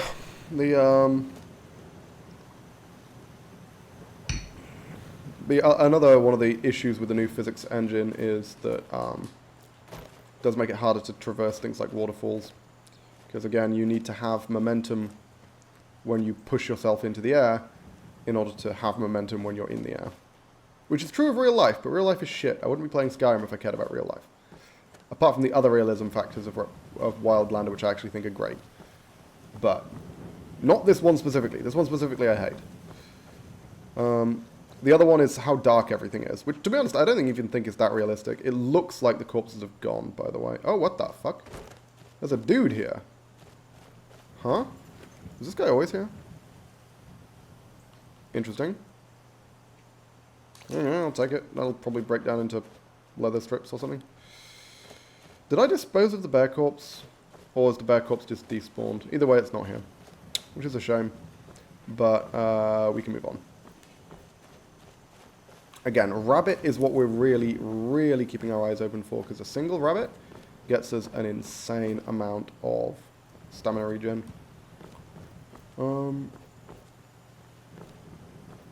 Rabbits are like little delicious gold mines of stamina rather than gold, but you know what I mean.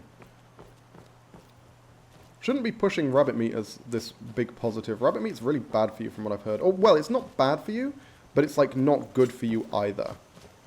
You can't like subsist off rabbit. Or you can't subsist off like just rabbit, because it's like completely devoid of nutritional value or something compared to other meats.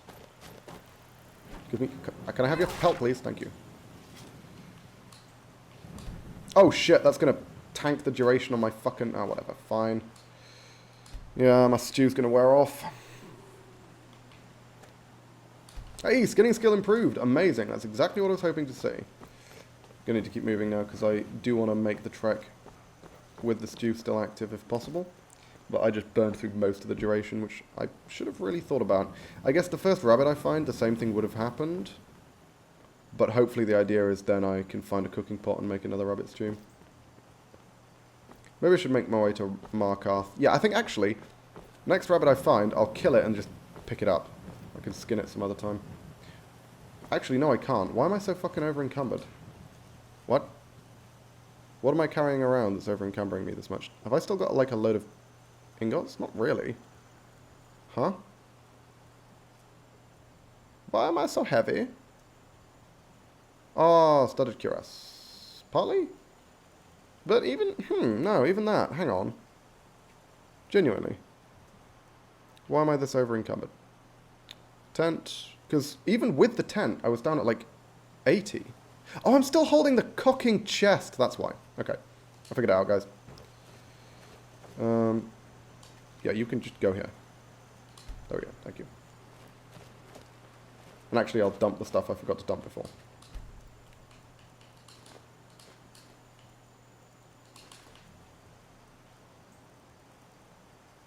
Let's break that down. Nice. Leather strips was exactly what I was hoping it would break down into. And then, yeah, everything else I think I will hold on to. Glass water bottles, actually those can go in the chest. The whole point of those is to facilitate stew making. And you know what, let's go up to 5 solid healing potions. Where's the one at wings? There we go.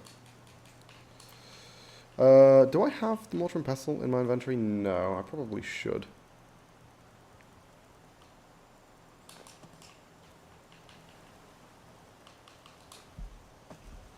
Just in case I want to make potions on the fly. Like now. There we go. Perfect. Alright. My inventory makes a lot more sense now.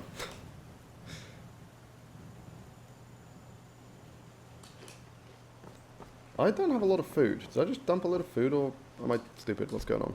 Where's all my food? Okay, I'll take the fox meat, that'll do. Alrighty, so, yeah, I mean, I think we just walk to Markarth. Eyes open for wabbits. Do I have a spare perk? I do, good, because I'm going to need it. Because we're not going to leave with the Dwarven Smithing Book. I'm just going to pick it up. I'm going to grab the perk, and then I'm going to put it back down again.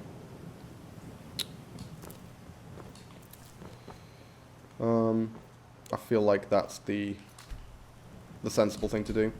Especially since, again, I am bending the core rules of the run for this.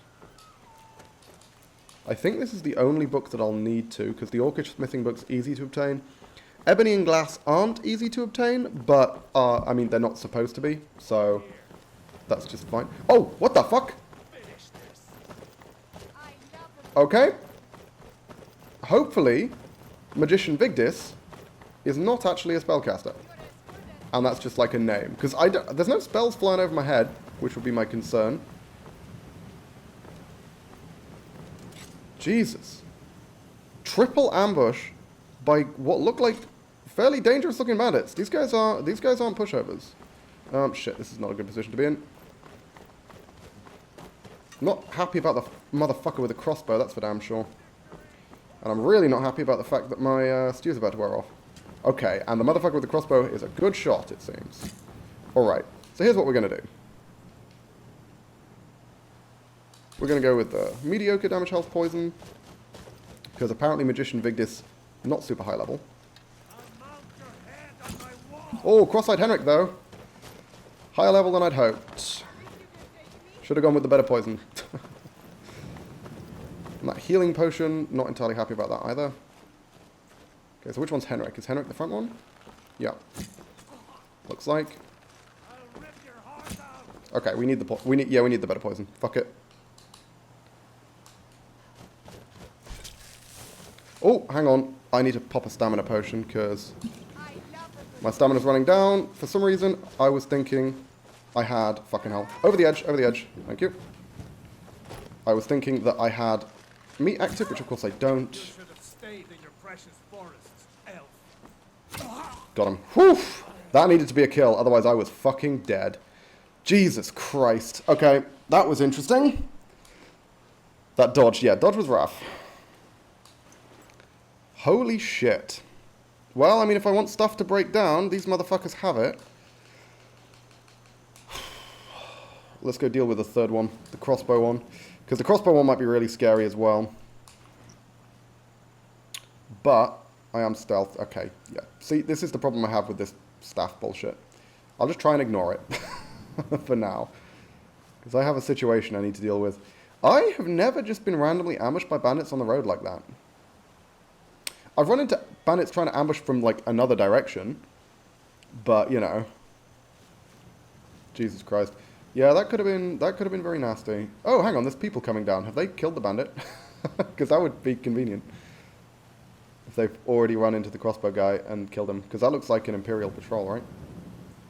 That would also explain why the bandits de-aggroed so quickly, which doesn't normally happen.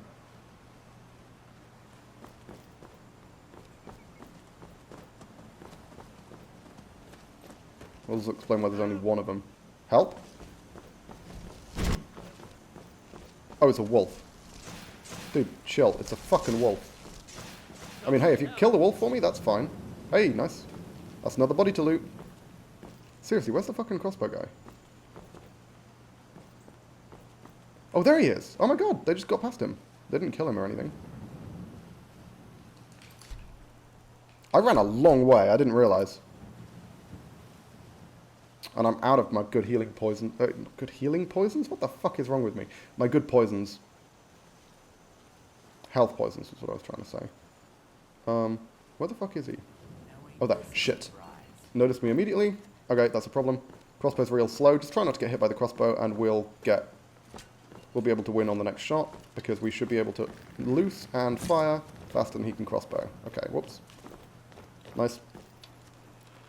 Alternative is to charge him with an axe. Okay, now. Low level. That should be fine. Whew! Steel heavy crossbow. That's actually a pretty good fucking weapon. Jesus. You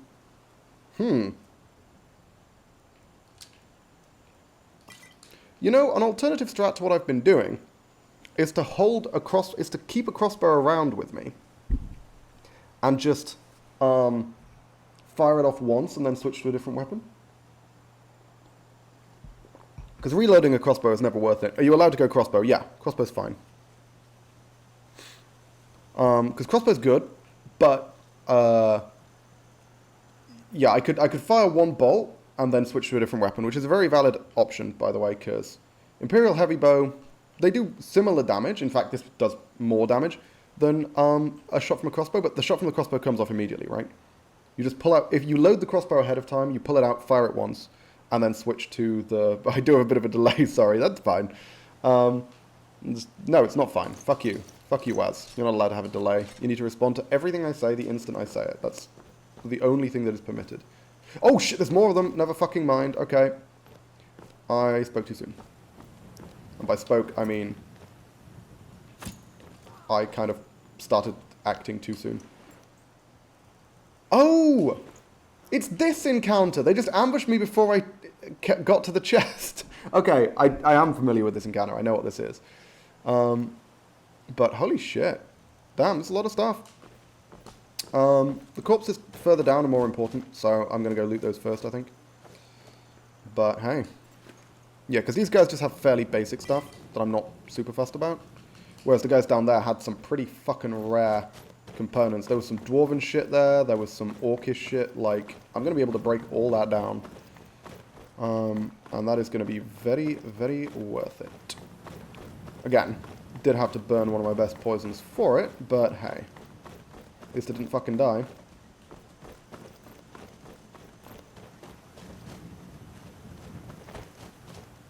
Whoops. Yep. But yeah, basically the crossbow is super heavy as well. It weighs 12. Like, it would be a good, quick sort of first shot in, like, a fight, but... you know, it's not insane. Certainly not for that weight. Okay. Here we are. This is the important one. Dwarven Gauntlets, Elven Shield, Orcish Helmet. Love it. Fucking love it. More glass, why not? Take this, break it down. I'm going to be over encumbered anyway. Fuck it, whatever. Where did I place the chest? Does anyone remember? Hello, were you... What the fuck? You're the prisoner. Where's the guy who was escorting you? Did he die? Huh. That could be interesting. And this person just says basic shit, but it's fine. We'll take it. Give me more monarch wings, alright? Where did I put the chest? Because I remember I accidentally carried it around. I carried it way further than I intended to. I think I put it somewhere up here, didn't I? Wasn't it somewhere around here? Or was it on the other side? Because I just wanted to put it down somewhere so it wasn't in my fucking inventory anymore. But I think I put it down somewhere over here.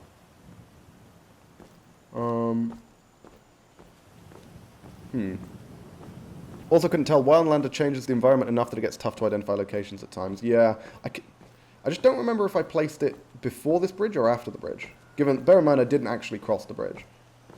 I didn't think I placed it that long before the ambush, though, to be honest. And I definitely placed it on top of, like, a raised section. Okay, here's what I'm going to do. I'm just going to make another one. Fuck it. Ooh! I can actually get calcinium. Okay, sweet. That's a lot. I didn't think I could break stuff down until I knew how to do it. I thought I needed the smithing perks, but apparently I don't. 40 Orichalcum, big fan. Toolkit, hunting knife, I want all of that shit. Steel heavy crossbow, 40, yeah, sure. Brace cuirass, 55. Smith's toolkit, plate boots, okay. And fur, cloak, leather, strips, and strips. Perfect, okay. And now what I want to do is I want to ditch some of this really heavy shit, most notably this. Steel fragments, and what else would be useful to ditch? Fur plate, will that take me under? No, it won't. Oh, iron, there we go. Iron will take me under. Brill. Now let's either find the chest, or simply chop up some more wood. Hey bro, Moricon, House Tricks. Moricon's a stupid name, by the way. Don't know why I'm being so rude to that man. Did I not take this cloak? I guess the cloak's not the biggest deal in the world. It's a little bit of extra fur plate, but fur plate's rarely going to be a major factor. Have I? Hang on. Oh. For some reason, I took my axe off the hotbar. Don't know why I did that. Need slightly more wood, if such thing is available. Where's the nearest trees? I guess these ones over here.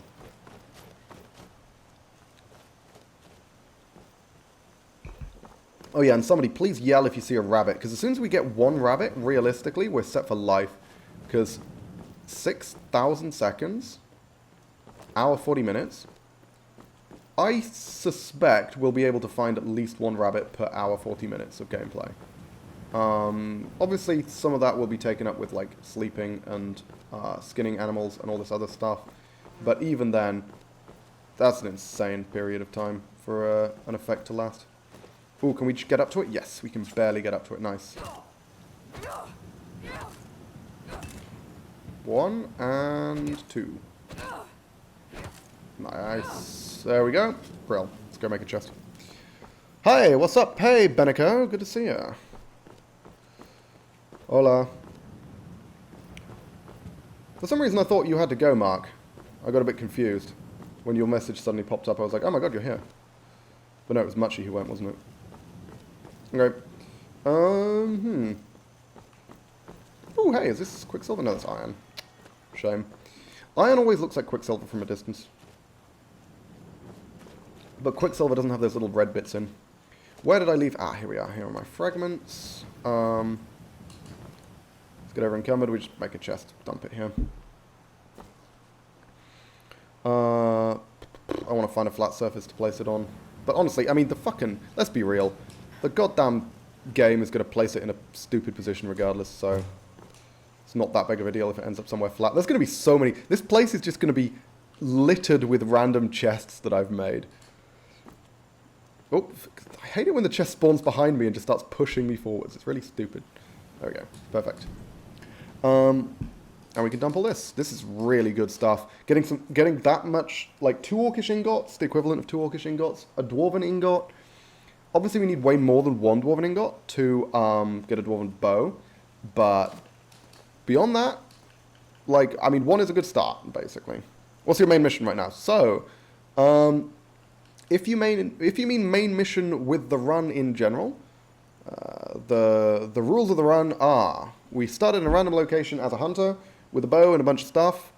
We cannot open chests or pay for things, apart from chests I've made myself. You may be wondering, hang on, why is it... Yeah, okay, I can use the chest I made myself, but I can't open any containers and I can't pay for things. I can only use items I pick off the ground or loot off corpses of the people that I kill.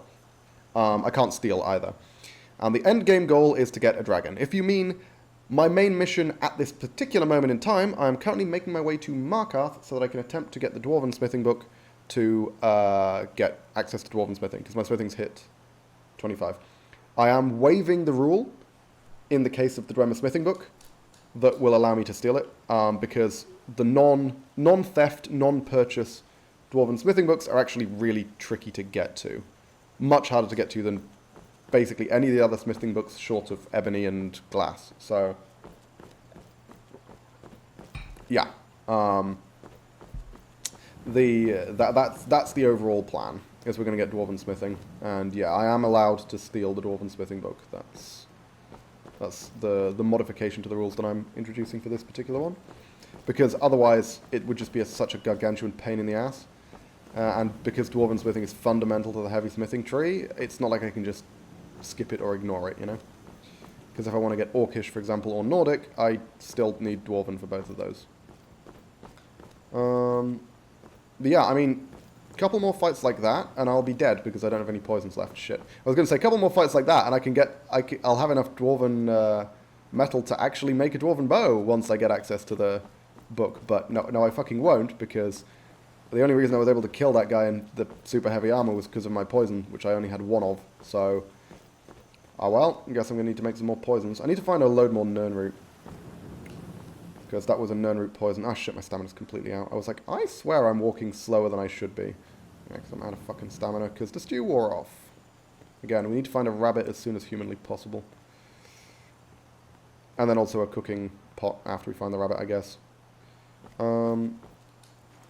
Is it worth looting these guys? Probably. Let's get their shit, break it down. If I can't carry it, then I might ditch some of it. It's encumbering me quite a lot, isn't it? Oh, I can't open chests. What am I doing? I always forget about that. Can't take anything out of the chest. Yeah, okay, I'm gonna leave the rest. I'm happy with the encumbrance I'm currently at. Walk very slowly to get that stamina back.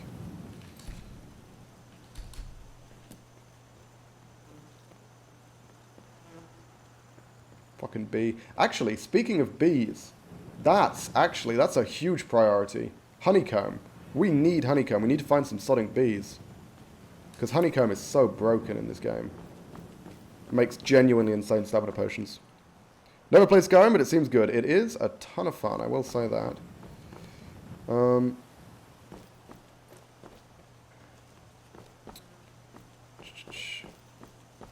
But I assumed when you asked the question that you were familiar with Skyrim. So to clarify what I was saying, we're going to a place to get a book that will let me make better weapons. That is what I'm doing. This book is found in several places. This is the easiest place to get it, but it's a long way off. And in the meantime, we need to find several things, including, ideally, a rabbit. We need to kill a rabbit, because rabbit stew is actually really, really good. And we need to find a bee's nest, a beehive, in order to get some honeycomb, because honeycomb makes very powerful stamina potions. Which town is this? Oh, Rorikstead, okay. I was like, what's going on? Hang on. Am I going the right way? Because I thought I was heading towards Markarth. I don't go through Rorikstead from Markarth, do I? Am I heading to Whiterun? I may have fucked up here. I may have gotten a little turned around on the path. Because I came from Markarth. And I didn't go through Rorikstead. I need to find a signpost. Also, I can't use the map. Which is why I'm having to wonder about this instead of simply checking the fucking map to see where I am. I mean, I know where I am. I just don't remember. Rorikstead is one of those towns I almost never end up going through, so I can never remember exactly where it is in terms of, like, the roads. Here we are. Yep, I'm going exactly the wrong way. Okay. I was like, hang on a fucking minute. I swear to God the road to Markarth doesn't go through Rorikstead. Okay, I got turned around at some point. Didn't know where I was going. Now I'm vaguely figuring it out.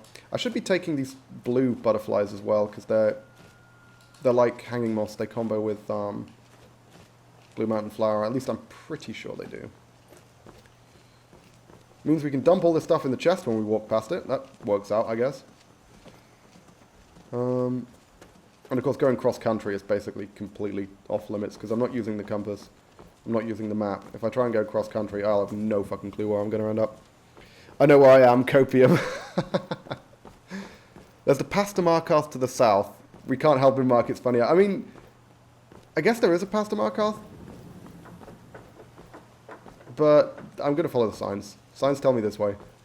I do vaguely remember a path to Markarth.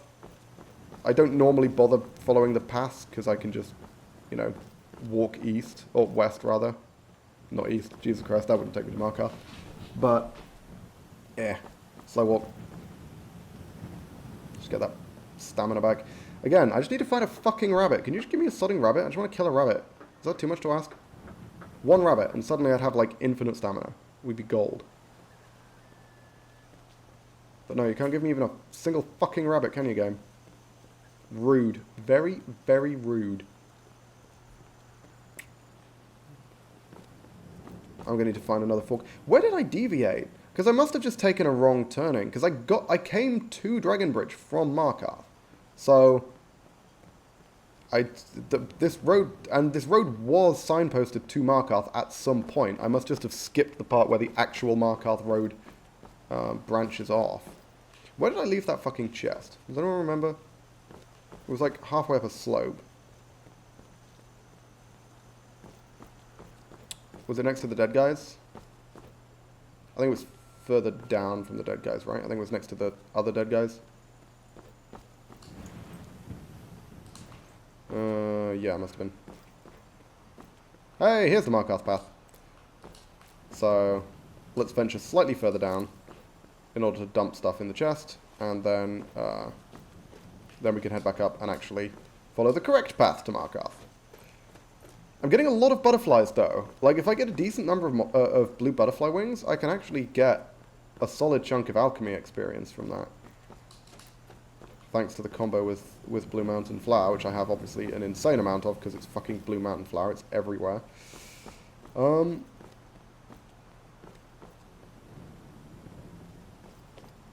I must have walked past the chest by now, haven't I? Did I put it even further down here? Ooh, hey! You know what? Let's kill the elk. Actually, no, let's not. I'll kill the elk, because I don't have the carry weight to carry all the elk bits around. I think I should dump the stuff in the chest first, and then we can consider killing the elk. There it is. I think I actually skipped over one. I think there was another one, but whatever. Is that everything? I think that was everything, right? It's just a shitload of iron. Yeah, cool. Okay. I think this area is supposed to have fewer rabbits. I guess they're more common in dense forest areas. I mean, that makes sense. I don't know. Because this is a bit of a... I mean, savannah's the wrong word, but it's, you know, it's pretty open, pretty warm. I don't think you get that many rabbits in these kinds of areas. But, yeah, maybe... I don't think we're likely to run into more rabbits closer to Markarth. I don't know. Like I say, once we find the first rabbit, we should be kind of in good shape. Guess I should have dumped my ingredients, huh? Don't have an insane number of them, though. He says immediately picking every fucking ingredient he could see. But it's fine, it's fine. I don't have a problem. Calm down. I have a compulsion to pick flowers in Skyrim. It's definitely not what's happening here.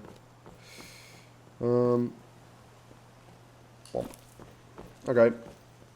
Yeah, here we go. This is more like it. Now we're heading where we're supposed to go, guys.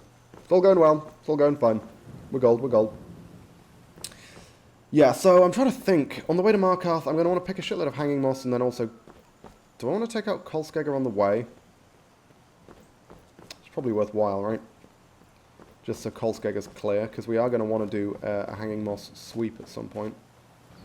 God, I'm going to be able to make so many fucking healing potions. It's actually ridiculous. The fact that Monarch Wings plus Blue Mountain Flower makes such good healing potions is crazy. I need to remember that.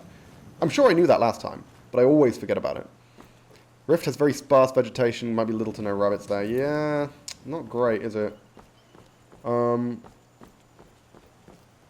Rift? Do you mean the Reach? Because the Rift's in the other direction.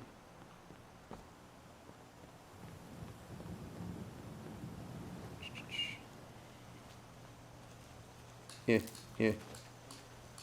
Unless I'm in the Rift right now. And it, like, stretches in a weird direction that curves up around near Rorikstead, I suppose. But yeah, no, you're right. Yeah, the Reach is... Oh, well, keep your eyes open anyway. I assumed rabbits just spawned everywhere, but I guess it would make sense for them to be much more common in other areas. Oh, fucking hell! Oh, I might just be dead. Nope, we're good. Holy shit. I am so fucking lucky I got that back. God damn!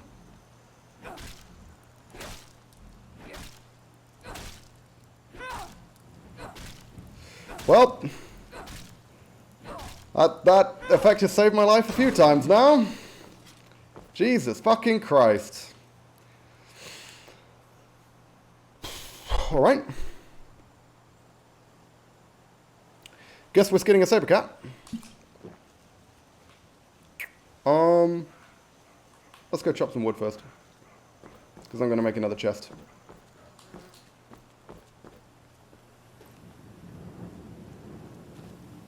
I'm not going to need another chest. What am I doing? No, I don't need another chest. I don't think I'm going to get enough from the saber cat to warrant another chest. That was nuts.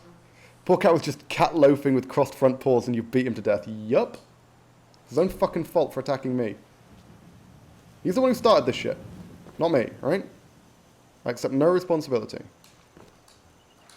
I keep forgetting to switch to the one-handed amulet when I start using one-handed attacks, but hey. Okay. That was my, like, one. If I wanted to be a coward, I could sleep for 24 hours until Command Animal came back. I was completely fucking blindsided by that. It has been a while since I was ambushed by a saber cat to that degree. I didn't notice it until the tiny roar, or not the tiny roar, but the roar that came immediately before it hit me. And obviously I was dead without Command Animal. Like, again, just like last time. Command Animal's kind of a big deal here. The saber cat is a terrifying creature that can more than trivially kill me if it weren't for the fact that I can just press a button and it becomes my friend forever. And by forever, I mean for the next 24 hours, but it won't survive 24 hours because I'll fucking kill it immediately. Hey, there we go, there's the Monarch Wings. But yeah, no, I was fucked. No wonder you're no longer living with pets. True.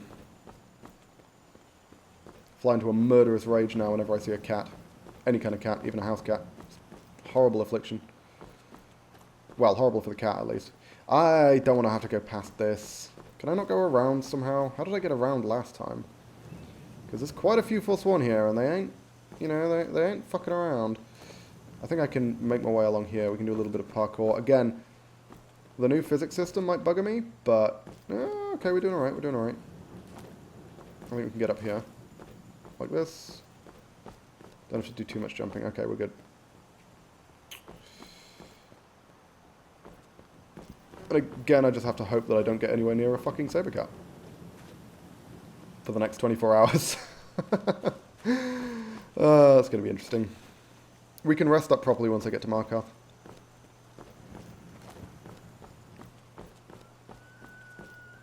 Okay. Yeah. I should probably clear this place at some point, but I can't be fucked doing that right now. Should I be sneaking? Should I just be perma-sneaking? Make it so I can, you know when the saber cat is looking for me. Perma-sneaking is quite slow, but it is much safer. That's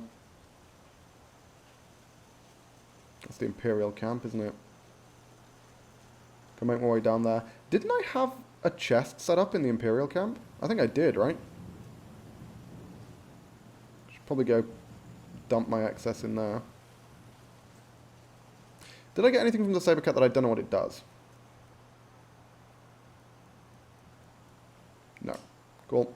Oh, and we are, of course, in Hanging Hanging Moss Central now, so I should be keeping my eyes open for Hanging Moss. You know what? Fuck it. I don't want to be sneaking. Not just because it's slow, but also because that fucking staff keeps poking into my peripheral, and I don't like it. It's annoying me.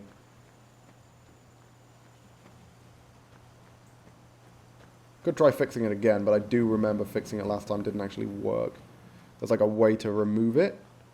But yeah. You should have been looting money to see how much you have at endgame. Money has weight, Mark. I'm not fucking doing that. I guess I could be dumping it in the chest, but still. Oh, hello.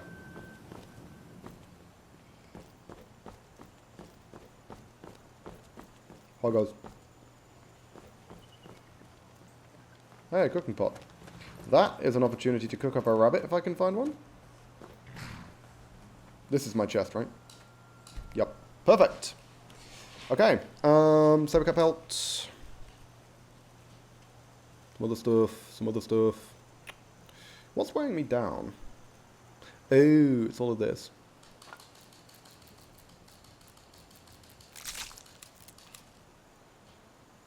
And of course the tent, but yeah. Okay, cool. Oh, and yeah, you can craft here as well. This is why I set up the camp here. Alright. Let's make our way to Markarth. Gonna make a mod so you can melt septims down into gold. Yeah, that actually used to be a feature, a core feature of Requiem, I think. Or maybe, no, it was the old crafting overhaul mod I used to have. It was like 200 septims. You could melt 200 septims into a single gold ingot. Or was it 500? It might have been 500. I don't remember how many. It was a few hundred septims that you could melt down into a single ingot.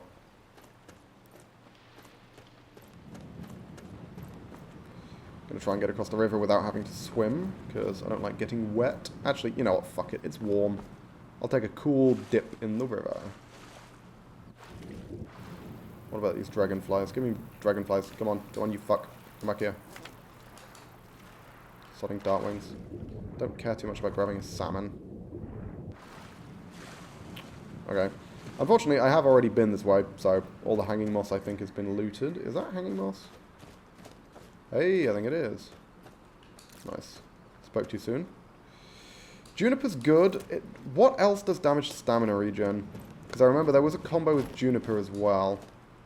But I don't remember what the other component was. There was some other common thing that did damage stamina regen. And you could combine that with Juniper. It wasn't anywhere near as plentiful as the Hanging Moss Blue Mountain Flower combination. But it was still pretty solid.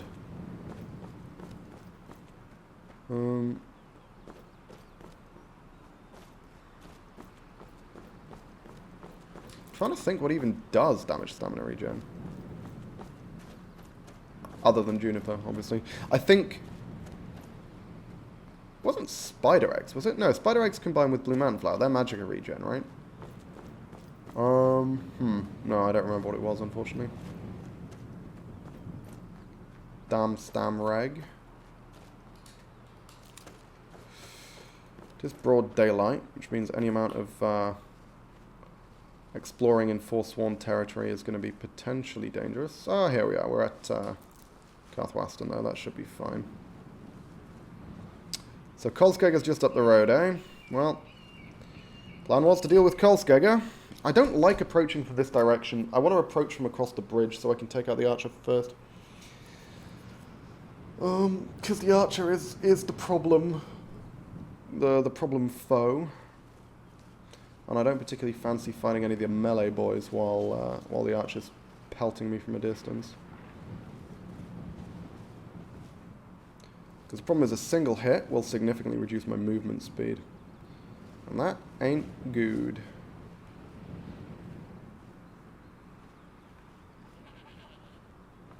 Because if I'm running away from a dude with 2 swords, and then I get shot in the fucking leg, and my movement speed gets halved, suddenly I'm not running away from a dude with 2 swords anymore. I'm getting shredded into paste by him. Okay. Let's just head down this way. Have I already looted all this moss? No, surely not. I was going to say, I swear to fucking God I never came up here. But it took a while for the lower parts of the moss to spawn in, so it confused me. Yeah, okay. I mean, I guess we'll have to approach from this direction. I can figure it out as we go. Let's just pick the moss. Why does the hanging moss on the trees look so different? Weird. That's Wildlander change.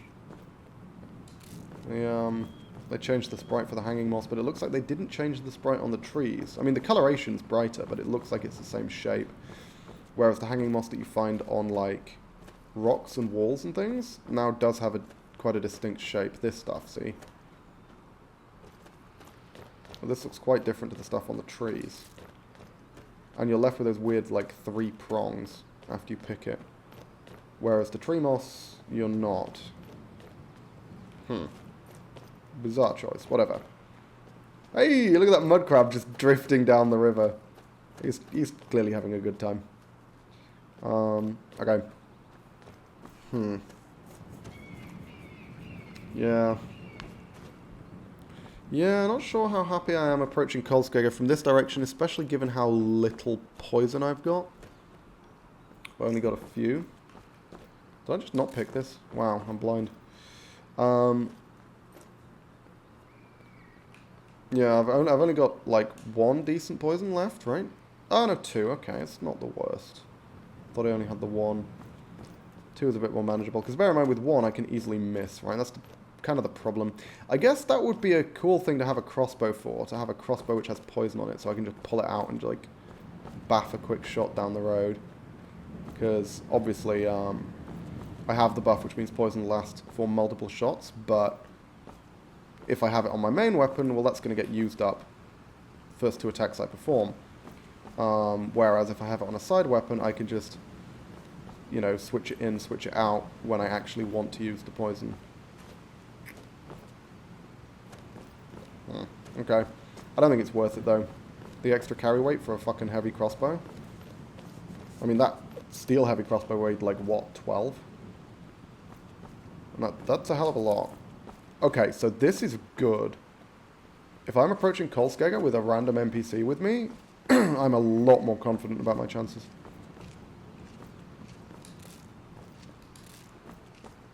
Hopefully you're high level, Isabel, because we may be having a bad time. Because Kolskegger's not that much further, right? I'm pretty sure. I should wait for my stamina to come back. And we're obviously going to want to pop human flesh at some point. Because, is Kolskegger around this corner? Because I really want good sight lines. Is that Kolskegger up there? I think it is, right? I think we're at Kolskegger. Okay. That's annoying. I really want good sight lines. This is the worst angle to approach Kolskegger from. Oh, and I'm already in combat. Shit. Why? I needed to pop the human meat. Why am I in combat? Okay, fuck. I'm going to pop the human meat now. That gave me a sudden heart attack. We should be in battle with the Kolskega dudes before the 5 minutes are up. Namira's Rot, unfortunately, I believe does not have Frenzy on it. It's one of the only poisons which doesn't. One of the only poisons. One of the only mushrooms which doesn't, but it's still pretty alright. And I'm definitely taking a known route. Is there moss under this? Oh, yes, okay. This is a big moss. This is a big moss bridge. There we go. Whoop. Can I get up here? Ooh, I can't, right? I think I need to go around. Shit. I need to catch up with her, because I need to be able to support her when the Force Ones start attacking her, because she might just fucking die. And I want her to survive as long as possible, because she is going to be my big distraction. Also might be worth putting the wolf summoning on the hotbar, because again, these guys could be pretty rough. Having a distraction would be very useful, even if it can only survive 1 or 2 hits.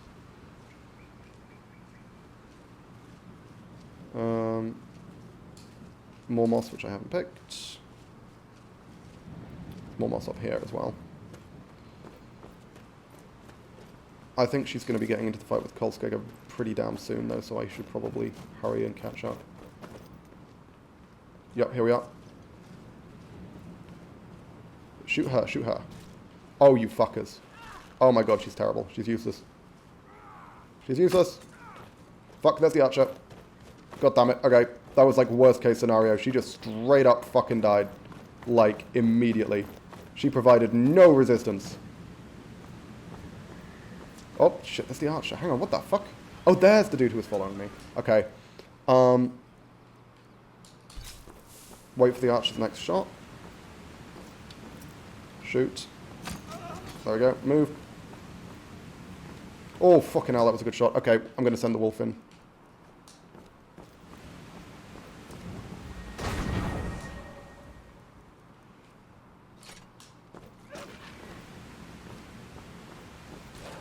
Shoot. Oh, fucking hell, he took the wolf out fast. Move. Jesus. Okay. She, rather, it seems.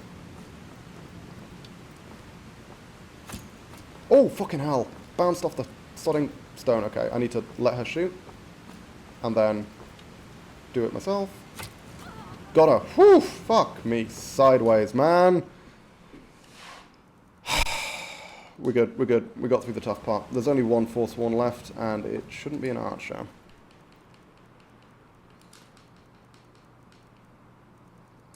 Wolf did a lot less than I'd hoped, as did the NPC. Jesus Christ. Okay, let's go see if we can deal with the final one. Preferably before my human meat wears off.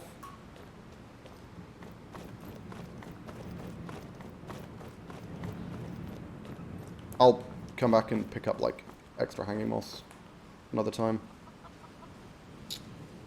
Yeah, the final person should be up here somewhere. On this stretch. If I can get a sneak attack off, that would be great. But if I can't, I should be able to sprint away and take him out from a distance. Cool. Easy! Fucking easy! Why was I ever worried about Kolskega? God damn. Those guys were pretty high level though. Little scary. Okay, sick. And here we are, this is Kolskega. At some point I might want to go in there and clear it, but it's not useful until after we hit 50 smithing, so no reason to worry about that just yet. Okay, swell. And I'm actually going to quickly take a break to make myself another cup of tea, because I'm getting quite thirsty. So I'm going to pop off, I'm going to pop the kettle on. I'll be back very, very shortly, and then we're going to pick some more hanging moss, and we're going to make our way to Markarth and steal ourselves a smithing book.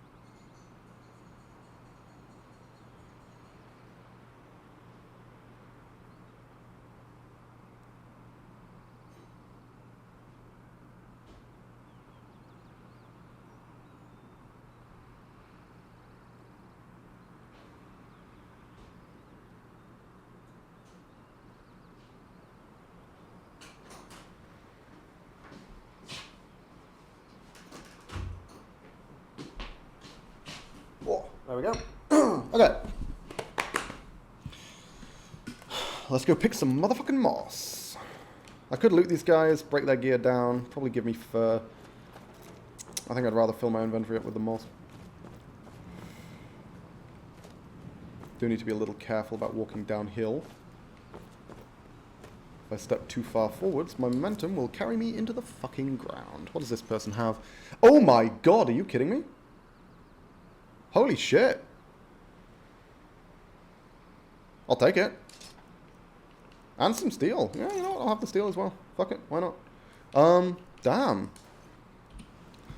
You're carrying some good shit for someone who's that bad. Someone who died immediately.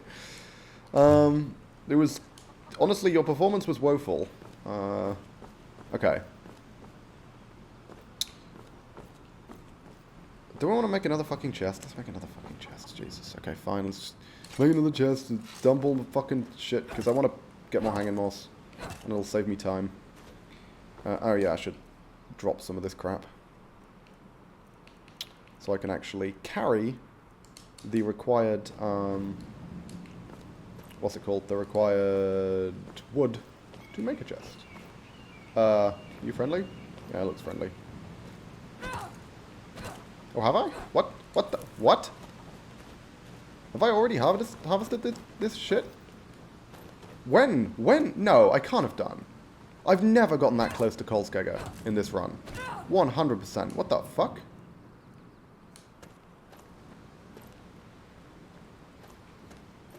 Why does the game think I already harvested that tree? Because there's no way. That's like right in the middle of the Kolskegger Forswarm.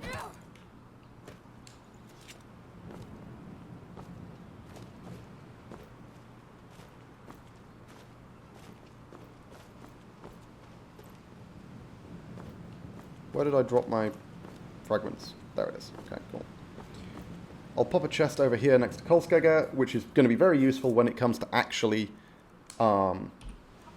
using Kolskegger. That's an important thing. I will need to remember that it's here when it comes to actually... Not, you know what I mean when I say using Kolskegger. When it comes to actually mining out Kolskegger, which we probably will end up doing at some point. Ooh, thank you. Whatever that was, I appreciate it. Alerts on a delay, so I will acknowledge it when it comes up. Okay. Dump this.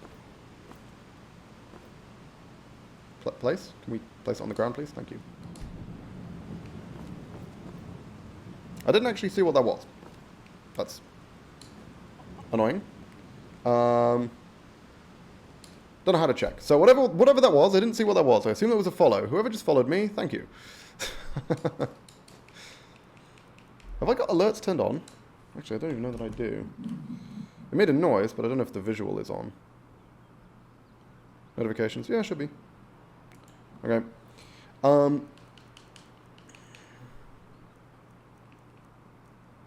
And yeah, we can dump everything else in here. Most notably, the fat stacks of hanging moss. Because hanging moss ain't light. Hanging moss is actually pretty damn heavy. Don't need this much human meat.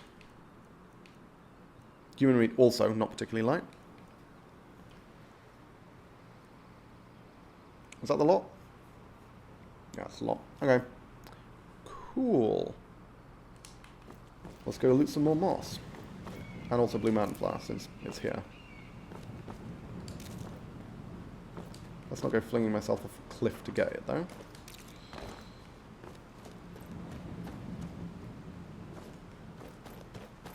That would be an embarrassing way to lose a permadeath run now, wouldn't it? Yeah, it's kind of annoying that like the lower strands seem to take longer to fade in. You can't see them from as far away, which means it's actually hard to tell whether I've already harvested the moss. Because when it's not been harvested, it's just the top bit, and when it has been harvested, the bottom bit's there, but it doesn't pop in for a little bit, so it's hard to tell. I'm pretty sure there's a load of moss under this bridge as well. This is one of the hanging moss bridges. So, yep, there we go. That's exactly what I'm talking about.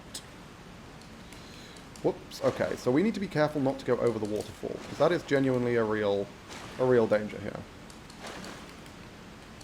Especially when I'm jumping up and down and around like a maniac. There we go. We've got the danger moss already. Can we... Hang on. Can we please... Can we get out of the water, please? Jump. Thank you. There we go. I'm struggling to make progress against the river here. Hang on. Come on. It's glitching me under the water. Why is it doing that? Stop it. Okay, this is really annoying. If I have to... Is this because my stamina's out, so I can't move forwards? That's really annoying. Okay, so what we need to do is we need to get out of the water over here and let our stamina recover. That's really fucking irritating. It's because of the physics thing. So again, you can't impart momentum while in midair. You need to already have the momentum.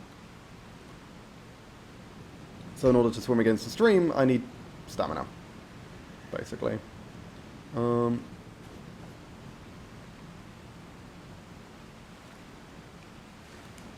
there we go. Oh, that should be good enough. Nope, come on. Hang on, what? What? Hang on, I just got my stamina back. Why am I incapable of moving against the river? One moment. I mean, I know I didn't have a lot, but I should have had enough. Can I just grab this, please? There we go. Jesus fucking Christ. That is not normally that difficult. Now then. I was going to say, I'm pretty sure I haven't already harvested this. Yeah, you can see how disconcerting that is, the way it very, very slowly fades in. Because I was pretty damn close. I figure if the moss hadn't been picked, I would have been able to see it from that distance, but apparently not. A slow walk. Just get that stamina back.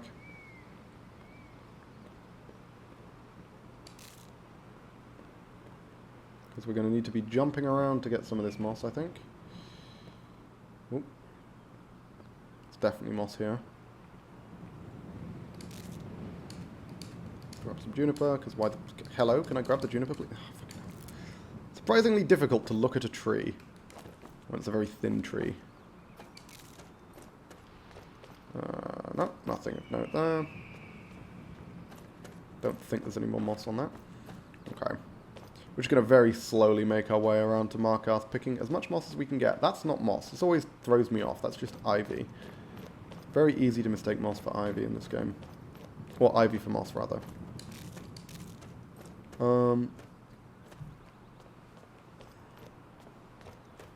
I don't think there's much more moss on this route, actually. I think the other route to Kolskegger has more moss.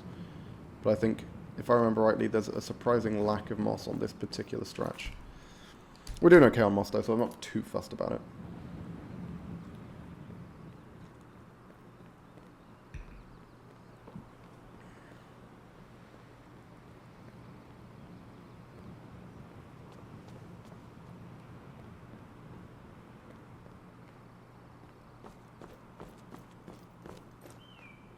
Yeah, that's pickable. Okay. Pickable moss up there. Now, there should be a random animal spawn down here. Oh my god. That is a... Oh my god, that's a rabbit. Fuck everything else. Fuck everything else, it's a rabbit. Come back here, you little shit. You're my avenue to a crap load. An absolutely insane crap load of stamina. Thank you. There we go.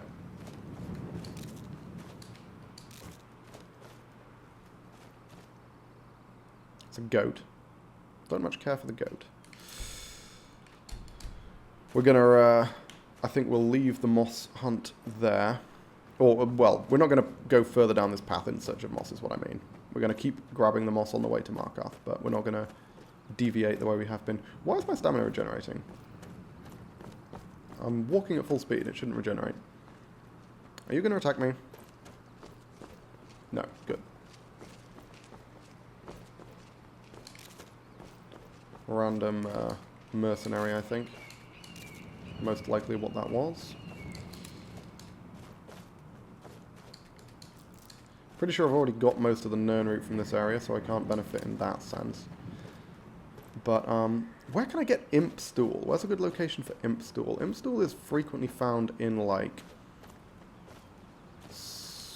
No, I was going to say swampy areas. No, it's swamp fungal pod that's found in swampy areas. Why is Swamp Fungal Pod significant? I think Swamp Fungal Pod is significant for poisons of some kind. I just don't remember which one. I seem to remember Swamp Fungal Pod being quite a valuable ingredient. Oh no, maybe it was valuable in potions. I think Swamp Fungal Pod maybe made really good healing potions. I think it was similar to the Monarch Wings. But it's been a while. Did you disable Hunterborn actions take time? Nope. Things like skinning, dressing, etc., etc. That all still takes quite a long time. I know it makes poisons. Oh, it definitely makes poisons, yeah. But I seem to remember it has Restore Health, and its Restore Health was, like, really strong. I think it's something that had a really high magnitude, but a low duration. I think it made potions that had, like, 4 times the magnitude, but that lasted half as long or something. I seem to remember it being really good for that. If you're wondering why it didn't take time for me to deal with that rabbit, that's because I picked it up. I haven't actually skinned it or anything yet. I'm going to do that when I get back to Markarth.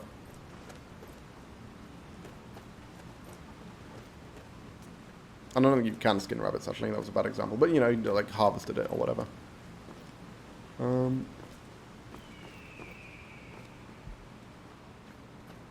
I'm pretty sure Swamp Fungal Pod has damage health, but I'm pretty sure that's not why I wanted it. I'm pretty sure the reason I wanted it was because it has a high, like a weird magnitude for healing potions. But I've kind of got Monarch Wings for that. Monarch Wing potions are just really fucking strong. Like, I'm shit at alchemy, and they're already on par with, like, the second tier healing potions, right? Well, second tier if you don't count superlative. Okay, let's see if we can get some rabbit meat out of this.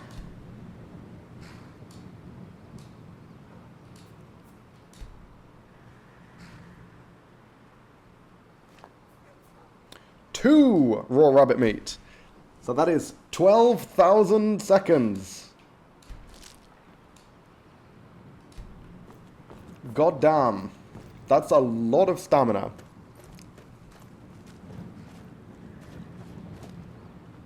Oh, I did forget to pick hanging moss. There isn't much hanging moss on that particular stretch, but there is loads around here. I know where pretty much all of it is, so...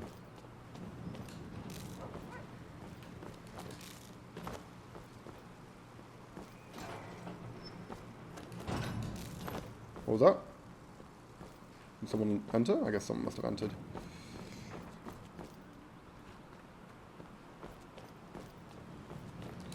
Having said that, I don't remember which one of these has the moss in front of it. Okay, I do. Never mind. I knew one of them did. Couldn't remember if it was that one or the other one. A lot of moss on these. And we can use this to power level alchemy. Probably by quite a lot, actually. We've got more moss than I thought we were going to get. Hi, guys. Yeah, it's just a squad of mercenaries. I imagine that must have been what it was with the random encounter we got previously that confused me in the bandit camp. I think it was just mercenaries. I've already been in Markarth, right? So I'm pretty sure I don't need to stop the dude from killing the lady. Don't need to give a shit. They can just die. It's fine.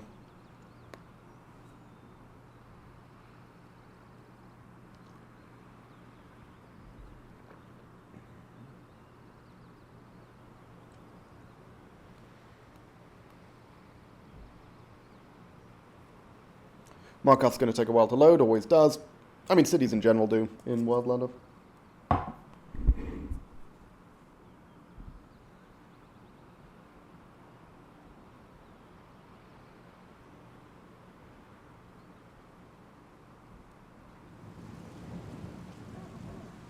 Okay. Yep. She already did. She already did. Okay. Let's just, I mean, don't see any particular reason to linger long in Markarth. There should be a cooking pot somewhere in here. Don't actually know where. I don't think Nordic barnacles are that useful. I'm not going to bother with them. Pretty sure there's, yeah, I'm sure there must be a cooking pot somewhere in here. I'm just not sure where it is. Oh, I'm pretty sure there's a cooking pot in the smith's place. But I actually don't think I've even got the dragon tongue on me, so...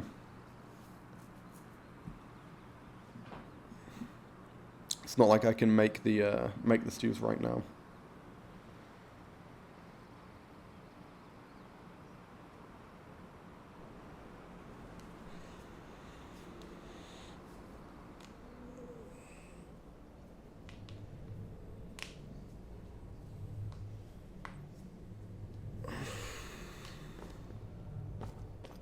What are you hiding, priest? Yeah, priest. You weirdo.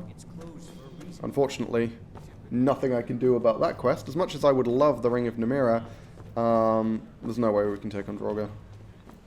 Probably not anytime soon. Where is it? It's over here.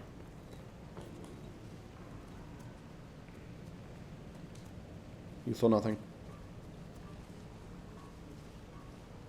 Gonna go read this book in a corner of the room where nobody can see me. Is that cool? Is that cool with you? Good. I am a sneaky master thief. Oh, hang on, what? What?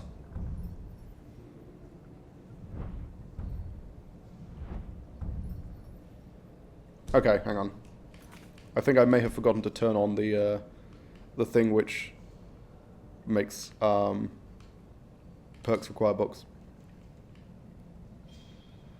Is it atmosphere? Nope. Skills and books. Yes, there we go. Cool. Smithing books are mandatory. That's the way I play. I go. Phenomenal. Now, hope you don't mind, sir. I'm gonna go put this book back. Like, don't worry about it, guys. It's not even really like stealing, just borrowing temporarily. Now that I've got the perk, don't need to care. Woohoo! Where'd it go? Edge. They won't even notice it was missing. Nice. That really shouldn't count as stealing, I don't think. You're legally allowed to read the book. So, yeah, fuck it. And also, there's a cooking pot in here, but also, as I say, I'm pretty sure I don't have the dragon's tongue. Yeah, so it's not actually relevant that there's a pot in here. Because I can't make the stews. So there we go. We have a dwarven smithing book. Now, what we need is to get our hands on some dwarven metal. And that's going to be a lot harder. Like, way harder.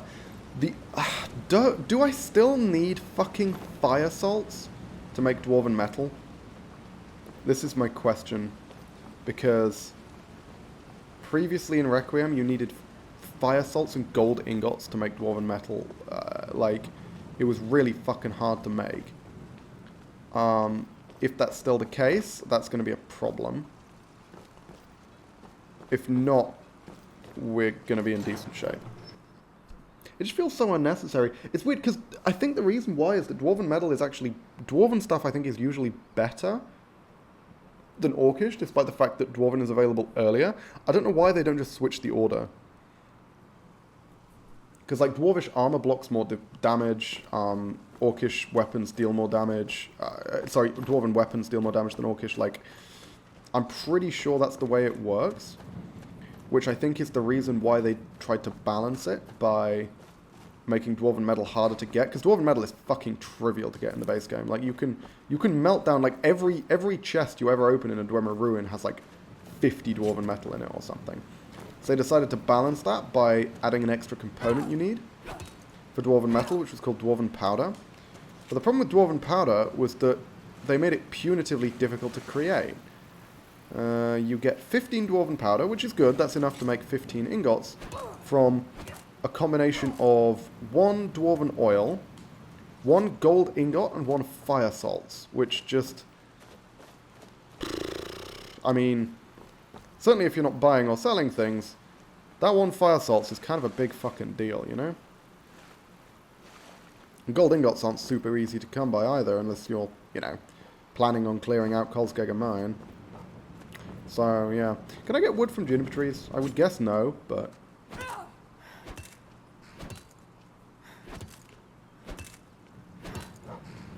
yeah, looks like no. That makes sense. Need to find one more tree so I can make a chest near Markarth. Did I not already have a chest near Markarth? I guess not, right? I guess I just had the one near the Imperial camp or the Stormcloak camp or whatever it was. Huh. Oh well. Guess we'll just make one here. As I say, by the time this run is over, we are going to have a fucking network of wooden chests dotted all over the goddamn place. Is that a fishing rod? No. Still haven't figured out how to make fishing rods, by the way. Feels like that's something I should know how to make, but I simply do not. No Khajiit caravan, which is annoying, because that would be the main way I would choose to make some stew. Can I not get wood from this? No, guess not. Okay.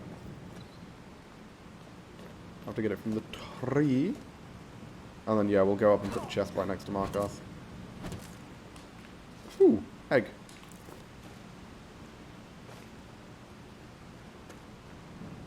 Good for protein. Gotta eat your eggs, lads. Gotta eat your eggs. Okay. Hang on.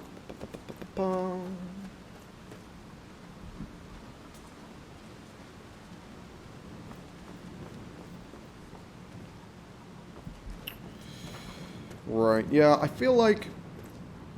How long have I been live now? While? 5 hours, okay. Yeah, I feel like it's probably going to be worth wrapping the stream up relatively soon. Made a decent chunk of progress. Didn't fucking die, which is always good. Got a lot of stuff. Got a 25 smithing. Got the Dwemer smithing book. It would be lovely to make an actual dwarven like bow or something, but I don't think that's likely to happen. It's going to be a while before I can make one of those, I think. Just because it's such a pain in the ass to get my hands on the materials.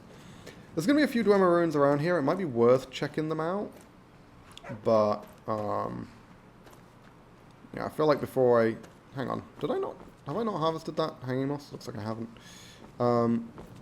Before I start going to the Dwemer ruins around here, I probably want... Because I don't need to go that deep into a ruin, right? I really don't. I just need to go deep enough to get my hands on, like, one, like, one or two of the big struts. And then I should be able to break that down into quite a lot of Dwarven metal. This is the wrong thing. Ooh, I can make the rings. I can make the rings now. Fuck yeah. Ooh, do we want range damage or reduction in sound? I think reduction in sound is probably more important. Yeah. Take that. Sick. Okay. We're improving. We're improving, guys.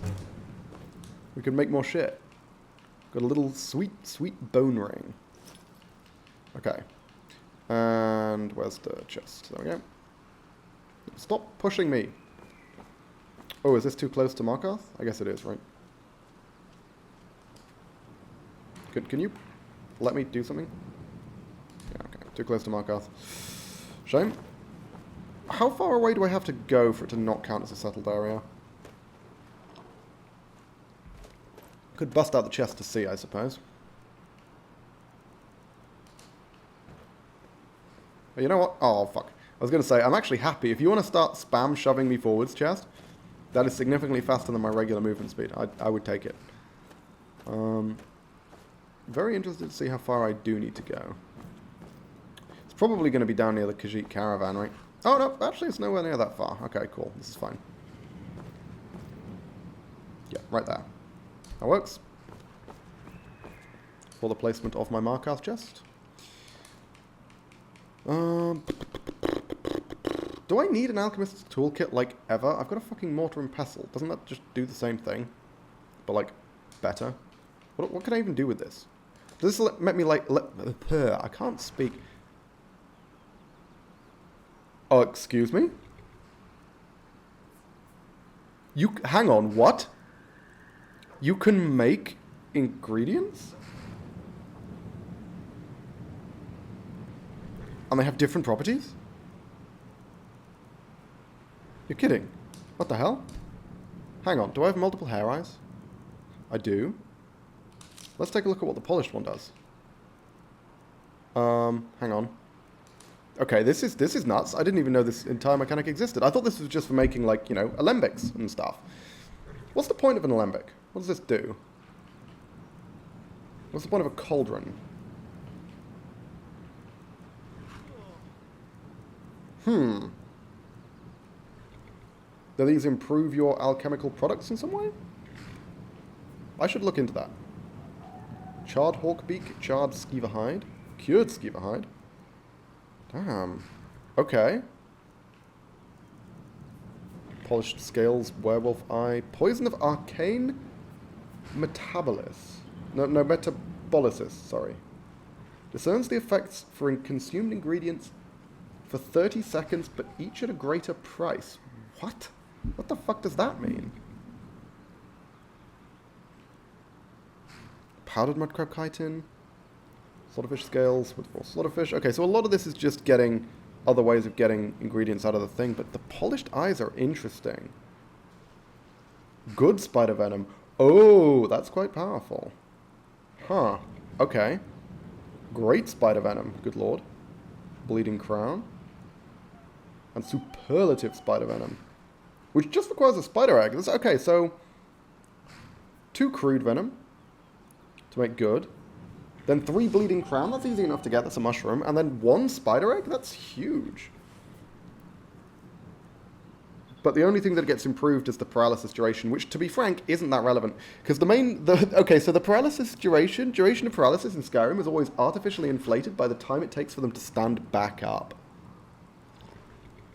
Which accounts for the bulk of the paralysis duration.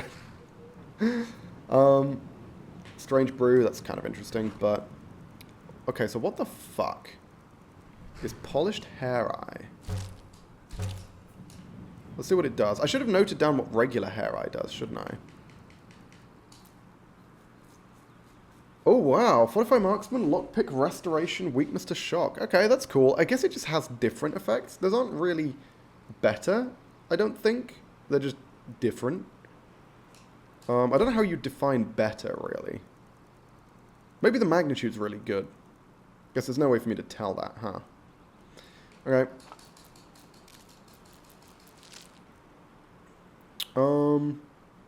Stew. I was wanting to make stew, wasn't I? So I need 2 water,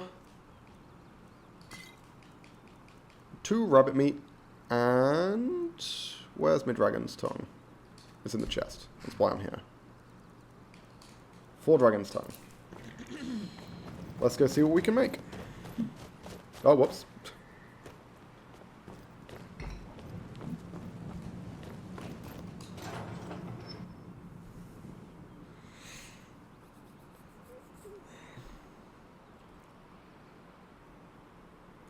I feel like it might be worth checking out some Dwarven ruins. Ooh. Hang on. You know what might be good? Are the servants of Perii immune to poison? I think they probably are, right? Because I was thinking, if we can target the one near Periite Shrine... every single one of them is in full Dwarven gear. All we need to do is kill one of them with poisons, and then we have an insane amount of Dwarven metal. But I'm pretty sure they're immune to poison, and in full Dwarven armor, it's going to be really fucking hard to kill one with a bow. Without having access to poison. I could use... Oh, I could use the staff. Huh. That is an option. I could go to Periite Shrine and try and take one of them out using the staff. I don't know how much health they'll have. Hang on, what? This is free? Excuse me? I'm not going to take it. That feels like that shouldn't be free. Because I haven't helped these people at all, as far as I'm aware. What was I doing? Oh yeah, cooking. I also wanted to check out, actually, I'm going to see whether you need Dwarven powder to make Dwarven metal.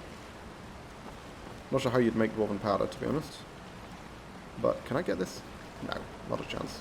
And I think attempting to do so may well just straight up kill me. Does it tell me what I need for Dwarven powder For dwarven ingots. Here we are. Nope. 20 dwarven fragments or any dwarven scrap metal. Okay. Okay. Brilliant. They've removed the fucking bullshit nonsense dwarven powder mechanic. I love that. That's great. Big fan. Big fan of that. Okay. In which case, where would be the best place to get my hands on Dwemer scrap? Or just anything I can break down. Like, just somewhere where I can... There's just, like, free dwarven shit lying around, and I don't have to battle through tough enemies beforehand to get to it. Anywhere that fits that description that isn't Alftand. Because Alftand does fit that description, but again, is literally the other side of the fucking map. And that is a long-ass way to go just to get my hands on a single dwarven bow. There might be an area around here. Why am I able to take all this shit for free? What's going on? Why have people suddenly decided they like me? It's not like I'm the goddamn Thane or anything.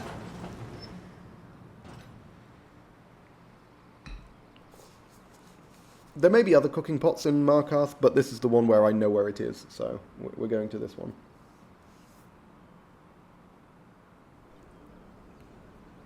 To make nonsense rabbit juice.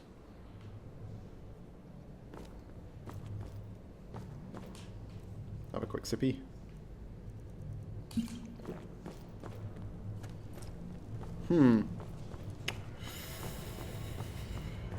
Yeah, where...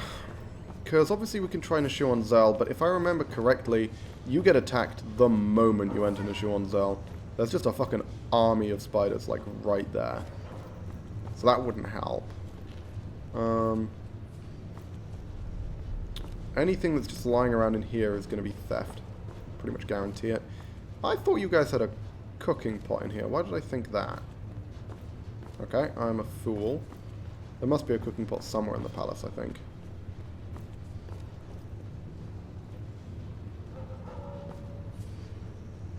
Because I seem to remember the palace being the one place where I could find a cooking pot back in the day. In here? If there's going to be a pot anywhere, it'll be here. There we go. Move. I assume I can use this. Yes, thank you. Chef's toolkit. Dragon stuffed rabbit. What a... I don't even need water for this. Because it's not even a stew. What an absolutely fucking mental ingredient. Not ingredient, like piece of food. That is unbelievable. What the shit, man? 6,000 seconds. 6,000 seconds. For a couple of flowers stuffed inside a fucking rabbit. That's bonkers. I feel like that's got to be an error. That has to be an error on part of the designers, where they just overlooked the fact that dragon tongue is not an ingredient you get from a dragon, right? Because it describes it as ironic. It's an ironic ration. Surely the irony is intended to be that you're putting bits of a dragon, one of the toughest creatures in the game, inside a rabbit, one of the weakest creatures in the game, right? Surely that's the intention, which is also why it's so powerful, but they just overlooked the fact that dragon tongue is not a dragon ingredient. It's a flower. That can't be deliberate. Surely they'd have changed it if it wasn't deliberate, though. Like, it's... Surely they'd have changed it. Unless maybe that was how it started, and then people pointed it out, and they were like, nah, leave it, it's funny. That could also be true. But, yeah. God damn. Hate the fact that picking mushrooms inside these buildings classifies as stealing. That's really stupid. Not a fan. Not a fan. And all of this is obviously theft. I can't take any of this. If I could, I absolutely fucking would, and I'd melt it all down and I'd be golden already, but unfortunately not an option. Okay, so where to get dwarven metal is the next question. Where can I find people wearing dwarven gear who I can easily kill? Or where can I find a Dwemer ruin where I'm not about to get punked immediately upon entering by a small army of Fulmer or spiders or automatons?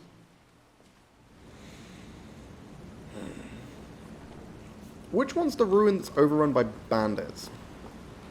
Because that one might work. Pretty sure there's a ruin near here that's got a lot of fucking bandits in it. We might be able to do that. Just take the bandits out from a distance and then sneak into the ruin. Because if there's just bandits in the first layer of the ruin, they'll be far deeper in, I'm sure, but we don't need to go deeper in. We only need to go deep enough to find random, you know, dwarven metal or whatever.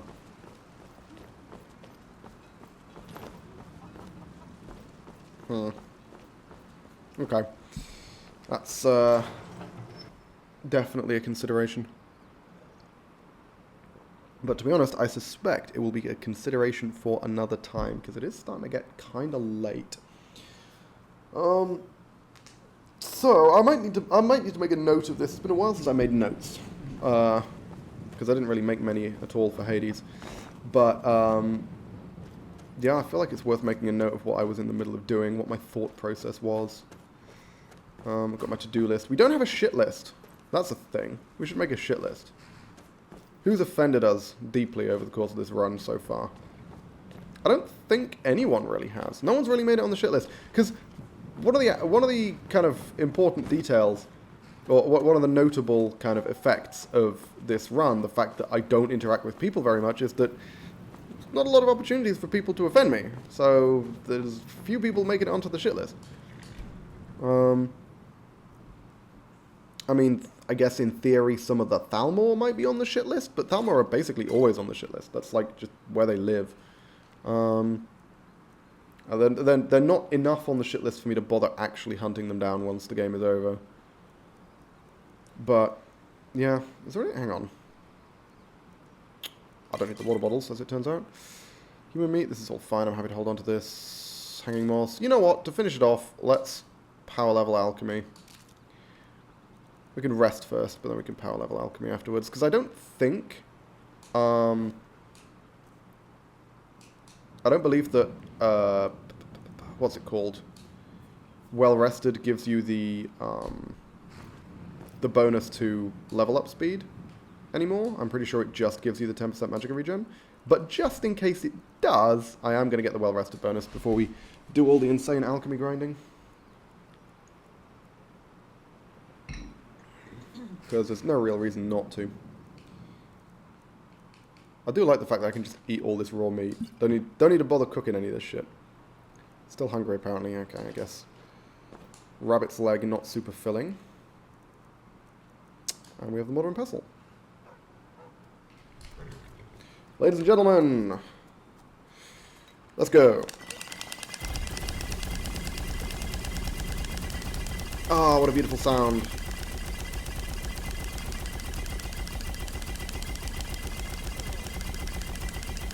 I'm not very good at clicking quickly, but we're getting through it, I wish there was a way to do this en masse.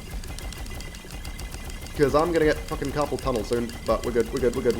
That's got to be a couple of levels, surely. That was a lot of alchemy training. Whew. Has that leveled me up twice? Yep. Nice. Okay. And with that, we're probably going to put... perk into marksman, perk into sneak, I'd have thought. We're not going to need perks in alchemy for a while. Night vision, is that actually useful? Because I have a sabercat eye. But I seem to remember night vision not being super useful. Let's take a look at this. I'll pick it up. I feel like it helps the stream see. I don't think it helps me see very much, but I think it does help the stream. And then the next one is the sneak one. This is really important. Yeah, cool. Okay. Brill. Now we can dump the rest of this crap. And also all these potions. I've got 172 potions of damage magic regen, and I'm going to drop them on this man's carriage.